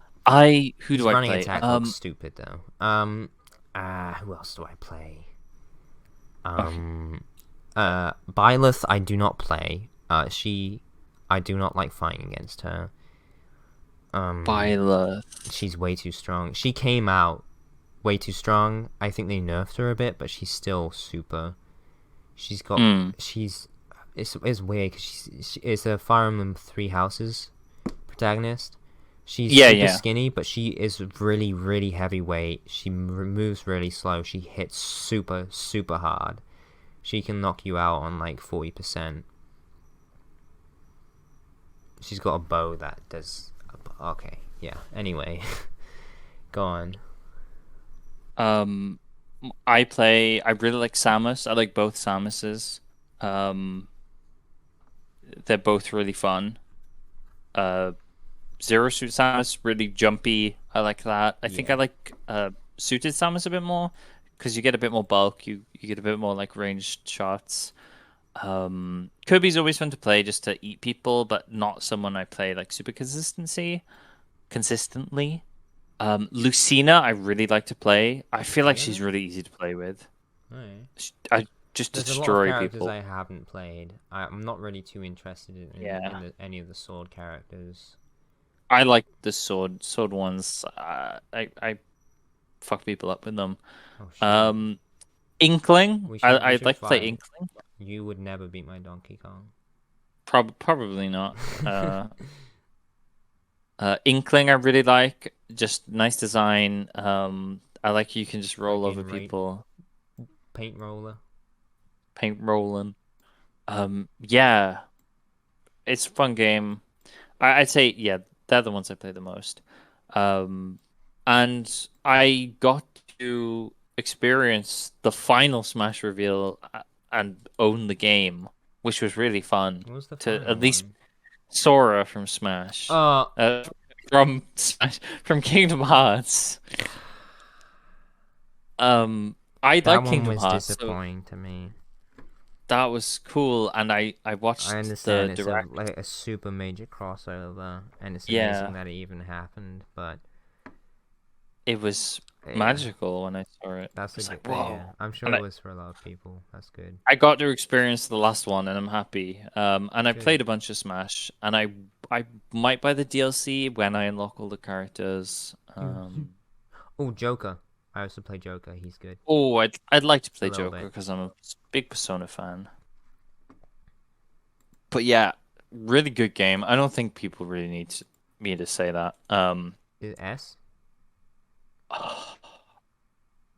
I think I might give it an S because it's just so It polished and deserves an like S. Yeah. if if you like fighting games, if you don't like fighting games, it's I'm so not a big fan fun. of fighting games. There's only a few fighting games I like, and I love Smash Ultimate. Yeah. I'd give it an S, I think. That's your S. That's an You can S. have another one, but Oh, I think there will be. okay. But yeah. Like Uh, for me personally, I enjoyed some games more, but it's a damn good game. It's a damn fine game. Damn, it's a Twin Peaks reference. okay. It's a damn fine game. I have a couple demos next. But I Oh, wanted to okay. mention them because they did leave an Yeah, yeah. impression. Blasphemous demo. I have followed Blasphemous and the devs. I think they're called the Game Kitchen for quite a bit. They are Spanish American developers, I'm pretty sure. And Yeah. I actually watched quite a few of their development videos. They released Blasphemous. It's, I think it was it early this year or late last year? I think it's last year. Well, anyway. This is the Metroidvania kind of Dark Souls-ish Yes, visually it has some really cool religious imagery. babies. It's got good when I was listening to their kind of creative thinking and ideas, they were really receptive to playtest feedback, like adding a parry. And 2019. yeah, they originally made it. What did it come out in 2019? Wow. Yeah, September 2019. Okay. They originally made it for like 1v1 combat, but they realized that fighting multiple enemies at once was actually where the combat was the most fun, and they were really attentive to making things fun while still keeping this wonderful aesthetic. It has amazing pixel art, and it has It's some nice. high. It has like some middle pixel art animations. Like it's got a highish pixel count, but you can still tell it's pixel animation, and that stuff is majorly impressive because you can see the pixels. You can kind of just tell how much effort that was put into it. And it's just got a great aesthetic. I think the developers have an interesting perspective, especially as with their cultural background. Spain was incredibly powerful, kind of religious, like state for a while, like spiritually or not spiritually so much, but religiously driven state, and it has a lot of themes about kind of like repentance and kind of bad practices and themes in religion, kind of where it goes too far. Like the main character is like this cone of repentance and whatever, and there's a lot of big kind of dark imagery that speaks to kind of this Spanish Renaissance Christian Catholic themes, and I think it's done in a somewhat tasteful, interesting way as far as the concepts. I haven't play too much of it. I played the demo. I owned the main game because I was just so excited for it when I heard it came out. I was a bit late to hearing about it because I'm not always super online. Sometimes I'm offline for quite big periods of time. But when I found out about it, I bought it immediately. And after buying it, I have so many games on my plate. I was like, I can't start playing this game. So I bought it, and then I downloaded the demo, I think, and then played that. Okay. Because I didn't want to be tempted to start the main game because I was busy, you know? So I was like, if I play the demo, I won't be tempted. But it was a really fun demo, and yeah, I'm excited to one day play the main game. So I'm putting it down just as the demo. It's great. Free Okay. on Steam. You try it out. It is it's a quite gory for a pixel game, but it does it in a really stylish and thematic way, which, if you don't mind, it really has a strong atmosphere. Yeah. So good sound effects, good animation. It's a solid game, and yeah, I'm not gonna rate it because it's the demo, Okay. but check it out. Blasphemous I demo. can do another one if the next one's the demo also. Sure. Yeah, do 2 demos quick, I guess. Okay, and next one I have is GhostRunner's demo. GhostRunners. GhostRunner demo. Yeah. It is it's a little hard to describe. You're basically this. It's the story is utter generic garbo. About like, you were a shell of android thing, and this is a big dystopian city, and your memory core was wiped, but you have to lead the rebellion against the corporation. But no one cares about the story. The gameplay is awesome though.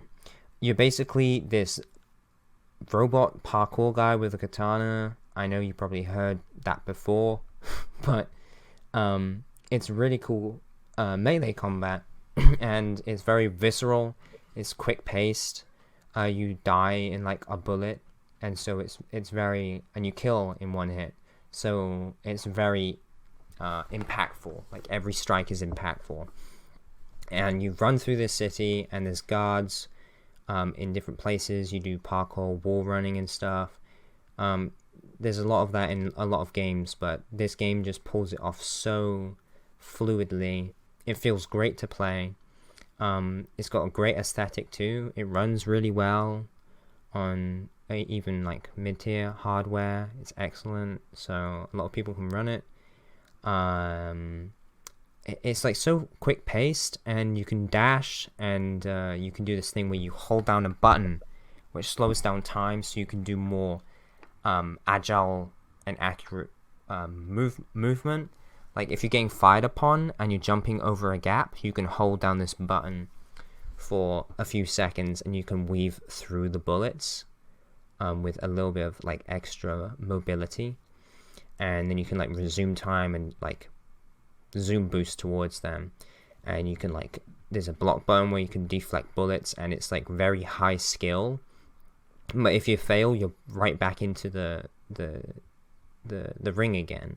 So it's like it has the kind of power, it has like the pace and fluidity of like Super Meat Boy, but instead of being a platformer, it's like this first person melee kind of runner. Parkour runner? Yeah. It's really good.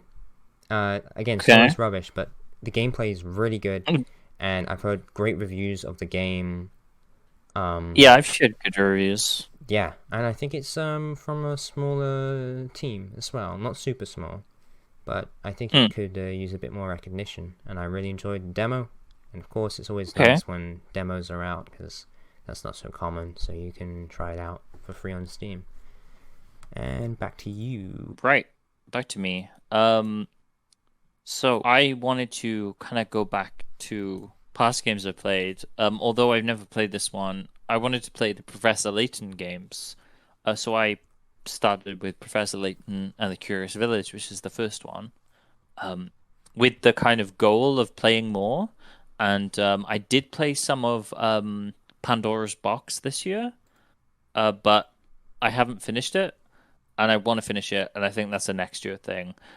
That was the kind of first Professor Layton game I played when I was younger, and it really drew me in.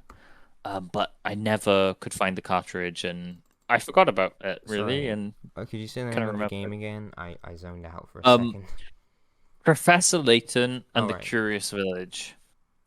Have you heard of Professor Layton? Oh yeah, definitely. I've Yeah, not yeah, played, but it's a massive DS yeah. game. I had friends I who don't think played it. I think now they're doing spin-offs with or well, not spin-offs. They've just changed. It's not him anymore. It's his daughter, I think. But yeah, Professor Layton in the Curious Village. You play Professor Layton and Luke, who is his like little apprentice, and you get a invitation to find a treasure in this town. Is it the Golden Apple, I think? And it's so charming. It just looks really nice. I love the character designs. They're very shape orientated. Uh, they're very unique. The way it looks is just it's so nice, and the way it sounds is amazing. It has some amazing songs, and the atmosphere it has is great. And you have all of these puzzles, which are really good. Um, I think there was like a couple I looked up because I didn't want to spend too long, or a couple. I didn't even use too many hint coins because you get these hint coins to Ooh, kind a of real go through the man. puzzles. But I did a lot of the puzzles like first try, and I'm pretty proud of that, and That's it was really good. fun to do. I suck at I think the puzzles and games. puzzles are like mostly fair, and there's a few puzzles which are kind of like fake trick puzzles based on the language used, which are really fun too if you catch them. And the general mystery is pretty good, and you piece it together, uh, and it's fun and it's quite heartwarming Mm. and just nice. I think the second one definitely intrigued me more, but I still need to go back and play that. And which one But is the Curious Village? Curious Village is the first one. First. Cool. The mystery is okay. I think by the end you've probably got it in your head, like what's going on. You can probably figure it out. Mm. It is a mystery. It's I think you good. meant It's a good game for all age too. yeah, yeah. I think if you're super young, maybe you'll have trouble like I did when I was like 7 or whatever with one of them. But you'll get there eventually, and you have like hint coins to use. I do find that some of the hints can be either useless or just give you the answer, which is, I mean, you can't do it for all of them. I understand, but that's like a super tiny gripe. This is a really good game. If you want a really chill like puzzle game with a bit of a narrative, this is great. This is amazing. It's gonna Maybe. it's gonna give you like some good, just nice chill sessions of Yeah. playing.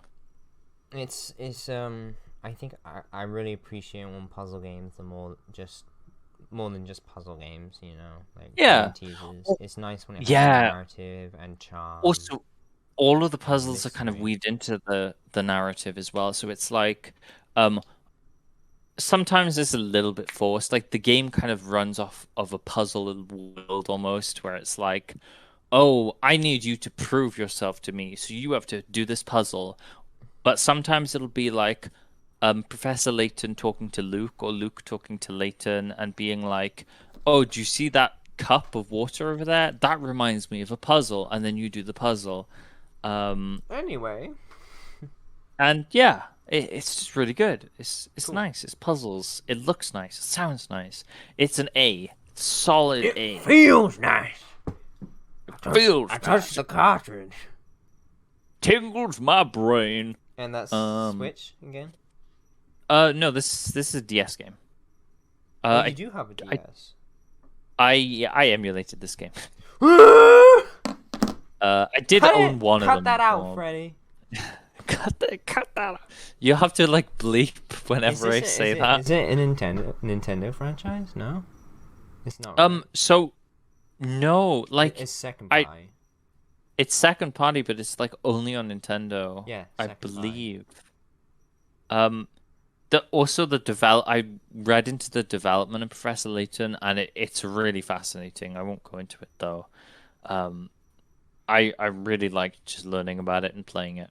But yeah, Professor Layton and the Curious Village. Over to you then. Okay, I'm gonna go with a game called Blacksmith. And okay. I was a little mixed on this. I remember as a kid I used to play a smithing flash game on Armor Games. It was called Jacksmith. You know, it was really good. Blacksmith, it engaged me for a little bit. It does not look pretty. And it's a little bit confusing with how everything works. But I found some charm to it. And I played it for a little bit, but I don't really feel like it's worth playing a super long time. I think this might be a game I give you a code for. Was it? I could be wrong. Does it have like little people with very simple faces? Yeah, it does. Kind of. Yeah, I think this is a code I gave you like a couple of years ago from a bundle. Yeah, maybe. I played 5 hours of it, but it felt like a lot longer, actually. It felt like I played like 12 hours. And that's not because it was boring, it was because it just felt like I did quite a bit. And it was a little bit confusing at first. You play it as the blacksmith, but initially, like, it starts out with somebody going, like, you can send people out on quests, and they like march through this area and have these set amount of encounters, and you can, it's like auto attack, but you can give them a potion or use their special ability a limited amount of times, and so you think you're playing as them, but then eventually it turns out you're playing as this blacksmith, and you live in this village, and so you can like repair things or make better equipment for other people. And it's not just like you can equip these adventurers who come into your store, and then you can like send them out on missions even though you're just the blacksmith. It's a little weird, but if you make better equipment for them, and they can do harder missions, and then they'll bring back some material and gold. For some reason it's a little confusing, but that part of the game didn't engage me too much. But there's this farm, there's this village, and some people come to you and like, oh, I'm the librarian, and my candle holder is broken, and so you like make a copper candle holder. You don't just make weapon and armor, although you can, and you can unlock different styles of armor and weapons and whatnot. But you can also make stuff like pots and pans and candle holders and stuff for like the village people. And if you get enough resources from the mines and stuff, because you can hire employees to dig in the mines to get more ingots and whatnot, you can eventually like upgrade buildings and invest in the town and make it bigger and stuff. And you get clients sometimes, but some days you just don't get anyone. And then some days you get like a bunch of people, and then they have to come back next day because you don't have enough time. It's a very mixed game, and I enjoyed some mechanics, like you can make food and stuff, but it's quite mixed, and it's a little bit confusing what you're actually playing as, because you play as the blacksmith, but you also send people out on these adventures and whatnot, and it has some charm to it, and the visuals aren't great, but they're stylistic. The audio is kind of mixed. There's some fun bits to it. It makes some of the character models are very like stereotypical and you know, like the orc is very brutish and large and makes like grunting noises. There's there's a character who comes in now and again. He's like a weeb and he dresses up as a ninja and he keeps asking you to make him like katanas and ninja stars and stuff. Oh dear. And there's an actual like Japanese man Okay. who has kind of a funny voice, which might not be too appropriate, but it's an interesting game, and I spent some time on it, but it felt like I spent a lot longer on it. The smithing mechanic is pretty fun, and it's fun to get better materials, and you can like make goblin steel by like combining steel and goblin ears. It's really weird. It's like a quirky game with interesting visual style. It's just kind of strange. It's a very strange game, and I had some fun with it. And like I said, it felt like I played a lot longer, and that's not a bad thing. That's actually a good thing. Yeah.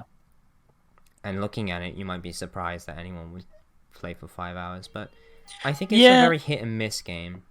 And there's some people in the reviews who have like played a few hours and don't like it, and there's some people who have played like 150 hours or 20 hours. What? Oh yeah. What the heck? Yeah, and they enjoy it, and not a big recommendation, but if it sounds interesting, you can give it a go, I guess. So yeah, on Steam, it's a little overpriced, so yeah. It was a game that did really involve me for a couple days, and I'd go on and spend an hour or two on it. But I really remember playing a lot more than 5 hours. Maybe we played offline, but maybe not. Maybe. I'm gonna give it a D. It was fun for a while. It's not. No, it was fun. It's just looking back on it, I'm like, it's not a very good game. Maybe a low C would be more appropriate.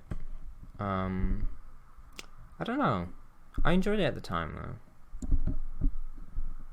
And it's got some books. It's got some books. You can read.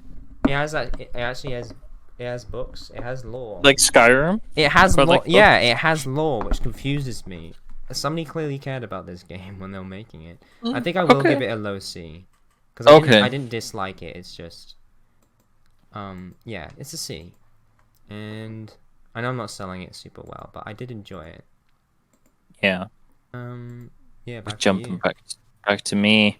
Oh, to you, to me.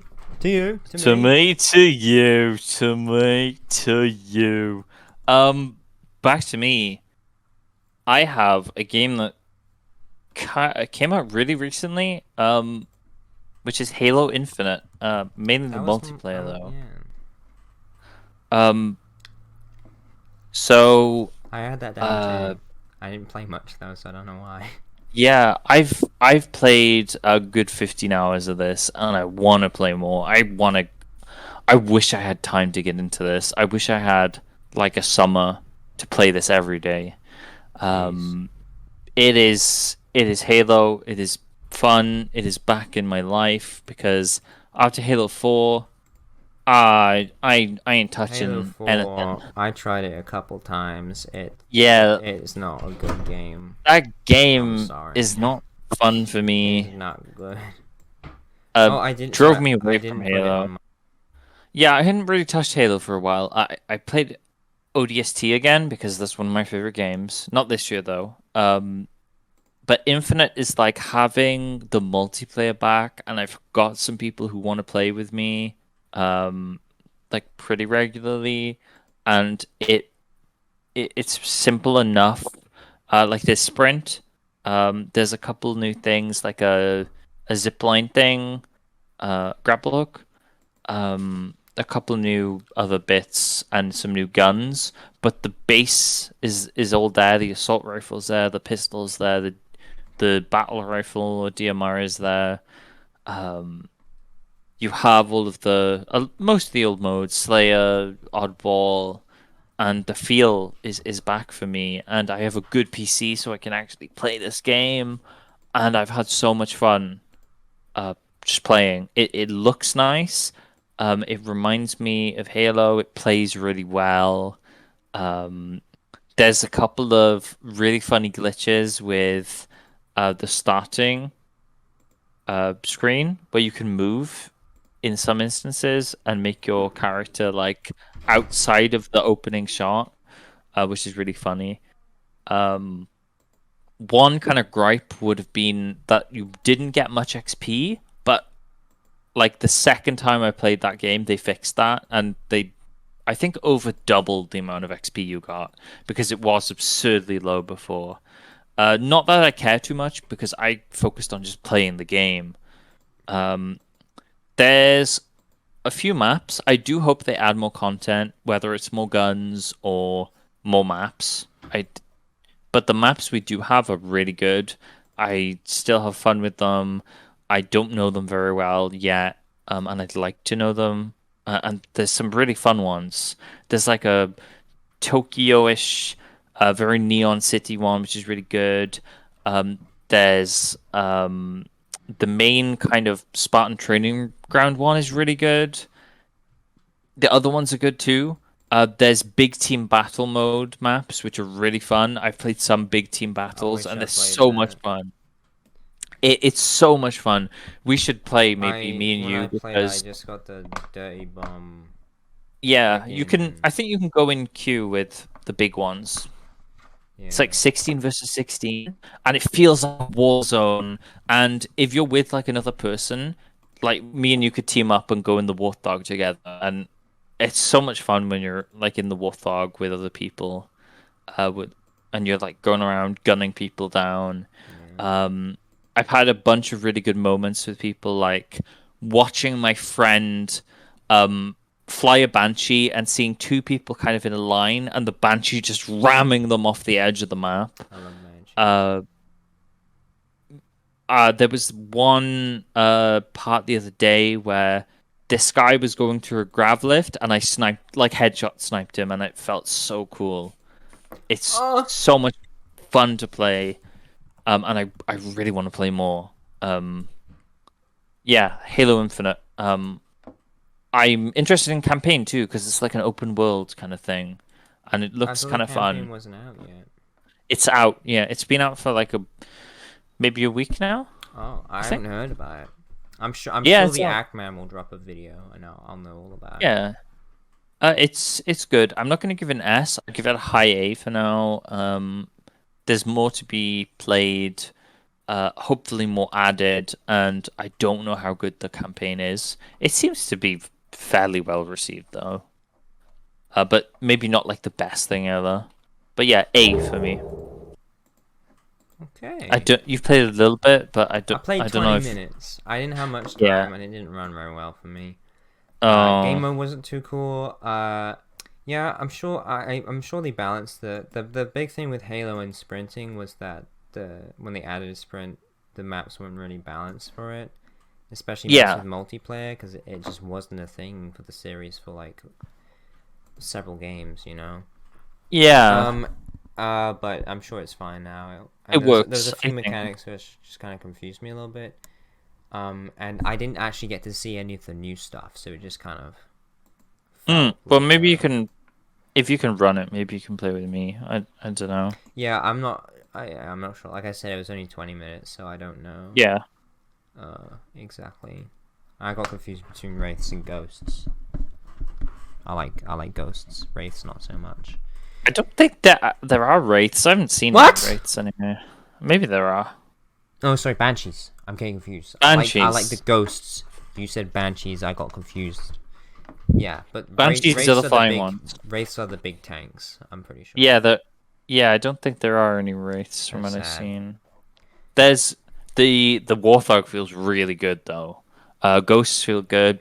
Banshees feel good from what I played, and also the chopper's in there as well. The bike one. The Scorpion? Pretty good. No, that's the tank. Yeah, Scorpion's in there. There's a couple of flying ones as well, like the Hornet and the Pelican, I think. So you can actually control the bulky boys. I think you can control the bulky boys now. Ooh! Maybe. I could be wrong. You can control Hornets though, which are the flying the helicopters. UNSC ships.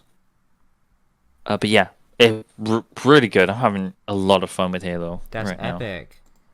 That's epic. 8 tier. Nice. And that leads really nice, because the next thing I have is the Halo Master Chief Collection. Whoa. Yeah. Halo Master Chef Collection. I've been looking forward to this one. The Steam says I have 41 hours on it. Whoa. And that is because when I closed the game, Steam didn't understand that it was closed. So it was on for about, I don't know, 30 hours. Oh, okay. Before I realized that it still said I was playing Halo. Yeah. You would think just a collection of all the Halo games would be perfect. You think that's like the best deal ever, right? It's been out for years, and it was really glitchy on release. The menus didn't even work. Multiplayer was awful, and to be honest, my experience wasn't very good. Like the single player works fine, and I played quite a bit of Reach. I played some of 1, and I have played that Halo Master Chief Collection quite a bit over a friend's house on the Xbox One, and I played like almost entirety of CE. I played a little bit of 2. I played some Reach, and it was really fun. But it seems like on Steam I just have trouble with it, especially trying to play co-op with you. That was awful. It just didn't work. Yeah. And playing online, it was so laggy, and like the game ran really bad online too. And it's just so sad, because it's like it would be like such a perfect product if it just worked, you know? And it's confusing why it doesn't just work.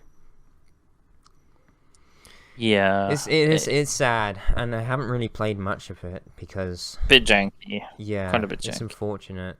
There's great games in it. It's just like the reason why I'd have Halo on Steam is so I could play online and with friends and stuff. Yeah. You know, and that's just not the case. Now, when I actually played CE, I loved it. I loved it with the... Yeah. I love how you can press a button and it changes the graphics from the remastered to the original instantly. That's awesome. I wish every remastered game did that. But it just doesn't work too well on Steam, especially when you try and do multiplayer. We could try again. It might be better on my end now. Yeah, we could. But just personal experience, I just haven't really played it much. Yeah. Because it just... I'd like to replay some. Yeah, it just kind of made me sad that the... Maybe ODST, because it's my favorite work. game. Well, it didn't work. I did have fun with you playing like Halo 3, though. Even though it was we like could laggy. play anything and have fun. Yeah. It was super laggy, though. Like a whole second. And it was worse for you. I did have fun playing like Halo 3 on.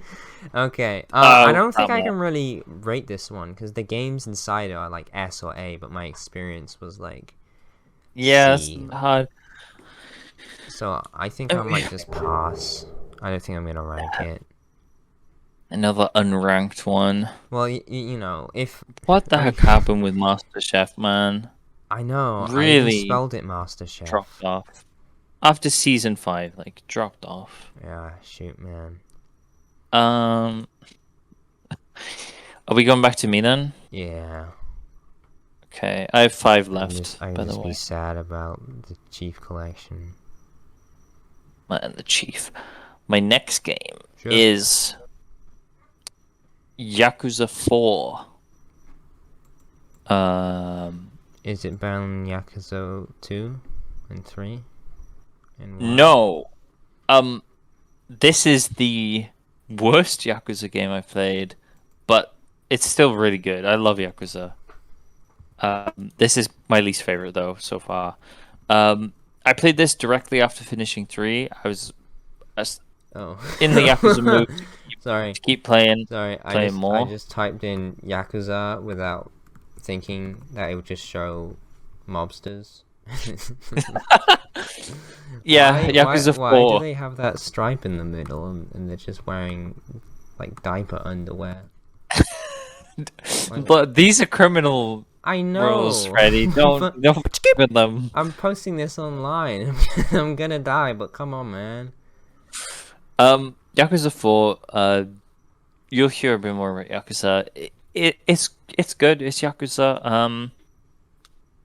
I think there's some really cool things to this game. There was more verticality to the world. You could kind of go up above buildings and go underneath in the sewers. That was a really nice thing to see. Because usually it's the same like area of the map, but it changes because the years progress. Because it goes through like chronologically throughout the games. The kind of world changes. Some areas get different shops, but some places stay the same. Some things get built up over time. But this one lets you like go on top of all the buildings and also go beneath in the sewers and the underground car parks, which is really cool. Also, this is the first game to let you play more than one character. You have 4. And they all kind of, their stories intersect in really cool ways. I thought Yakuza 0 had 2 characters. Yakuza 0 came out after 5. But chronologically. Chronologically, 0 comes before all of them, though. Right. Unless you count the Ishin ones. Don't know how that works. But, yeah, Yakuza 4 is more Yakuza. Its story is good. I like all of them. They're kind of all over the top and melodramatic, but to me they're perfect like how they are. You get introduced to more characters this time and you get like more invested into them. Like usually it's just Kiryu, and I love Kiryu so much. He's one of my favorite characters from anything. But you get some cool ones like Akiyama, who's this moneylender, but he kind of does this absurd money lending things where he'll give people massive loans with no interest, because he was like this homeless guy who ended up getting tons of money, and finding out about him and his mystery is really cool. And just each character is okay to like really good. There's the moneylender Akiyama. There's an ex kind of prisoner. God, I can't remember his name. I should remember. You got Kiryu in there, and you've also got Tanemura, who's a like young police officer, and all their stories interconnect. There's some cool fights. There's also some parts of the story that's really silly. And there's some plot twists which are funny and kind of work, but also are a bit controversial. It's good. It's Yakuza. It made it this high, and I'd give it an A, maybe a B. But I love Yakuza, so it's really hard to rank them for me. I think I might give it a B because it is the least like Yakuza for me so far. Yeah, that's Yakuza 4. I find the series strangely confusing. I don't know, like it's just 1, 2, 3, 4, but I've only really heard of 6 and 0.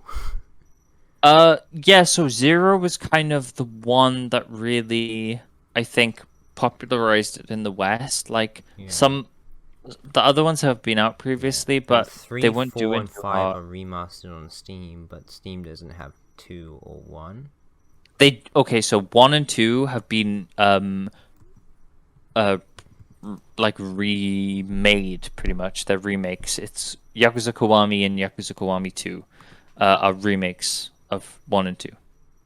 And they are like really nice looking. I guess it's debatable whether they're better or not, but I like them both. Okay. Yakuza Kiwami 2 looks really nice though. Okay. Like, ooh, so good. I like how the dev team that makes the Yakuza games also made Super Monkey Ball Banana Mania and the Hello Kitty DLC. That was pretty cool. Yes, the guy who Nagoshi, I think he's the director of both series.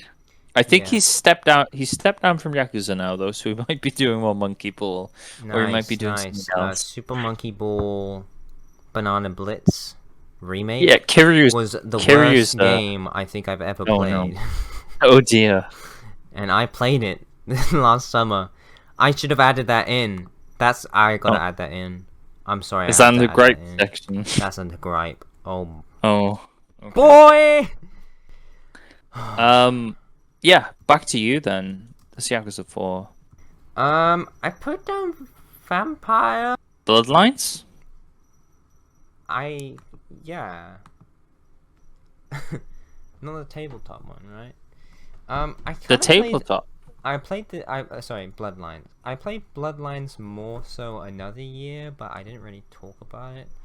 I still only played a bit of it. I really enjoyed the game, and I've had a lot of fun. I didn't play it too much this year, but I wanted to mention it, because I went back on it, and for some reason on my new PC, it's still Windows 10, but like I just had a bunch of glitches, like collision boxes for like events are visible for me. So like, do you have the patch? I didn't have the patch before, and I didn't have any trouble. I have the patch now, and without the patch, the game does not start. Yeah, it doesn't. It used to start for me, I'm pretty sure. With the patch, it starts, but like the beach area in Santa Monica, the stairs do not work. I'm glad I've done that area before. There are floating collision boxes in the sky. When I go to the Santa Monica beach, there's a loading screen when you go through the tunnel, okay?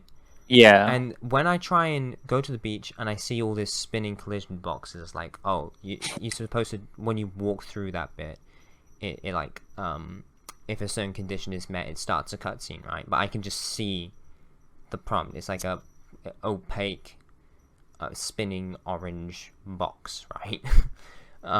And so when I see this awful mess and I try and leave, for some reason the tunnel is blocked off. So you walk down the tunnel, and when the loading screen happens, it loads a portion of the game where the hallway is blocked off, so I can't leave. So I have to reload an earlier save. So if you go to the Santa Monica beach, you can't go back.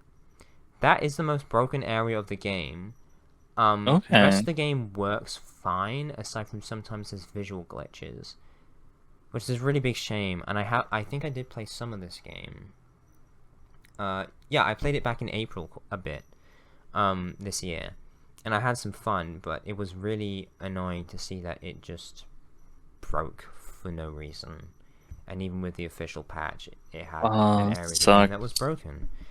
But I did have some fun. I got to the downtown section, and I did a few missions. The house with the infinite hallway was pretty cool.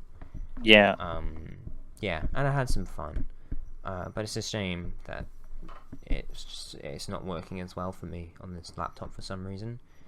And the remake is coming out. You mean the second game? Bloodlines 2. Oh, is it? I thought Except it's Except it's not coming out because the people who are working on it, Hardsuit Labs, got removed from the project, and it's in indefinite hiatus, despite two Bloodline games coming out since. No, they even made a Fortnite clone. They made a Battle Royale. That's now in alpha. Look bad. That's now in that's now in early access beta. It didn't even look bad. No, it doesn't even look too bad. And also there's another Vampire the Masquerade game coming out next year in like visual April. Novels that came out. Yeah, Coteries of New York and Coteries of something. I have one of them. I haven't played it yet. But yeah, there's a bunch of them coming out. But Bloodlines 2, the main one, is like messed up right now. That's sad. I didn't hear about that. Yeah. See, when I go away for like 3 months, I miss the gaming news, and I don't know that I missed it. So you missed E3. Yeah. Okay, we on to my next one? Yeah, that was just kind of a mention. That I don't know if I don't know if I'm gonna rank it. I guess I'd give Okay. it a. No, I won't rank it because I'm definitely gonna play it more like another year. Okay. I didn't play as many It's games, so I have a lot of more unranked ones than you. But it's good. I really like it. Okay. My next game is Slay the Spire. Uh, I've been playing this on Switch. I went to families in the summer, and I got really ill, and I got really, I just felt really bad and horrible, and I didn't want to like go out anywhere because I felt sick all the time, and I had a really bad headache. So instead, I bought Slay the Spire. It was on sale, and I have so much fun with this game. I think it's my favorite roguelite. This is the It's a other deck S. it's a deck building roguelite. And I love card games, so this kind of fits. And initially, I wasn't like sold on the art style and like how it was, and I was like, I'll give it a go. And I'm so glad I did because it's so much fun. Um, the general idea is you have to climb this tower or the spire, and I guess kill the heart at the top of it. Um, and it took me a very long time. I've put like 45 hours into it now. And there are four characters to play. There's the Ironclad, the Silent, the Defect, and the Watcher. The Watcher's kind of a newish one, came out in the last like 2 years or so. The other three are the kind of main three. And I think I've played enough with the main three. Like I've done good with them all. I've beaten the game, quote unquote, with them all. Um, but each one of them has like their own set of cards, and because they're kind of randomized, and you go up the tower and do random events and get random cards and get random relics, each time can be really different, and you can get like really good synergies going or like really good decks going. Um, Sometimes it can be based on like blocking if you're the Ironclad, or exhausting your cards, which is when the cards kind of disappear forever, or just based on like massive damage. The Silent kind of does more poison based ones, or just using tons of cards in like one turn. The Defect has these orbs, which are this other kind of passive ability thing. The Watcher, I'm not sure what they do because I've only played them like twice. Um, the first time I beat this game was on a train, and I got to the heart, and I killed the heart, but it says like you deal this amount of damage to the heart. You black out, and you feel like you need to do more or something. And what you have to do is you have to beat the heart with all three of the main three, and then you can finally proceed to like the fourth level of the spire. And I did this a few weeks ago. I finished like the final boss with one of them. I think the Defect, and it was so satisfying. Like I just had this good deck and all these good artifacts, and I was like, wow, I did this. Um, if you like cards, if you like roguelites, I think this is going to be a really fun game, and it's just so replayable, and it's so addictive, and it's so much fun to me.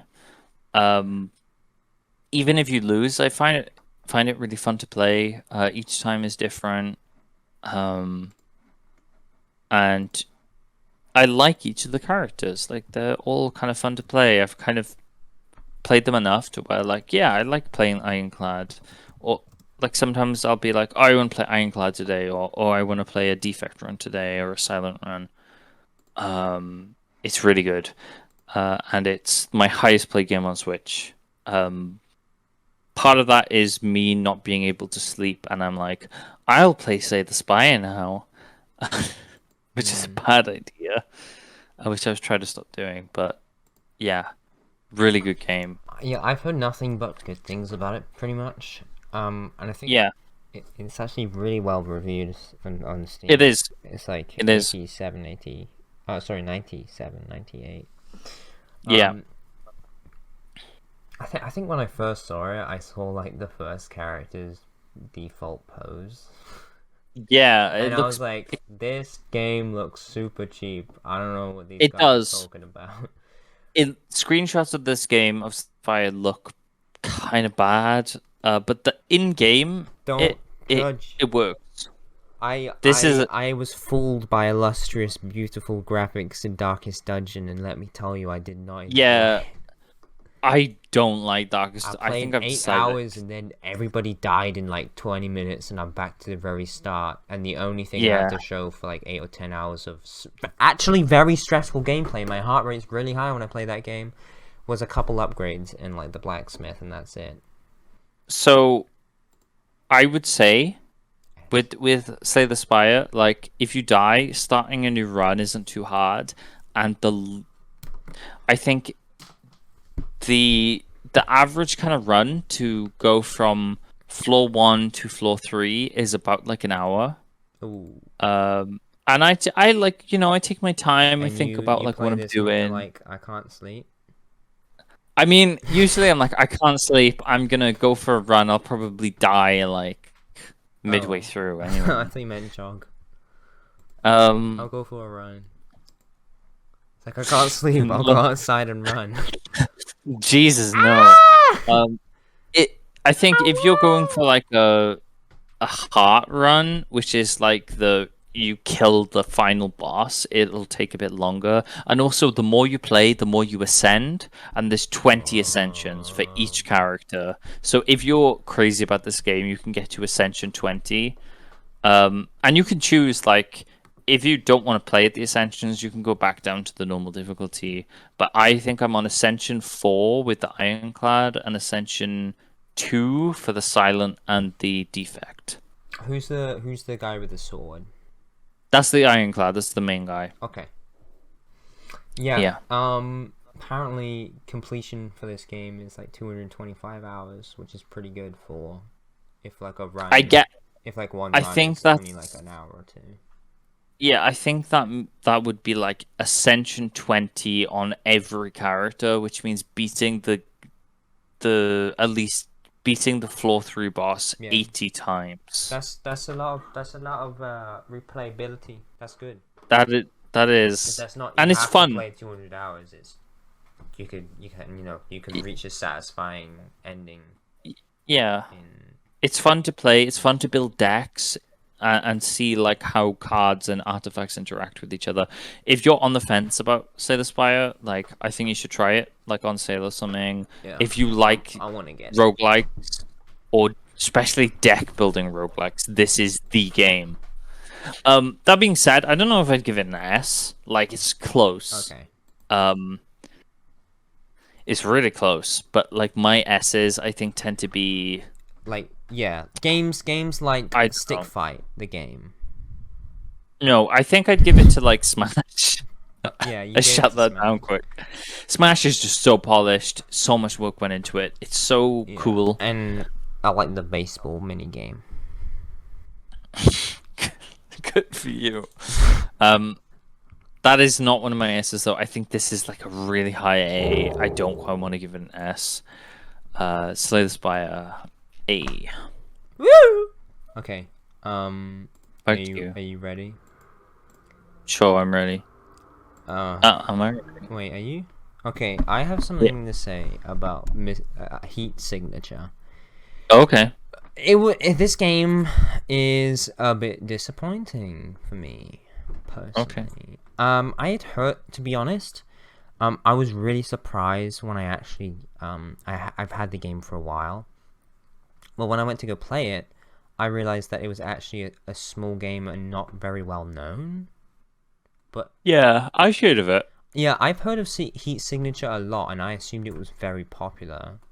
And I know it had a lot of people. It seems to have a pretty good reputation, but not like super duper duper duper high praise. You know, like, oh yeah, it's a good game, try it out. You know.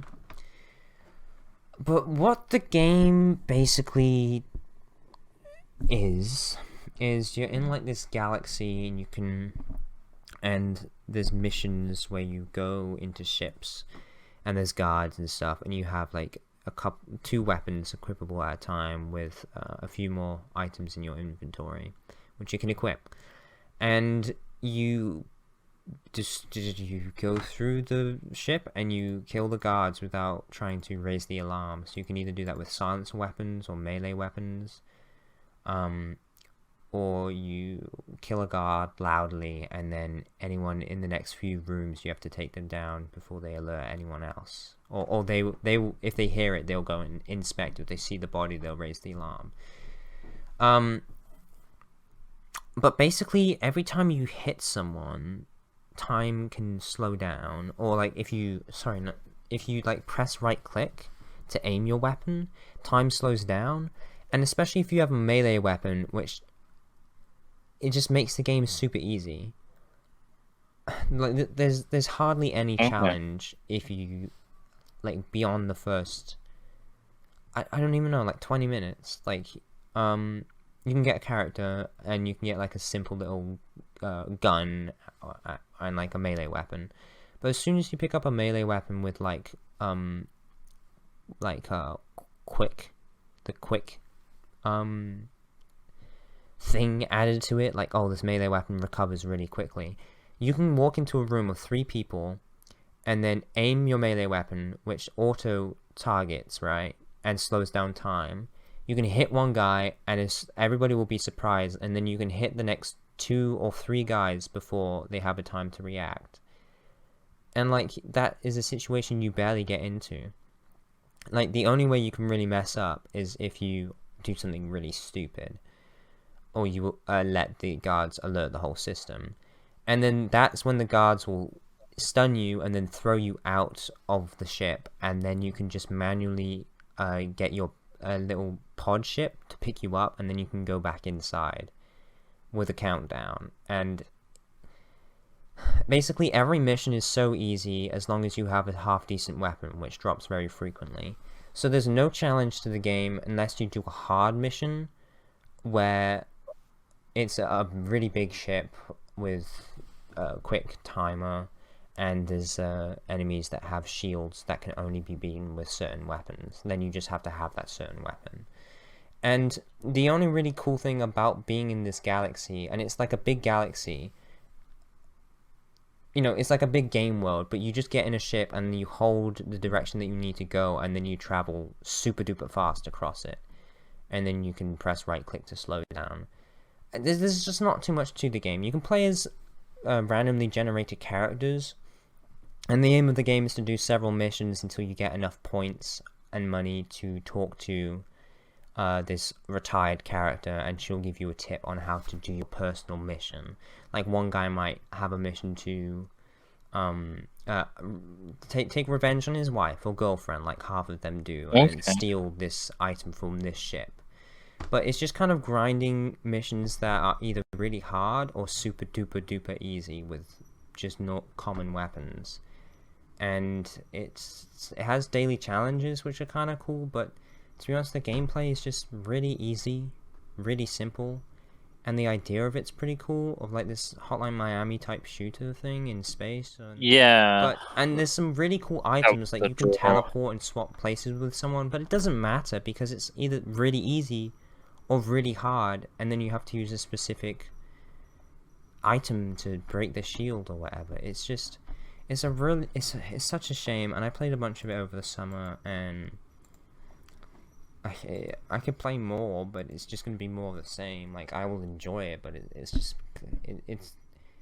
like the very minimal interesting that would keep me playing it for a long time, but it's just a waste of time, which is sad because I really wanted to enjoy it. I don't know how much time I spent on it because I played it offline in the summer. But I think I probably put in maybe 12 hours. If I don't know, it feels like a lot more than it actually probably was. But I wish this game was better. But it's like a C. It's like a maybe even a lower C. It was kind of disappointing. Heat signature. Yeah, it's a shame. It's a shame. I'm sure some people would enjoy it.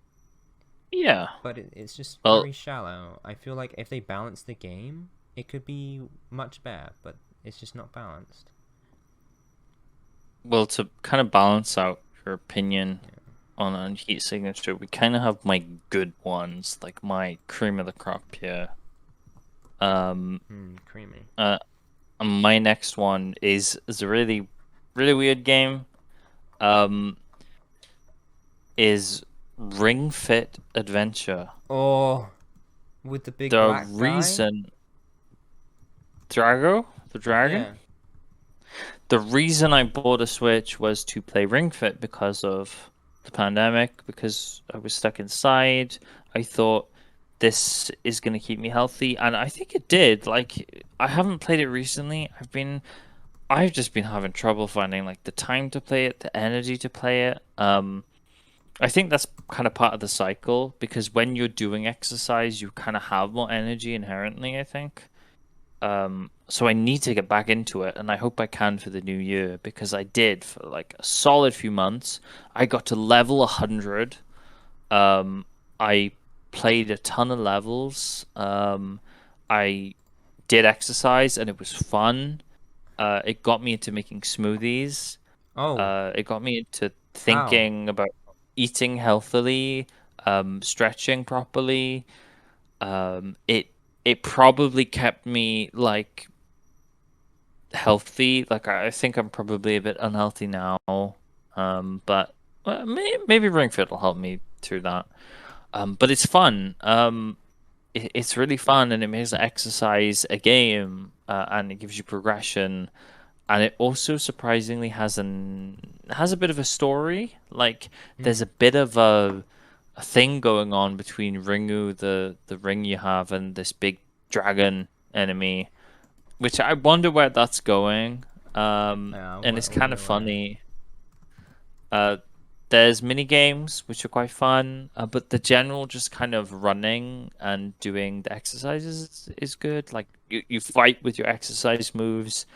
I spent a lot of time just doing the running because I like just running and seeing my character run. Mm, It it's almost like VR, but without a VR headset because your character it's like runs with you. AR. You have like you only have a strap on your leg and like the ring, and you see your character like run. It's so cool, and it's a really fun game, and it's got good music. It looks nice, and it gives you like benefits beyond like physical ones, which no other game can give you. Like, not even Wii Fit can, I think, give you the same like fitness, and like evaluate your fitness level and kind of it can be tweaked so you can be like work on your abdominal muscles or your arms or your legs, or just a more core workout, or you can make it so it's focused around yoga. There's also a whole suite of like mini games and like quick play options which I've never played because I've exclusively done like the campaign. And the campaign has like a story, and you'd expect it to be super bare bones, but it's actually some of the things that happen are like kind of interesting, and it kind of subverts your expectations. And it's like, oh, this happened. It's nice. It's like an exercise game that's fun. If you have a Switch, um, if you don't have a Switch, if you have trouble exercising, um, and you have no idea like what to do, if you are like socially anxious and you don't want to go to a gym and you have a bit of room, you don't need tons of room, you need a bit of room. Like you need enough room to lie down comfortably, I'd say, and enough room to kind of lift your hands over your head with a ring.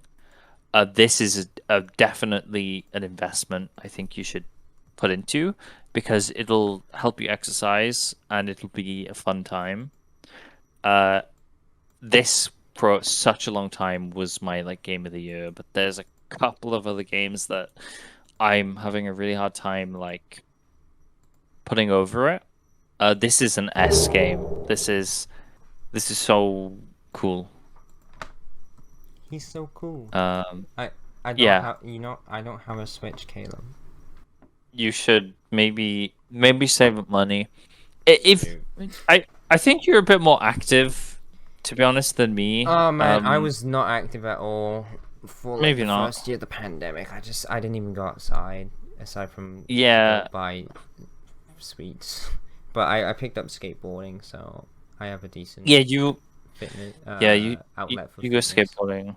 You go out Yeah. and go work. I kind of just draw all day, so I do pizza work, which is decent Mm. physical activity. I need Don't- to pick this don't back make me. up because I'm getting unfit. Don't worry. I'll next year aim for level 200. Yeah, I'll get back into it. you get it, boy. Okay, Yeah, so that's. I did leave a couple big. I got 2 boys. left. Yeah, I got 2 left too. I left a couple of my favorite ones for the end also. Okay. We're finally getting there, Caleb. It's been hours. Yep. You don't Star know what time Wars Knights of the Old Republic. Ooh, KOTOR. Baby! Have not finished it. I played quite a lot of it offline in the summer. But man, I was loving it. I was even doing the Manan. I was doing Manan, the water world, which had one of the underwater mission in Manan with the kind of diver suit is probably the worst part of the game I've played so far, but I still enjoyed that planet a lot with like the trials. It's really interesting. It basically, Manan is this water world where there's only one city you can visit because the rest of it's like this underwater fish people kind of thing, but there's this one trade city. And the whole point of it is that they have this I forgot what it's called now because it's been a little while, but they have like this mineral or whatever that is this incredible healer, but they're the only planet that remains neutral. It's on the tip of my tongue, but basically they're not like the Republic or the Sith. They're neither, and they want to stay neutral. But there's like a kind of a internal fight with the Sith and the Republic trying to get their favor, and stuff. And there's like a murder mystery thing where as a Jedi you have to act as like the lawyer basically, and try and figure out the case, lawyer detective, and then present it in court, and defend someone or accuse someone. You have to break into a base on Manan. Where they've taken some of. Actually, I don't want to spoil that bit. But yeah, there's some great twists. You can so clearly see how things would be completely different if you were a Sith instead of like a Jedi, or you pick the other option. There's some really cool missions and stuff, and the aliens just sound so cool on Manan. I wish I could remember the names of everything, but it's been a few months.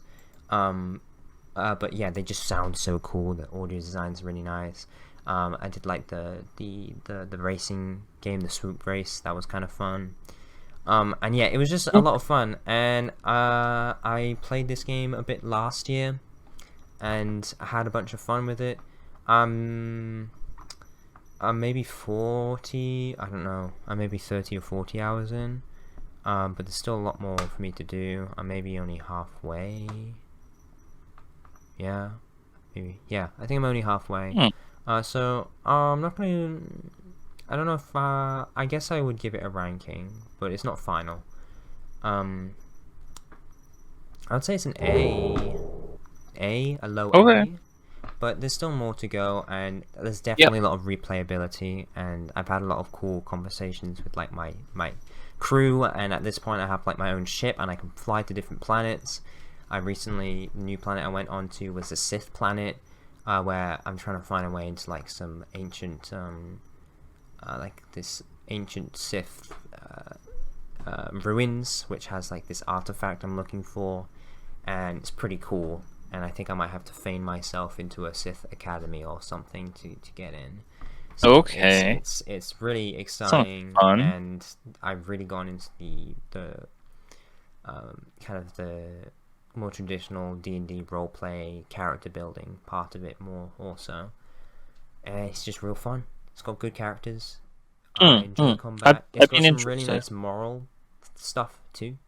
Classic Okay. BioWare. So I'm really enjoying it, and I'm gonna give it A for now. Okay. I've been interested in KOTOR. I think I like Star Wars when it's like bounty hunters and stuff, so I'm a bit worried it might be too Yeah, Jedi-ish, the but only I didn't want to play as a Jedi, but there is a bit where yeah. they force you to be one, which is a bit annoying. But Oh you man. can be a Jedi and you don't have to use the lightsabers, although they are really good. I kind of gave in, but you can still. I was going to be like a bounty hunter, pistol wielding guy, and there is a bit that supports that at the start. Like you can go to like a pistol quick draw competition kind of thing.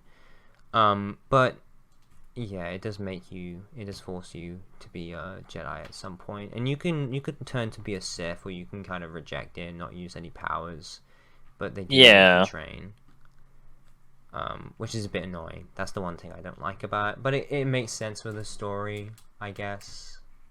Yeah. Mostly. But aside from that, it's just really good. It's just good. Classic. It's a classic, It's yeah. classic, baby. So back to Classic. you. So KOTOR, A. We're getting close. So we're at another Yakuza game. This time Yakuza 3. I played some of it, the start of it last year. And I played the majority of it this year. And story-wise, this is my favorite Yakuza game. Oh shoot. Yakuza 0 has an amazing story, and overall, I think it is the best Yakuza game. Yakuza 3's story for me is my favorite. It's so interesting, and I had such an interesting experience, very emotional experience, and there's a lot to it.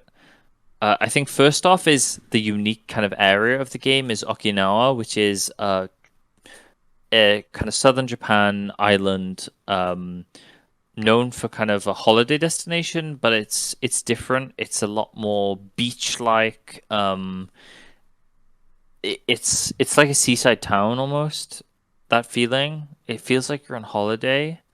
And this game to me was so relaxing, and you can you can go to the beach and you can hear the waves and you can feel the sun and you can go into town. And I remember so many of the side quests. There's one where you have like this massive ice cream and you got to take it to someone else across the street and avoid everyone. You got to chase dogs around in like this beach town. There's one where some casually just comes out of nowhere. Some like child kidnappers like appear. Like no, As they do. it just happens. It just happens, Just these man. there's like tourists teaching you English. There's lots of wholesome vibes overall, minus the kidnappers.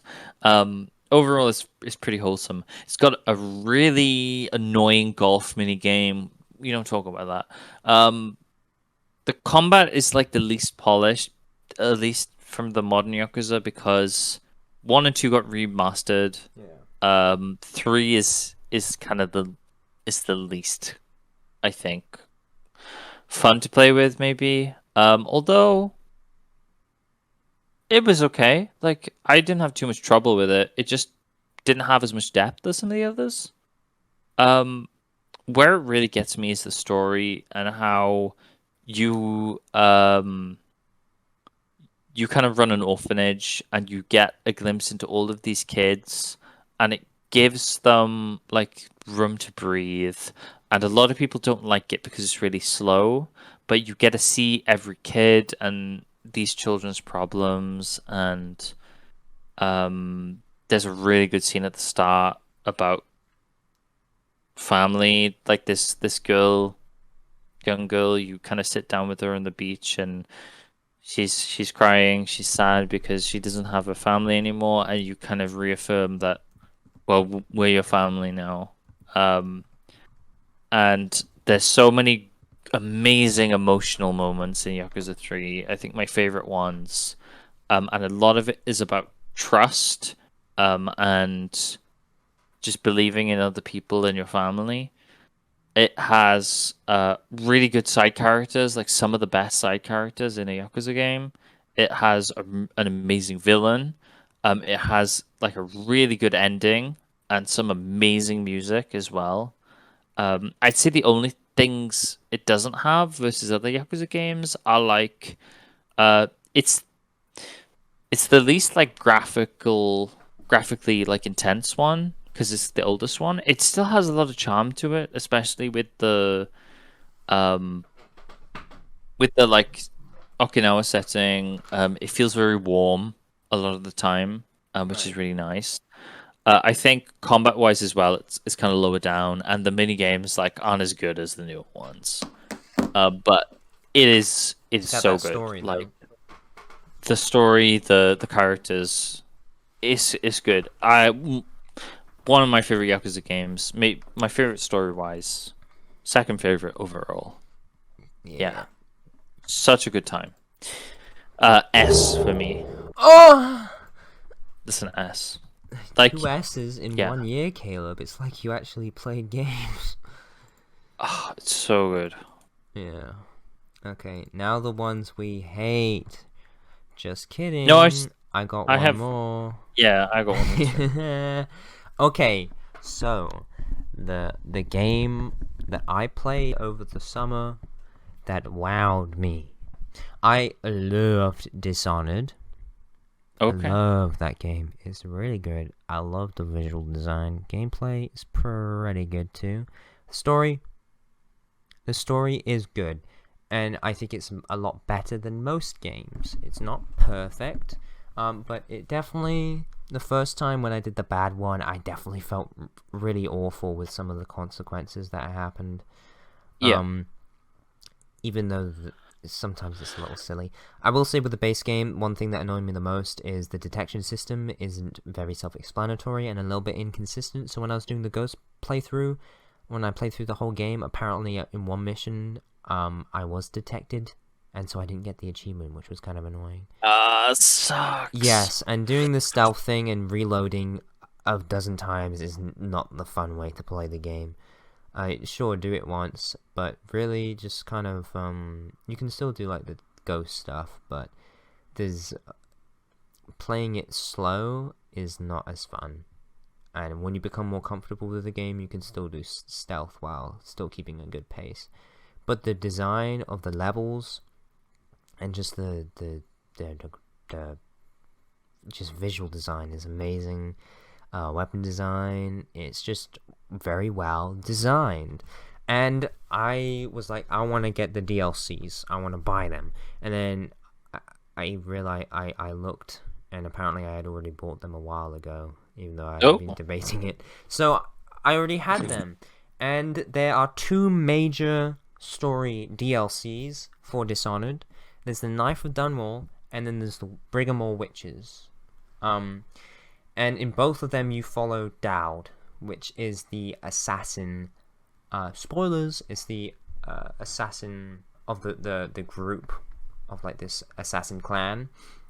And they're the guys who killed the Empress under your orders of the bad new guy, the bad guy who's the new Emperor guy. Yeah. And you play Dowd, who is the leader and has the powers from the outsider, which Corvo has in the main game, but your powers are slightly different. Yeah, you don't have as many as Corvo, and the major difference is that your blink freezes time when you do it. Which is pretty cool. So you can, like, when you do your blink, you stop and then you can look around and you can be more agile and you can make more of a decision rather than just try and zip away, you know, and that's kind of cool and helpful. He does lack some abilities like the wind blast and like the rats, but he does have this ability where he can summon one of his apprentice assassins to help fight alongside you, and that's pretty cool. Yeah. And he also has more whalestone charms. There's different abilities, and some of them are really interesting. Stuff that keeps you like more to the waters, like you get health replenishment while underwater. Played this during the summer, so it's not all fresh in my mind. But yeah, the first DLC as Dowd was really cool.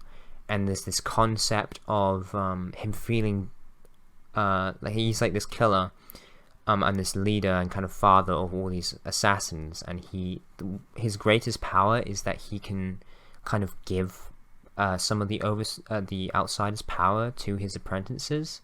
So his apprentices, I can't say that word very well, his students can like teleport around and away and stuff.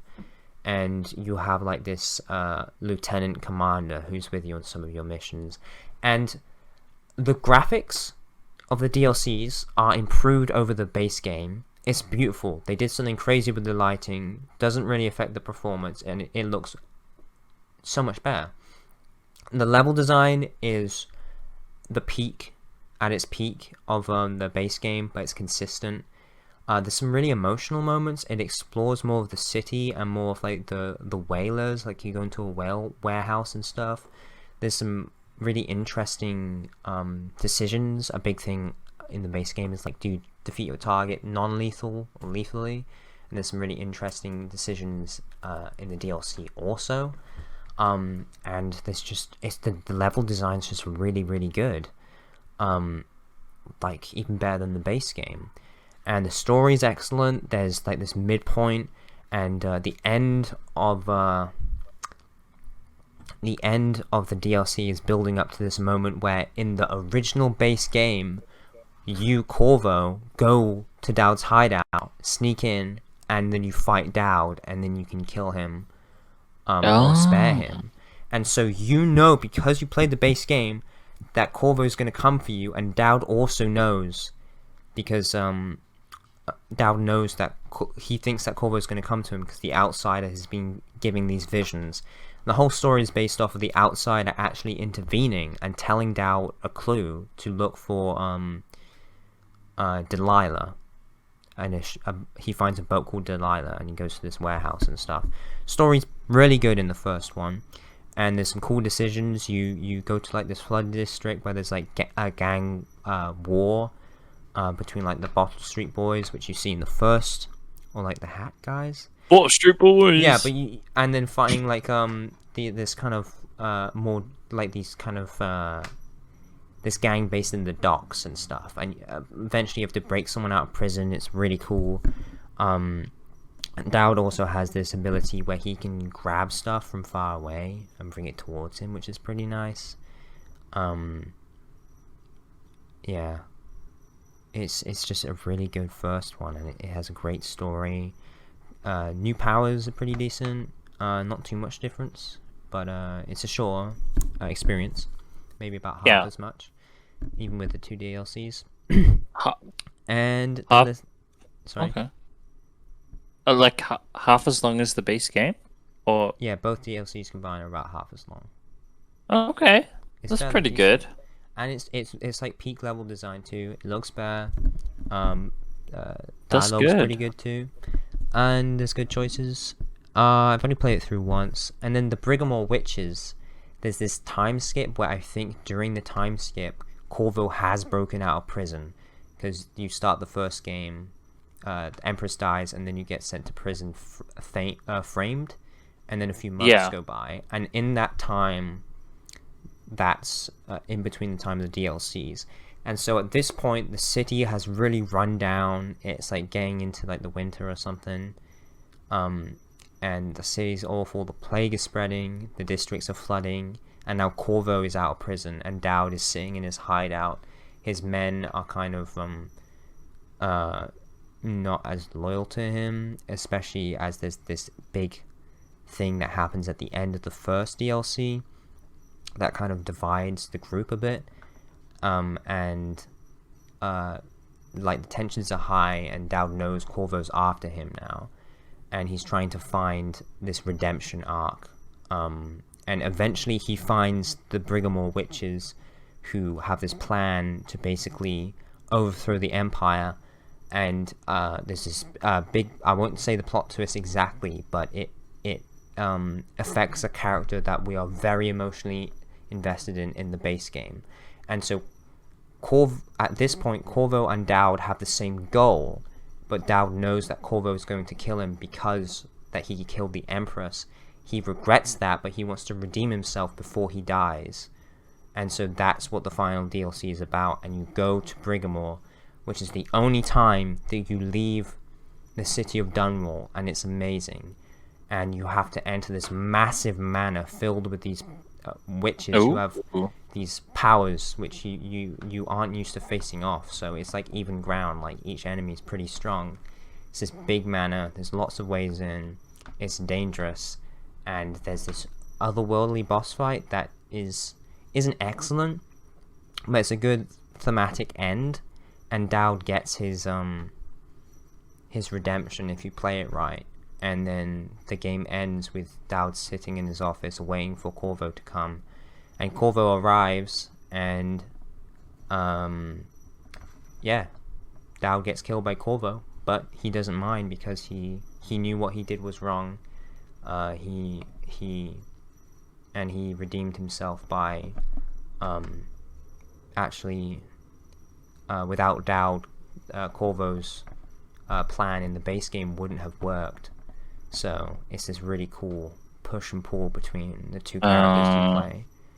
Because in the sounds really cool. It's really cool because in the base game, you as Corvo hunt down Dowd to try and get revenge and stuff. You can kill him if you want, but it's really cool seeing everything through Dowd's eyes, and he's a really interesting character. And he has a lot of flexibility with his morals, because you can play Dowd as if he's just being pushed around by the outsider, and he's doing this last thing because if he doesn't, the world will basically crumble. Or you can play it as he is a changed person. He really regrets what he's done, and he doesn't mind dying as a bad person, viewed upon as a bad person, as long as he can do that last thing to help Corvo. And it's really cool. Yeah. And I want to replay it because it has a replay value too, and it's just good. And I think I don't know about giving it an S, because I guess it did blow me away in some ways because it was really good. I think the second part isn't quite as good as the first part, but it wraps up the narrative, and that's important. And it was way better. It was way better than most games on this list, so I think I will give it the S, but I think Rome Total War beats it in some ways. So I'm going to give it the S.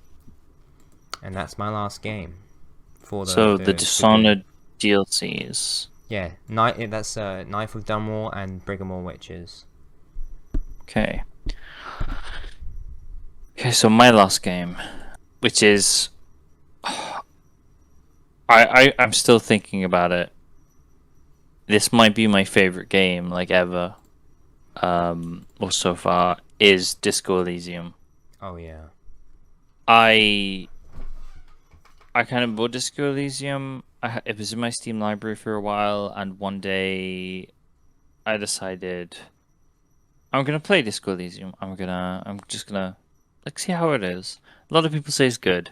A bit hesitant because I've played isometric games before, like Fallout, which I was so hyped for and disappointed me. But I didn't quite know what I was in for with Disco Elysium. And I played it, and it was such an amazing time. Like, this this is a game that blew me away in like every single aspect. Visually, like it maybe screenshots might not convey it, but it is it is amazing, like how it looks, how the world looks. You can see all these little details. The UI is amazing. Um, the character models are really nice, even though they're really tiny. The portraits, like the actual art on the portraits, is stunning. Like just the way the artist who did the portraits uses color and composition is amazing. And then you have the sound, and the music is just breathtaking and takes you to another place. It's all appropriate, very atmospheric, and the sounds factor into that too. And it all adds up into this like world, which is it might feel like our world, it might feel like this vaguely European place, but it's this fictional world and it's built up in such a real way that it feels like a real place. And I've seen like reviews of people um who thought it was real or who still think it's a real place, because it's really convincing. And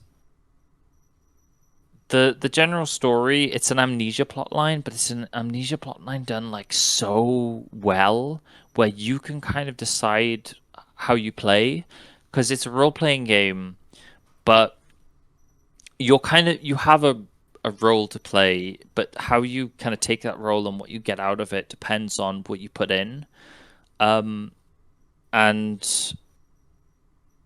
yeah, you can kind of decide like what your character is going to be like, what version of that character you're going to play.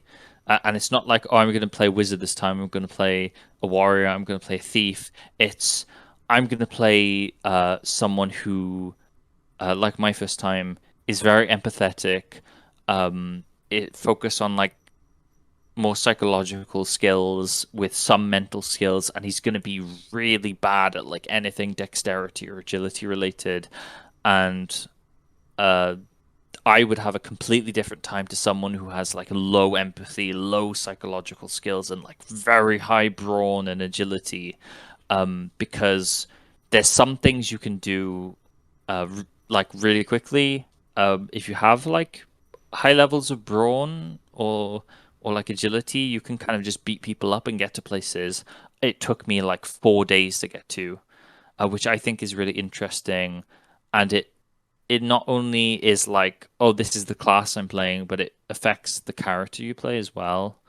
Um, and it changes how you play, and each of your kind of skills kind of narrates in your head as well. Um, and there's so much different things that can happen. Like it's insane. And it's all built in like a D&D system as well. So all your actions are narrated. After the final cut, like most of the game is narrated like fully, so you don't have to read anything. You have amazing voice actors, like the best voice actors I've ever heard, That which always really helps helps. so much. It really helps, and these voices are amazing. Like a lot of different like European voices, and the main voice for the narration is really good. Um, but yeah, it really helps, and because it's this D&D system, this is the closest I've had to a game feeling like Dungeons and Dragons, which is what I've always wanted. But it's like this world I have no idea of, and it did it so well. It fully immersed me. And with the D&D stuff, what I wanted to talk about is the idea of dice rolls and the idea of failing. And in most games, I would always like, oh, I failed this check. I'm gonna save scum. I'm gonna go back and redo my save. You But in Fallout this, 3 playing. I feel like this game really, if you Makes you fail, roll with the it's punches. usually you roll with the punches. It's kind of funny and it makes sense. and this game is kind of about failing, and so much of this game paints you as a failure, and you're someone who you can lean into being an alcoholic and someone who has kind of lost their life, and you can kind of super go into that and kind of end the game being really sad, or maybe you can have an arc where you kind of come back from that and you become a different person. But I think it talks about failure and kind of leaning into failure and accepting your failures, but kind of living despite that. And it filled me with like hope in a really weird way. Like, even if you're like so hungover and you're puking everywhere and you're in really bad shape and you could die from like alcohol poisoning, you can still like see these beautiful mundane things or these funny things that happen in conversations and like smile and laugh. Yeah. And this was this game to me, and there's so much to this game. I could talk about it for hours. But I had so much fun throughout this whole game. There was maybe one part where I got frustrated, and I was like, "Oh, I sold this thing I shouldn't have sold. I've lost, like, I can't do this quest now." But then I found I sold something completely like inconsequential later on. I'm like, "Oh, that didn't mean anything." So that point to me is pretty much mute. Like, nothing in this game frustrated me. I was never really bored. I was like always like listening so attentively to the text. It was only towards like my last couple of sessions where I was reading through the dialogue a bit faster, which is really rare for me. And I finished the game like so engrossed and full of emotions, and I cried so much, and it was such a surprise to see the end, and it was made me so happy and like wowed, and I was like, this is amazing. This game on every level to me is like perfect. Like, you couldn't do more to this game to make it better. Like, for what it is perfect in every aspect. Like, how it looks, how it feels, how it sounds, the gameplay, the kind of systems within, all the characters are perfect for this game. And it just does so much, and it comments on so much as well, like political stuff. It does really well. And I'm very apolitical, and you can approach it from an apolitical way. And it's really interesting. But yeah, it just goes over so much stuff, and I really want to replay this game more, and just experience it again. And I love looking into what other people think of the game as well, because of how different it can be. And it's an experience, and I really want to see what the people Zaum Caum make next, because this feels like something new and amazing, and a step in an interesting direction for games. And that's an S. Like, Yeah, that's double S? Double S? that would be a double S. Like, if it exists, this is Sadly not. this is questioned. Like, is Fallout New Vegas, Persona 4, and like Silent Hill 2 my favorite game? And I'm getting to the point where I'm like, this is my favorite game. Cool. And it's been a few months since I finished this now, and it's like, yeah, this is the best game I've played, which is really good. And you gotta be nice to Kim, right? Oh, you gotta be nice to Kim. Kim is lovely. You gotta be nice to Kim. Although I have the achievement for being mean to Kim, because I let my friend play, and I like. Oh yeah. I let them play on my account, and they were so mean to Kim, and I was like, No. "What are you doing? Don't be mean to Kim." Oh man. Yeah, so that's my games and your games. You play that on Steam, right? Yeah, that's on Steam. Think it's on Switch now as well. It's on new generation consoles. It's on PS5. Yeah, I think Final Cut version with all the voice dialogue, 100% worth it. Also constantly on sale. They put it on sale all the time. I think it might be on sale now. Let me check. If it's not on sale now, it's going to be on sale in a couple days for the winter sale. It's not on sale right now. It was on sale a few days ago though. But yeah, it goes down to like 50% now as well, which is amazing because I've gotten like 50 hours out of this, 50, 60 hours out of this game, and I could definitely get more. And I want to play more. But yeah. Sweet. I'm done if you want to move on. Gripes. So you got more gripes than me. So do you want to start? Yeah, I think I have 5.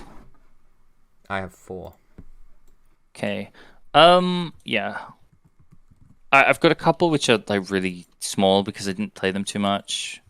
And I have a kind of funny one, and then I have 2 kind of, I'd say, major gripes. So should I go? Should I just do one and then you do one, and I kind of start and finish, or should I just get like 2 done now? You can do it more loose if you want. Okay. Just whatever you feel like. Risk of Rain 2.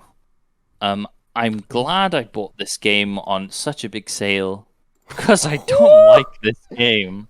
This game sucks. Honestly, every time I hear about it, I'm like, oh, what is that game? And whenever I look at it at Steam, I'm like, that looks really weird. Yeah, it looked kind of cool, and it's meant to be a roguelite. Part of this, I think, is it doesn't control well on the Switch. It doesn't feel good. But I think also just the game design. So it's a roguelite, and it's like a 3D shooter roguelite. But enemies keep spawning, and it's like you need to go to somewhere. But these enemies like keep spawning and spawning, and they keep pushing you, so you have no time. It kind of pushes you to rush, but it never explained like what I was meant to do. And I'm like, shouldn't I be getting like more gear? And when I finally figured out like, oh, I need to go to like the like pillar or something to call for my ship or whatever, it spawned like a boss that insta-killed me. And it was like, I tried to play this game and it was just so bad. I really don't like this game. It sucks. Yeah, I just looked at some gameplay, and I must have been getting confused with another game, but I thought Risk of Rain 2 was a completely different thing. Okay. Apparently, I think it's better multiplayer, but also in multiplayer, it's annoying because only like one person can pick up like an item, so one person can like hoard all the upgrades. I don't know.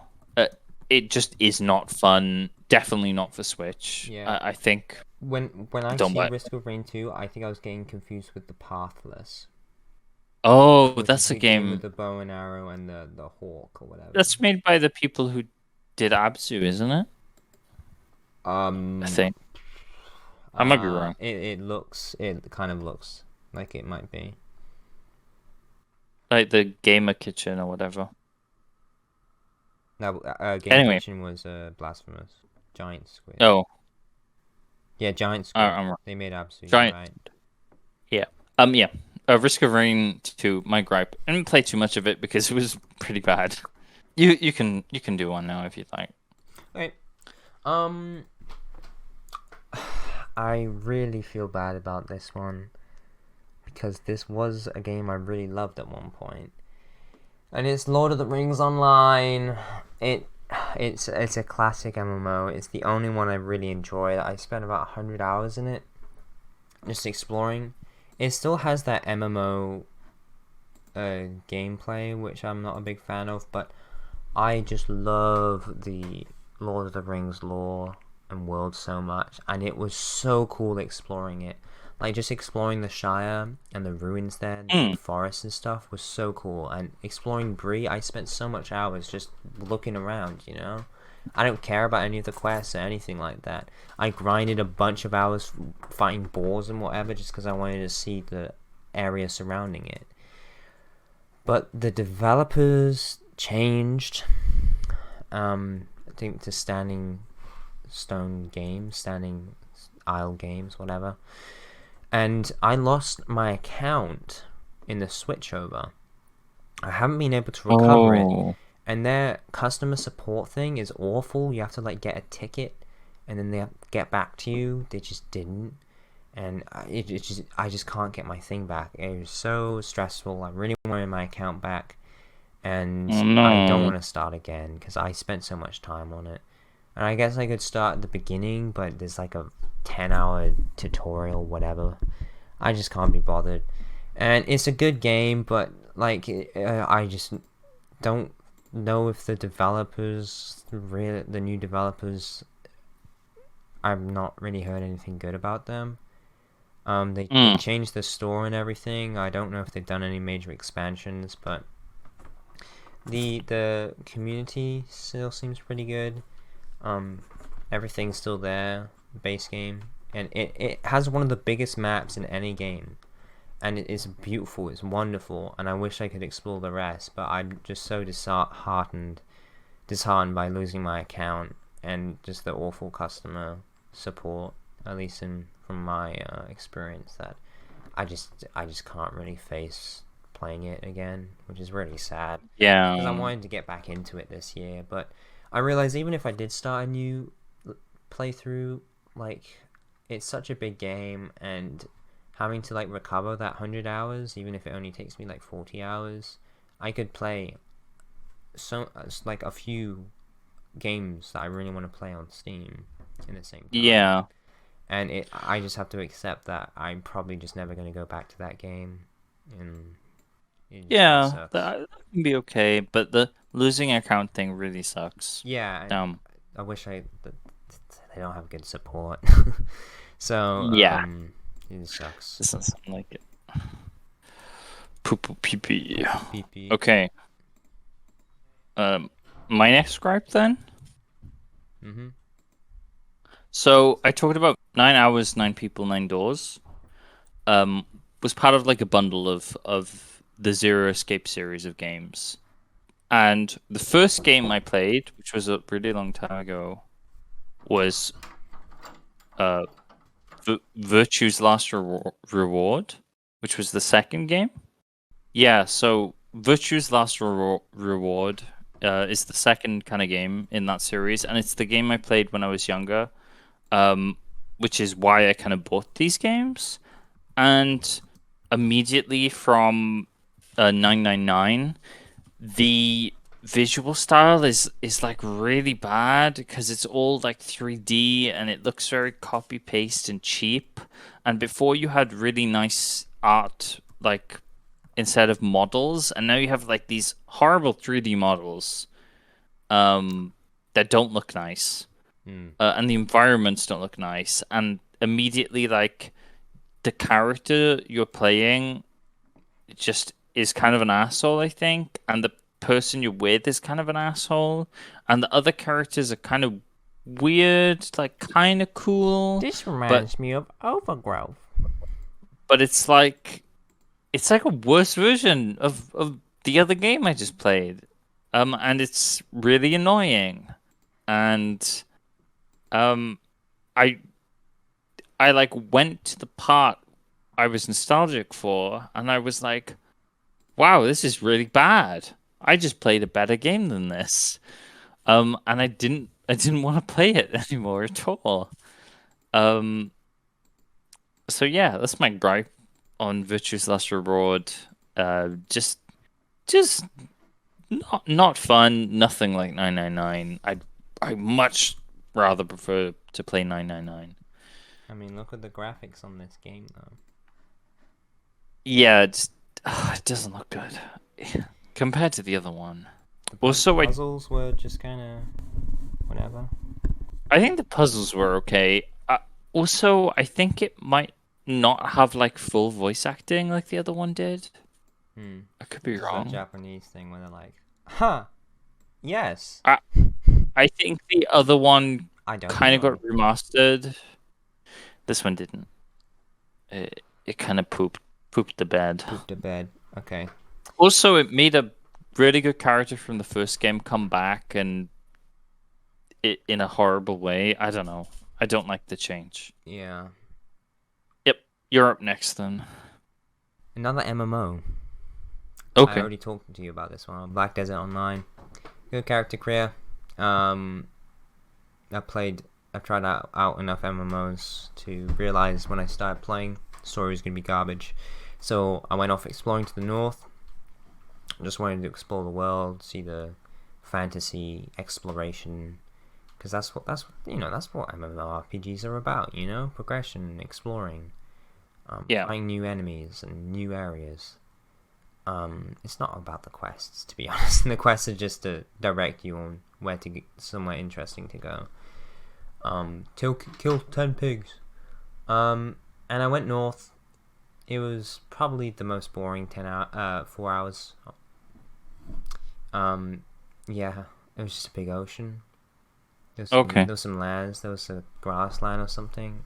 There's a couple interesting stuff on the islands, but it was just very boring. I know it was unintended for me to go there, but like, come on, if your world isn't even interesting to explore, if it doesn't captivate me, like you gotta make a good impression for like an MMORPG, because you're asking for like a big time investment. That's like one of the biggest time investment games that are, and it just didn't interest me. And like I said, I was on call with a couple friends, and they just seemed to be grinding easy enemies and battles just so they could do something together. Like, they couldn't do it before unless they did arbitrary whatever and get to whatever level.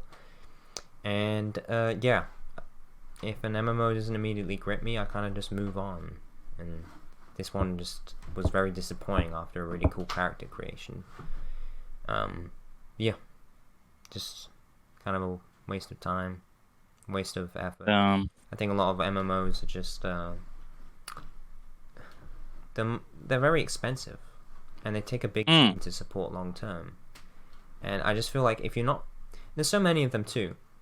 And like, if somebody is into an MMO, they're not going to be into multiple MMOs at once. Like, if you make an MMO, you actually have to grab people's attention, and you have to bring something new and cool to the table, and you have to captivate people. You have to have a good start, and you have to hold on to people in the long term, because it's a competitive market, and there's, a lot, people can play several shooter games a year, but like, people don't swap between MMOs very frequently. So no, it's like a you big kind of have your investment, MMO. Black Desert Online just seems like a bit of a generic waste, and I was very unimpressed. And I tried to interact with other players, and community didn't seem very good, which is awful in an MMO. I tried to jump on a ship, and I just lagged off of it. Oh. It was not good. The currency seems to be weird. I tried the fishing game. It was... Come on, man. If you fail at a fishing minigame, like, what else can you do? You can't fail at a fishing minigame. Come on, man. I love fishing minigames. Yeah, I think it was just... I think something so much better could have came from the effort and money spent into it. And, maybe I didn't give it the right chance, but it didn't give me a reason to give it a chance. Yeah. Damn. Okay, my next gripe. Turnip Boy commits tax evasion. Oh, is that like Mr. Krabs does ketamine?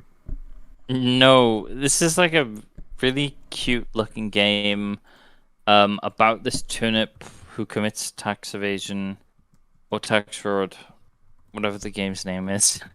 Tax evasion. And it looks really nice, but it's basically a bunch of fetch quests, and a lot of the quote unquote humor is references. Like there's a JoJo reference into it, and I love JoJo. I one of my favorite manga series. I love the anime. And it's just cringy. It's like, this isn't funny. This is just you referencing something. I mean, if it has And commits tax fraud in the title. yeah, and it's kind of over the top and silly, and I think some people would like, quirky people would like, or children. But my biggest gripe with this is I 100%ed this game. I did everything I could at the time, at least. I have this on Switch. Um, it took me like 2 hours, I think, and it cost me like £13 or something. Whoa.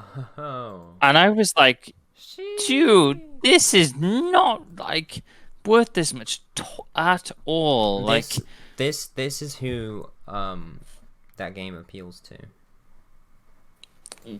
yeah, Yoshi, fat Yoshi, Yoshi committed is what it tax appeals fraud. to. This is But just they not worth didn't this. This game is catch worth like a couple pounds. It is not worth like how much it is at all. Um, I had like a couple laughs out of it. That's all. The gameplay doesn't really innovate itself enough for it to be interesting. It just kind of goes on. There's a couple bits which are like, oh, this is kind of interesting. They're like hints that the world was nuked or whatever, and other vegetable people. It's basically Adventure Time, whatever. And yeah, I've kind of finished it and was like, oh, I'm done. Original Like, work. I paid too much for this game. Only buy this game if it's like on super sale. I don't recommend.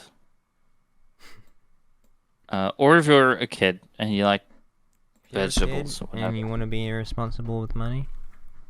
Yeah, I mean, kids shouldn't really.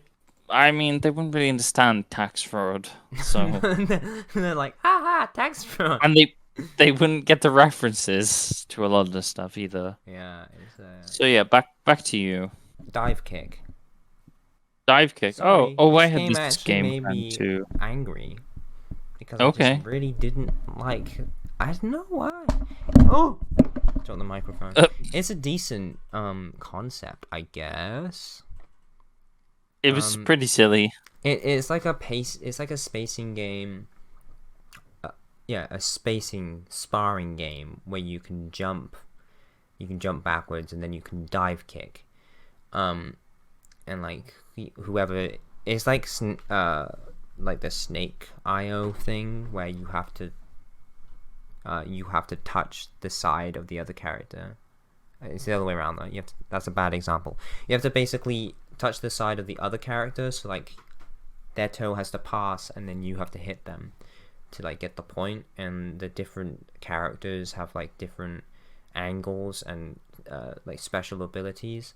The special abilities just don't really make much sense. They can be distracting to the gameplay. They're not really interesting. The characters are very unbalanced. They try to be kind of goofy, and it is kind of weird how some of the characters pose and the noises they make, but like it just kind of it's not nothing interesting. It's just kind of, I don't know, it's just not an interesting type of odd. I played with you. I Yeah. don't think I really have an opinion. It just didn't captivate anything. It seemed like it was parodying stuff, but it was just as boring as the things it was parodying, if not worse. I'm not a big fan of spacing fighting games, but this was definitely very different from anything else, so it's not like I had any biases in that respect, and I do like some spacing games. And by spacing fighting games, I mean like the shuffling ones, not ones like Smash Bros or Ninja Storm. Ones like I guess kind of maybe Mortal Kombat, like what's the one that you like? The one with Yoda and Geralt in it. What is it called? Soul Hearts. Calibur. Soul Calibur. Yeah. I'm not a big fan of those types of games, just that genre. Oh, I like Soul Cal. I know you do. But yeah, I just didn't like it, and it just didn't look good. The sound was, it just seemed like it was thrown together under the guise of a parody, for the excuse of it's just poor quality. And I guess you could do something interesting with it, but I don't know, it just kind of didn't really work. You know what? You can dive kick in Nidhogg. and it's just Yeah. as entertaining. And there's also other combat in that game, and it looks good, even though the graphics are more simple. And it's just not. I just don't like it, and it's not because it's a bad, low effort parody. It's just not good. It just doesn't work. It's not interesting. It just doesn't do anything for me at all. And like I said, Nidhogg infinitely better. Okay. Next game for me is a game that came out this year. Came out September, I think. So this is Inscription. This is a game a lot of people might still want to play. And I don't know if you want to play it even. You might be interested. Because it's a card-based roguelike. You like those? I like those. I like this game. Kind of. Big asterisk. But it has a Donald Trump reference in it, and I can't stand the man. No. So talking about this game is really hard because you can't really I can't really explain what's wrong with this game without spoiling it. Okay, spoiler I guess warning. the minor spoiler is what you see on the Steam page of this game and what the game kind of has marketed itself to be isn't the full game. The guy who made this game as well, I think Daniel Mullins, he's known for weird experimental games which do strange things.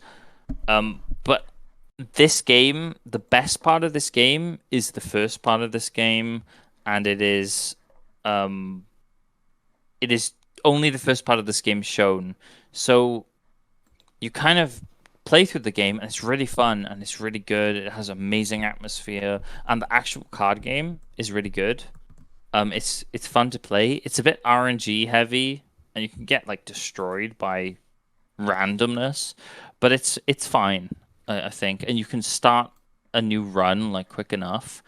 But the rest of the game, to me, is some parts of it are interesting. They're different, and I'm fine with that. But it got to a part later on where it was so boring, and it was basically the same thing as the game at the start, the good part, but worse. It's a worse version of the game, and it's why am I playing this? I tried to play it again and again, and it was so boring. I could not finish this game, which is a shame because there's some really cool stuff at the end. And I'm not sure if you can just select the first part of the game. I think you might need to beat the game to kind of go back to a selection screen. I could be wrong though. But the first part of the game is so widely said to be people's favorites, and there's a mod that came out recently which just expands on the first part of the game. I think it's an official mod. And I just think it goes to show, to me, it's kind of weird because it feels like false advertising a bit. It feels kind of dirty. That you kind of play the game and it goes over the Steam kind of playtime. You'd probably spend at least 3 hours trying to beat the first part of the game, and then you might find out the rest of the game is horrible and you don't want to play it, or it's really boring and you can't refund it, and you're like, oh, and it left a massive sour taste in my mouth from an otherwise really interesting game, and it's 100% trying to say something by doing this, but the game is so boring. Once you reach the part I got to, that I don't care what it's trying to say because it's bad. Playing the demo right now.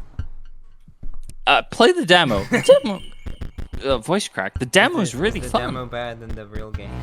The demo, because the demo, you just play the demo. Just honestly, you could replay the demo over and over. And I played the demo before I played the actual game. It's good. But the demo isn't the whole game, sadly. and that's the Inscription. Like, buy this game on sale. Uh, you might be into it. I would just say, like, as a warning, you might not like the rest of the game, so What buy is the this game rest on of the sale. game? Similar like card-based stuff, but it's different. Like super spoilers. Okay, super The sec spoilers. the second part of this game becomes like the Pokemon trading card Game Boy game. And the game kind of opens up in some ways and closes in other ways. And I liked that part. It was cool. Wasn't as good and fleshed out as the first part, but it was still nice. The third part is pretty much the same as the first part of the game, except um, instead of like roguelike runs, you have a really annoying like Dark Souls bonfire-esque system where you have to keep respawning, and that sounds like it would be better for you, but it's not. It's way worse and it's really annoying. And it's like the first roguelike part of the game, except all the aesthetic has been stripped away and it's way more boring. It's less kind of fun. There's less random elements, which just make the game really stale. And story-wise, it just gets really boring. It's just a worse version of the first part of the game in every way. There are reviews on Steam. On Steam, it is reviewed very well, 96%. That's why I'm also really, yeah, And there's reviews like stop reading reviews. It's worth it going as blind as possible. yeah. Enjoy the ride. Uh, And that's I think I like what you're saying is like mm, people like, oh, it's so cool. There's this surprise, a twist. The game's not what it meant is what it's meant to be. And you're saying like, yeah, it's not. It's I paid for a game that looked fun and it was fun, and then it turned into something I didn't enjoy at all. Right at the point where you can't refund. Like it's clearly trying to subvert your expectations and like do this cool thing, but at the same time, if you're not in for that, and if that's an unpleasant surprise for you, it just seems like disingenuous marketing, and like a lie. mm. I guess that I mean, I don't know if they've updated the video. This kind of hints in, I guess, the one of the videos about the game. No, But not everyone watches the video before they buy the game. yeah, they definitely don't. But it's so heavily marketed to the first like part of the game when I finished that part in like 3 hours, and I've spent like 9 hours in this game, and like another 2 of those hours were okay, and the other four were really boring. Some of them were really horrible. Yeah, all of the negative reviews are like, oh, the first bit was great, or Yeah, like complaining about, oh, it's people. It's like people are just saying, oh, people don't like it because it's too hard. But whatever. yeah. My review for it is like think about it before you buy, and I have like a minus spoiler section just saying like the game you buy isn't the whole game, and then I have like a major spoiler section where I'm like I actually don't see going your into why review. I don't like it. I have a review on it. Okay, it's not turning up. Usually Yeah. does. Oh, that's why But I'm yeah, not.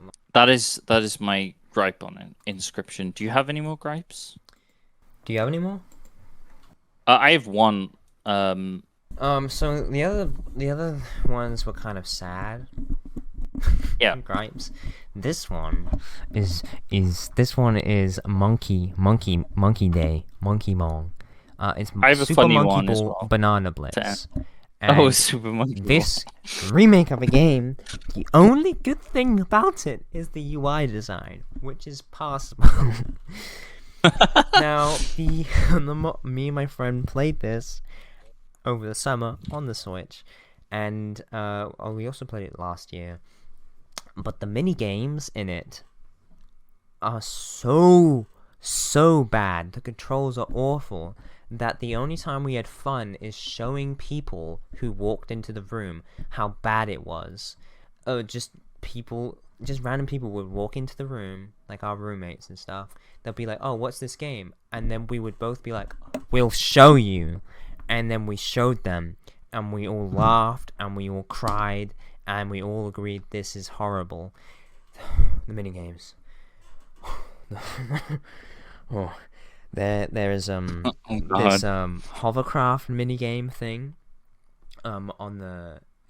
There's this hovercraft one. It's all multiplayer, and basically, in this arena, and you have to like get these flags, and there's obstacles that you can bump into and stuff, and you have to get as many flags as you can. The person with the most flags wins, right?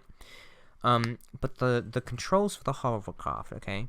So there's 4 jets. There's the right side and the left side, and then there's 2 on the left, 2 on the right, and sorry, I'm not explaining this well. So there's 2 on the back of the hovercraft, 1 on the left, 1 on the right, both facing like backwards, like exhaust pipes, and then there's 2 on the front facing forwards on each side, right? And you hold the Joy-Con, and so the you know the A, B, X, Y stuff, and then the D-pad. So up on the buttons is boost, activates the jet on the right hand side at the front, and then the bottom one activates the right hand one at the back, and then on the D-pad up is the forward left one, and then back is the back left one. But obviously if you press up, you don't go forwards because that's pushing, it's activating that one, so it pushes you backwards. And if you have no other ones on, it's on the left hand side, so you turn and you spin to the right. So if you press up on the D-pad, you go backwards to the right, and so to go forwards you have to press like A and down on the D-pad, and it's so confusing. I'm getting tongue-tied just explaining it. And do you know what the worst bit is?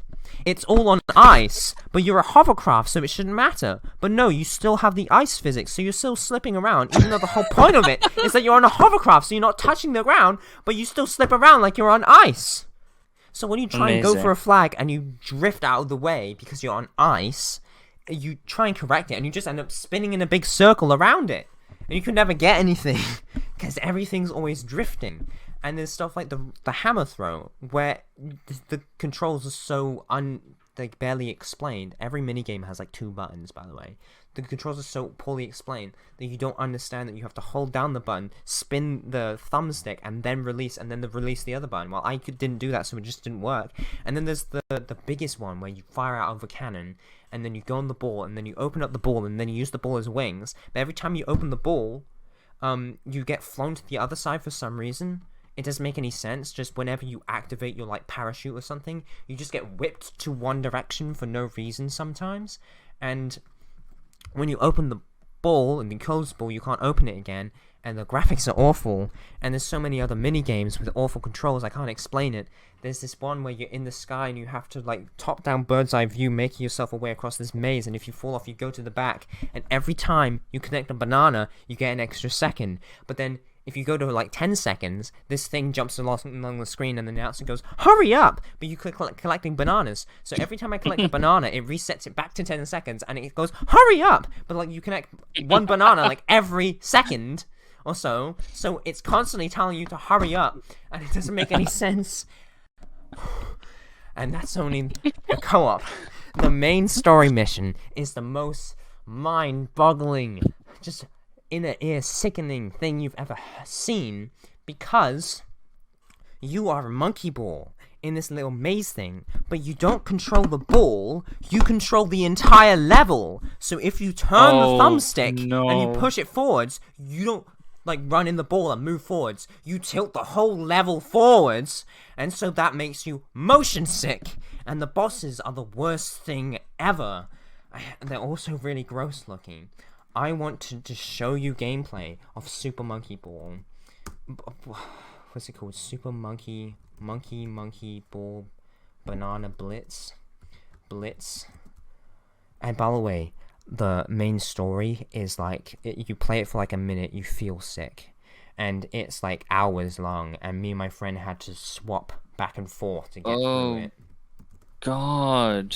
We were stuck on this. He was pretty good at the bosses, but we were stuck on this stupid monkey boss for ages.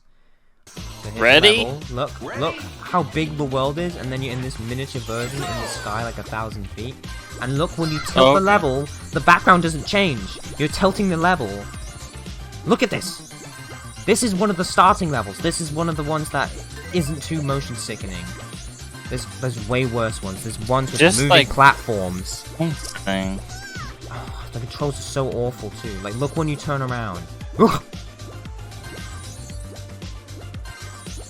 I remember playing like a demo of one of these on the 3DS, and it was so hard and just didn't work. Maybe it was. Is this a remake? Maybe it was this game. Yep. Doesn't look good. Oh. What the heck? There was one good boss.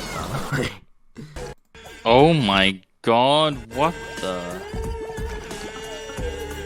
Oh no! Do you like that noise? Like the disorientation? No. Flipping? Like the character This design? looks Like like the a animation on the nightmare. monkey? Look at the animation on the monkey! They remastered it! Look at him walk! Hit her in the boob? Yes! What the heck? I hate the monkey's noises. The only good thing about this game is This you can is play as horrible. Sonic and he has good animations, but you have to beat the game first. So there's no point. That sucks. Oh, see, Man. the other games I complained about, I was sad about. This one just gets me angry. This one is just not good, and it was like full price. My boy bought it full price. Oof. Oh, I don't know about this one. This doesn't look too good. Do you want to hear about my last gripe then? Sure. One more thing is when you beat the final boss, it's not even conclusive because there's 3 more worlds after that, and we just couldn't. What? There's just 3 more worlds without bosses, and they're harder and more. Why? I don't know. You can't even be like, yes, I beat it. I got Sonic. It's like, I beat it. I gotta do 3 more worlds. By the way, if you stop halfway through the world, you have to restart it again to get the medal. And if you don't do well enough, you can't unlock the next world without replaying. And if you want to replay a boss, you have to replay like a few levels before the boss, otherwise it just skips it for some reason. The UI is 5 out of 10. Everything else is probably, honestly, like a 2. This game's like a 2, maybe a 3 out of 10. It's very bad. Low. I'm giving it an F. I guess we haven't been doing the rankings. Lord of the Rings Online, C, disappointing, but it was fun, I guess. Black Desert Online, D, just disappointing. Dive Kick, either a low D or a high F, and Banana Blitz is an F. Absolutely. Risk of Rain F. 2. Inscription is like a C. Or maybe a D.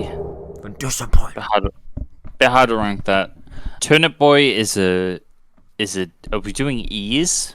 Oh, I forgot about E's. Sorry, you're right. I don't think if we haven't done E, then let's Dive just go Kick to is F. an E. Dive Kick's perfect for an E. Okay, Turnip Boy's an E then. I can't remember my other gripe. Inscription, Risk of Rain, Turnip Boy, something else. It's probably a D or an F. My final game, though, is Cyberpunk 2077. Ooh. Surprise, surprise. This game is Wake fucking up, broken. samurai. We got a game to burn. I thought this game would be playable by now. I was kind of excited. Seeing it was 50% off, I was like, maybe it's worth it now. Half price, right? Like, it's an open world RPG. I like open world RPGs. A cyberpunk setting sounds nice. I've watched the 8-hour long action button reviews of Cyberpunk 2077. I'd like to play this game. I have a PC that can play this game now. I'll download this game. I'll play it. I play the game. I take a while to like make my character. Character customization is like there's quite a lot there, There's a lot of but options, I hear. but I can't like make my guy old. I try to make like a really old character, but I don't think I could. Like, there's no like What? age options really. What? At least I can really find out anything. Um, there's no there's no like adjustable body as far as I'm aware. Like, you can't really change the body too much, like That's your like the height or your most basic muscles. stuff. But Bro, there was Demon tons Souls of has stuff. that. There was like hair. Dark I Souls felt does. like I couldn't quite get the hair I wanted, but there was enough.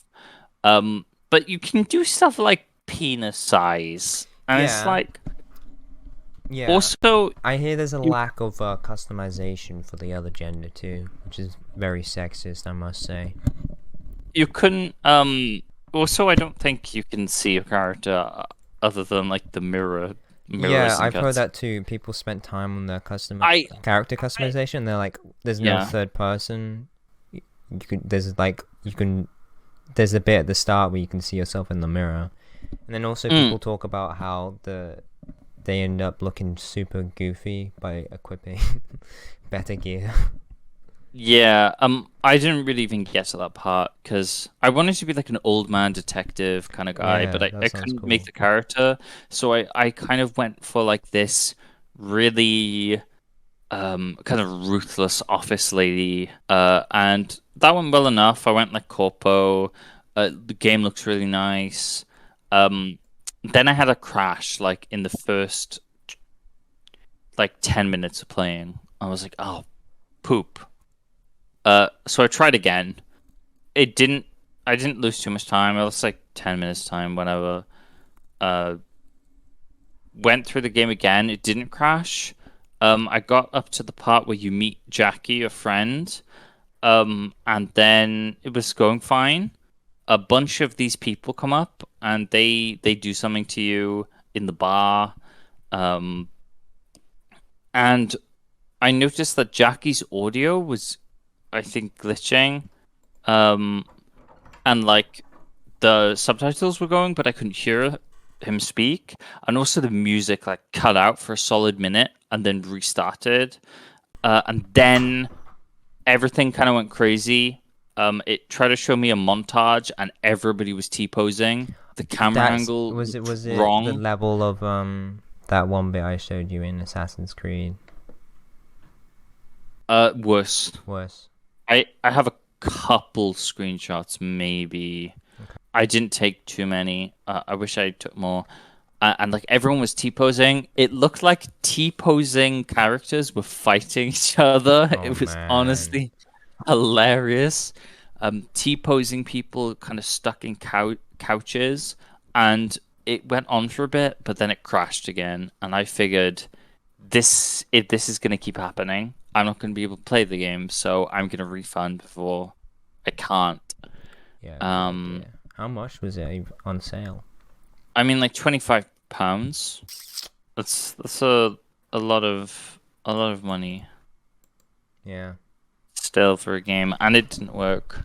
It was announced in Yeah. like 2013 too. I don't know the details of production exactly, but like they've been working on it for quite a bit. You know, a few years, several years. Yeah, so I'll send you. Is this gonna send? Oh no, I don't know why it's not. There we go. Like I think they were fighting this, like posing. That's good. Okay. I We think I should. got like one good like picture of my character with kind of weird lighting. Oh, it doesn't look old at all. Okay. Well, what would you give it? I mean, I don't think I played enough, but like the game just doesn't It work. didn't let you play enough. Yeah, and I thought by now it would work, and I thought like, do you know like how people talk about Bethesda games and they're like, oh, Skyrim Oblivion is all buggy and there's all these bugs, and Yeah. like I've played them for hours and I haven't had anything too crazy. I thought it would be like this, and it would be like I might see a couple of visual bugs, and it was like, no, the game is broken. It's still broken. It's so broken.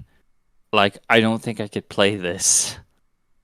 Yeah. And I don't think it's a hardware thing because my PC is good enough PC now. edition is one of the best performing ones. Yeah, it's meant to be one of the best as well, and like it I'm looked gonna nice, I'm ran gonna get on nice. PS4 and have a great time. Ooh, I don't. Ooh. Ooh. I'm Good luck glad I getting could more than refund. 18 frames. But yeah, sad, but oh well. So And no ranking? that's my gripes. I give it like an E, I guess, or a D. I mean, it looked nice. Sometime. I I love the details it on was- the T-posing characters. Yeah. When the T-posing characters were fighting each other, it was very funny. Yeah, okay. Well, That's my final gripe. sure. I think. That's good. We've been going That's- a while, so let's wrap it up real quick. Yeah. So, best games, what was your S's again? My S's, I'd say in kind of order, from like least to best is Smash Ultimate, RingFit Adventure, Yakuza 3, and Disco Elysium is my game of the year. Absolutely, 100%. And then I have Rome Total War, slightly above that. I have the Dishonored, Dowd DLCs, Knife of Dunwall, and Brigmore Witches. And worst thing played this year is Monkey Ball. Yep. Yeah, I think that sounds like the worst. For me, it would probably be like Risk of Rain. Fair enough. Like that game pissed me off. Yeah. And very last thing, what do you think you're gonna play next year? I'm thinking of going back and I'm obviously gonna be playing more Dark Souls 2 and Bloodborne. Of and course. Fallout, TF2. But I think I'm gonna maybe play some Fallout New Vegas and maybe try out some Risen. I started that a while ago. Okay. And I wanna finish Knights of the Old Republic and Vampire. Some good ones. For me, I want to maybe play more of the Professor Layton games, at least the first, number 2 and 3. Elden Ring, possibly, as an actual game that's coming out next year. Omori, I want to play. I have that in my list. Paradise Killer is the game I wanted to play for a bit as well. There's some games on my Switch I probably should play, like the Phoenix Wright series. I want to play more Ring Fit as well. There is a bunch I want to play for sure. Okay. Maybe SMT5 as well. I might pick that up at some Epic. point next year. Sweet. Well, we're gonna close it now. I have several hours of footage, and Yeah. I've got to Yep. edit that. But yeah, I guess if we count the nut tier list, this is our second kind of podcast discussion thing. Yeah. And I think it'll be a fun thing to do each year, maybe. Maybe not all Yeah, these yeah. games, but this has been really fun. Yeah, it has been fun. Any last comments? It's almost 6 a.m. It's almost 10 a.m. 10 p.m. 10 Sorry. 10 p.m. Yeah, this was fun. I love games. Yeah. I want everyone to go buy Bloodborne Game of the Year. And Play Disco Elysium. yeah, play that game too. And Everyone should. if you find a copy of Super Monkey Ball Banana Blitz in the street, pick it up. Shoot it. Pick it up, give it to someone maybe you don't like an awful lot, and it'll give them an experience that I think might change them. Curse them. No, they might have some fun with it, but they also might get motion sick. So Give them motion sickness. Well, see you next time. See you. Yo, yo, yo. Boom. I'm the one they sell. I'm the one they The sell. one. I'm the one they send to kill the campers. I said, I'm the one they sell. I'm the one they send. I'm the one they send to kill the campers. Are you there? I'm the one they sell. You're the one they sell? Caleb, I can hear your volume thing going off, so I think you're back. Yeah, On the other side of the yeah. room.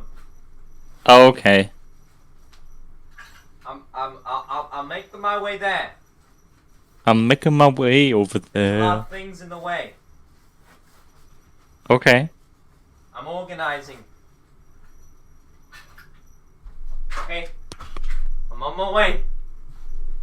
I'm on my way.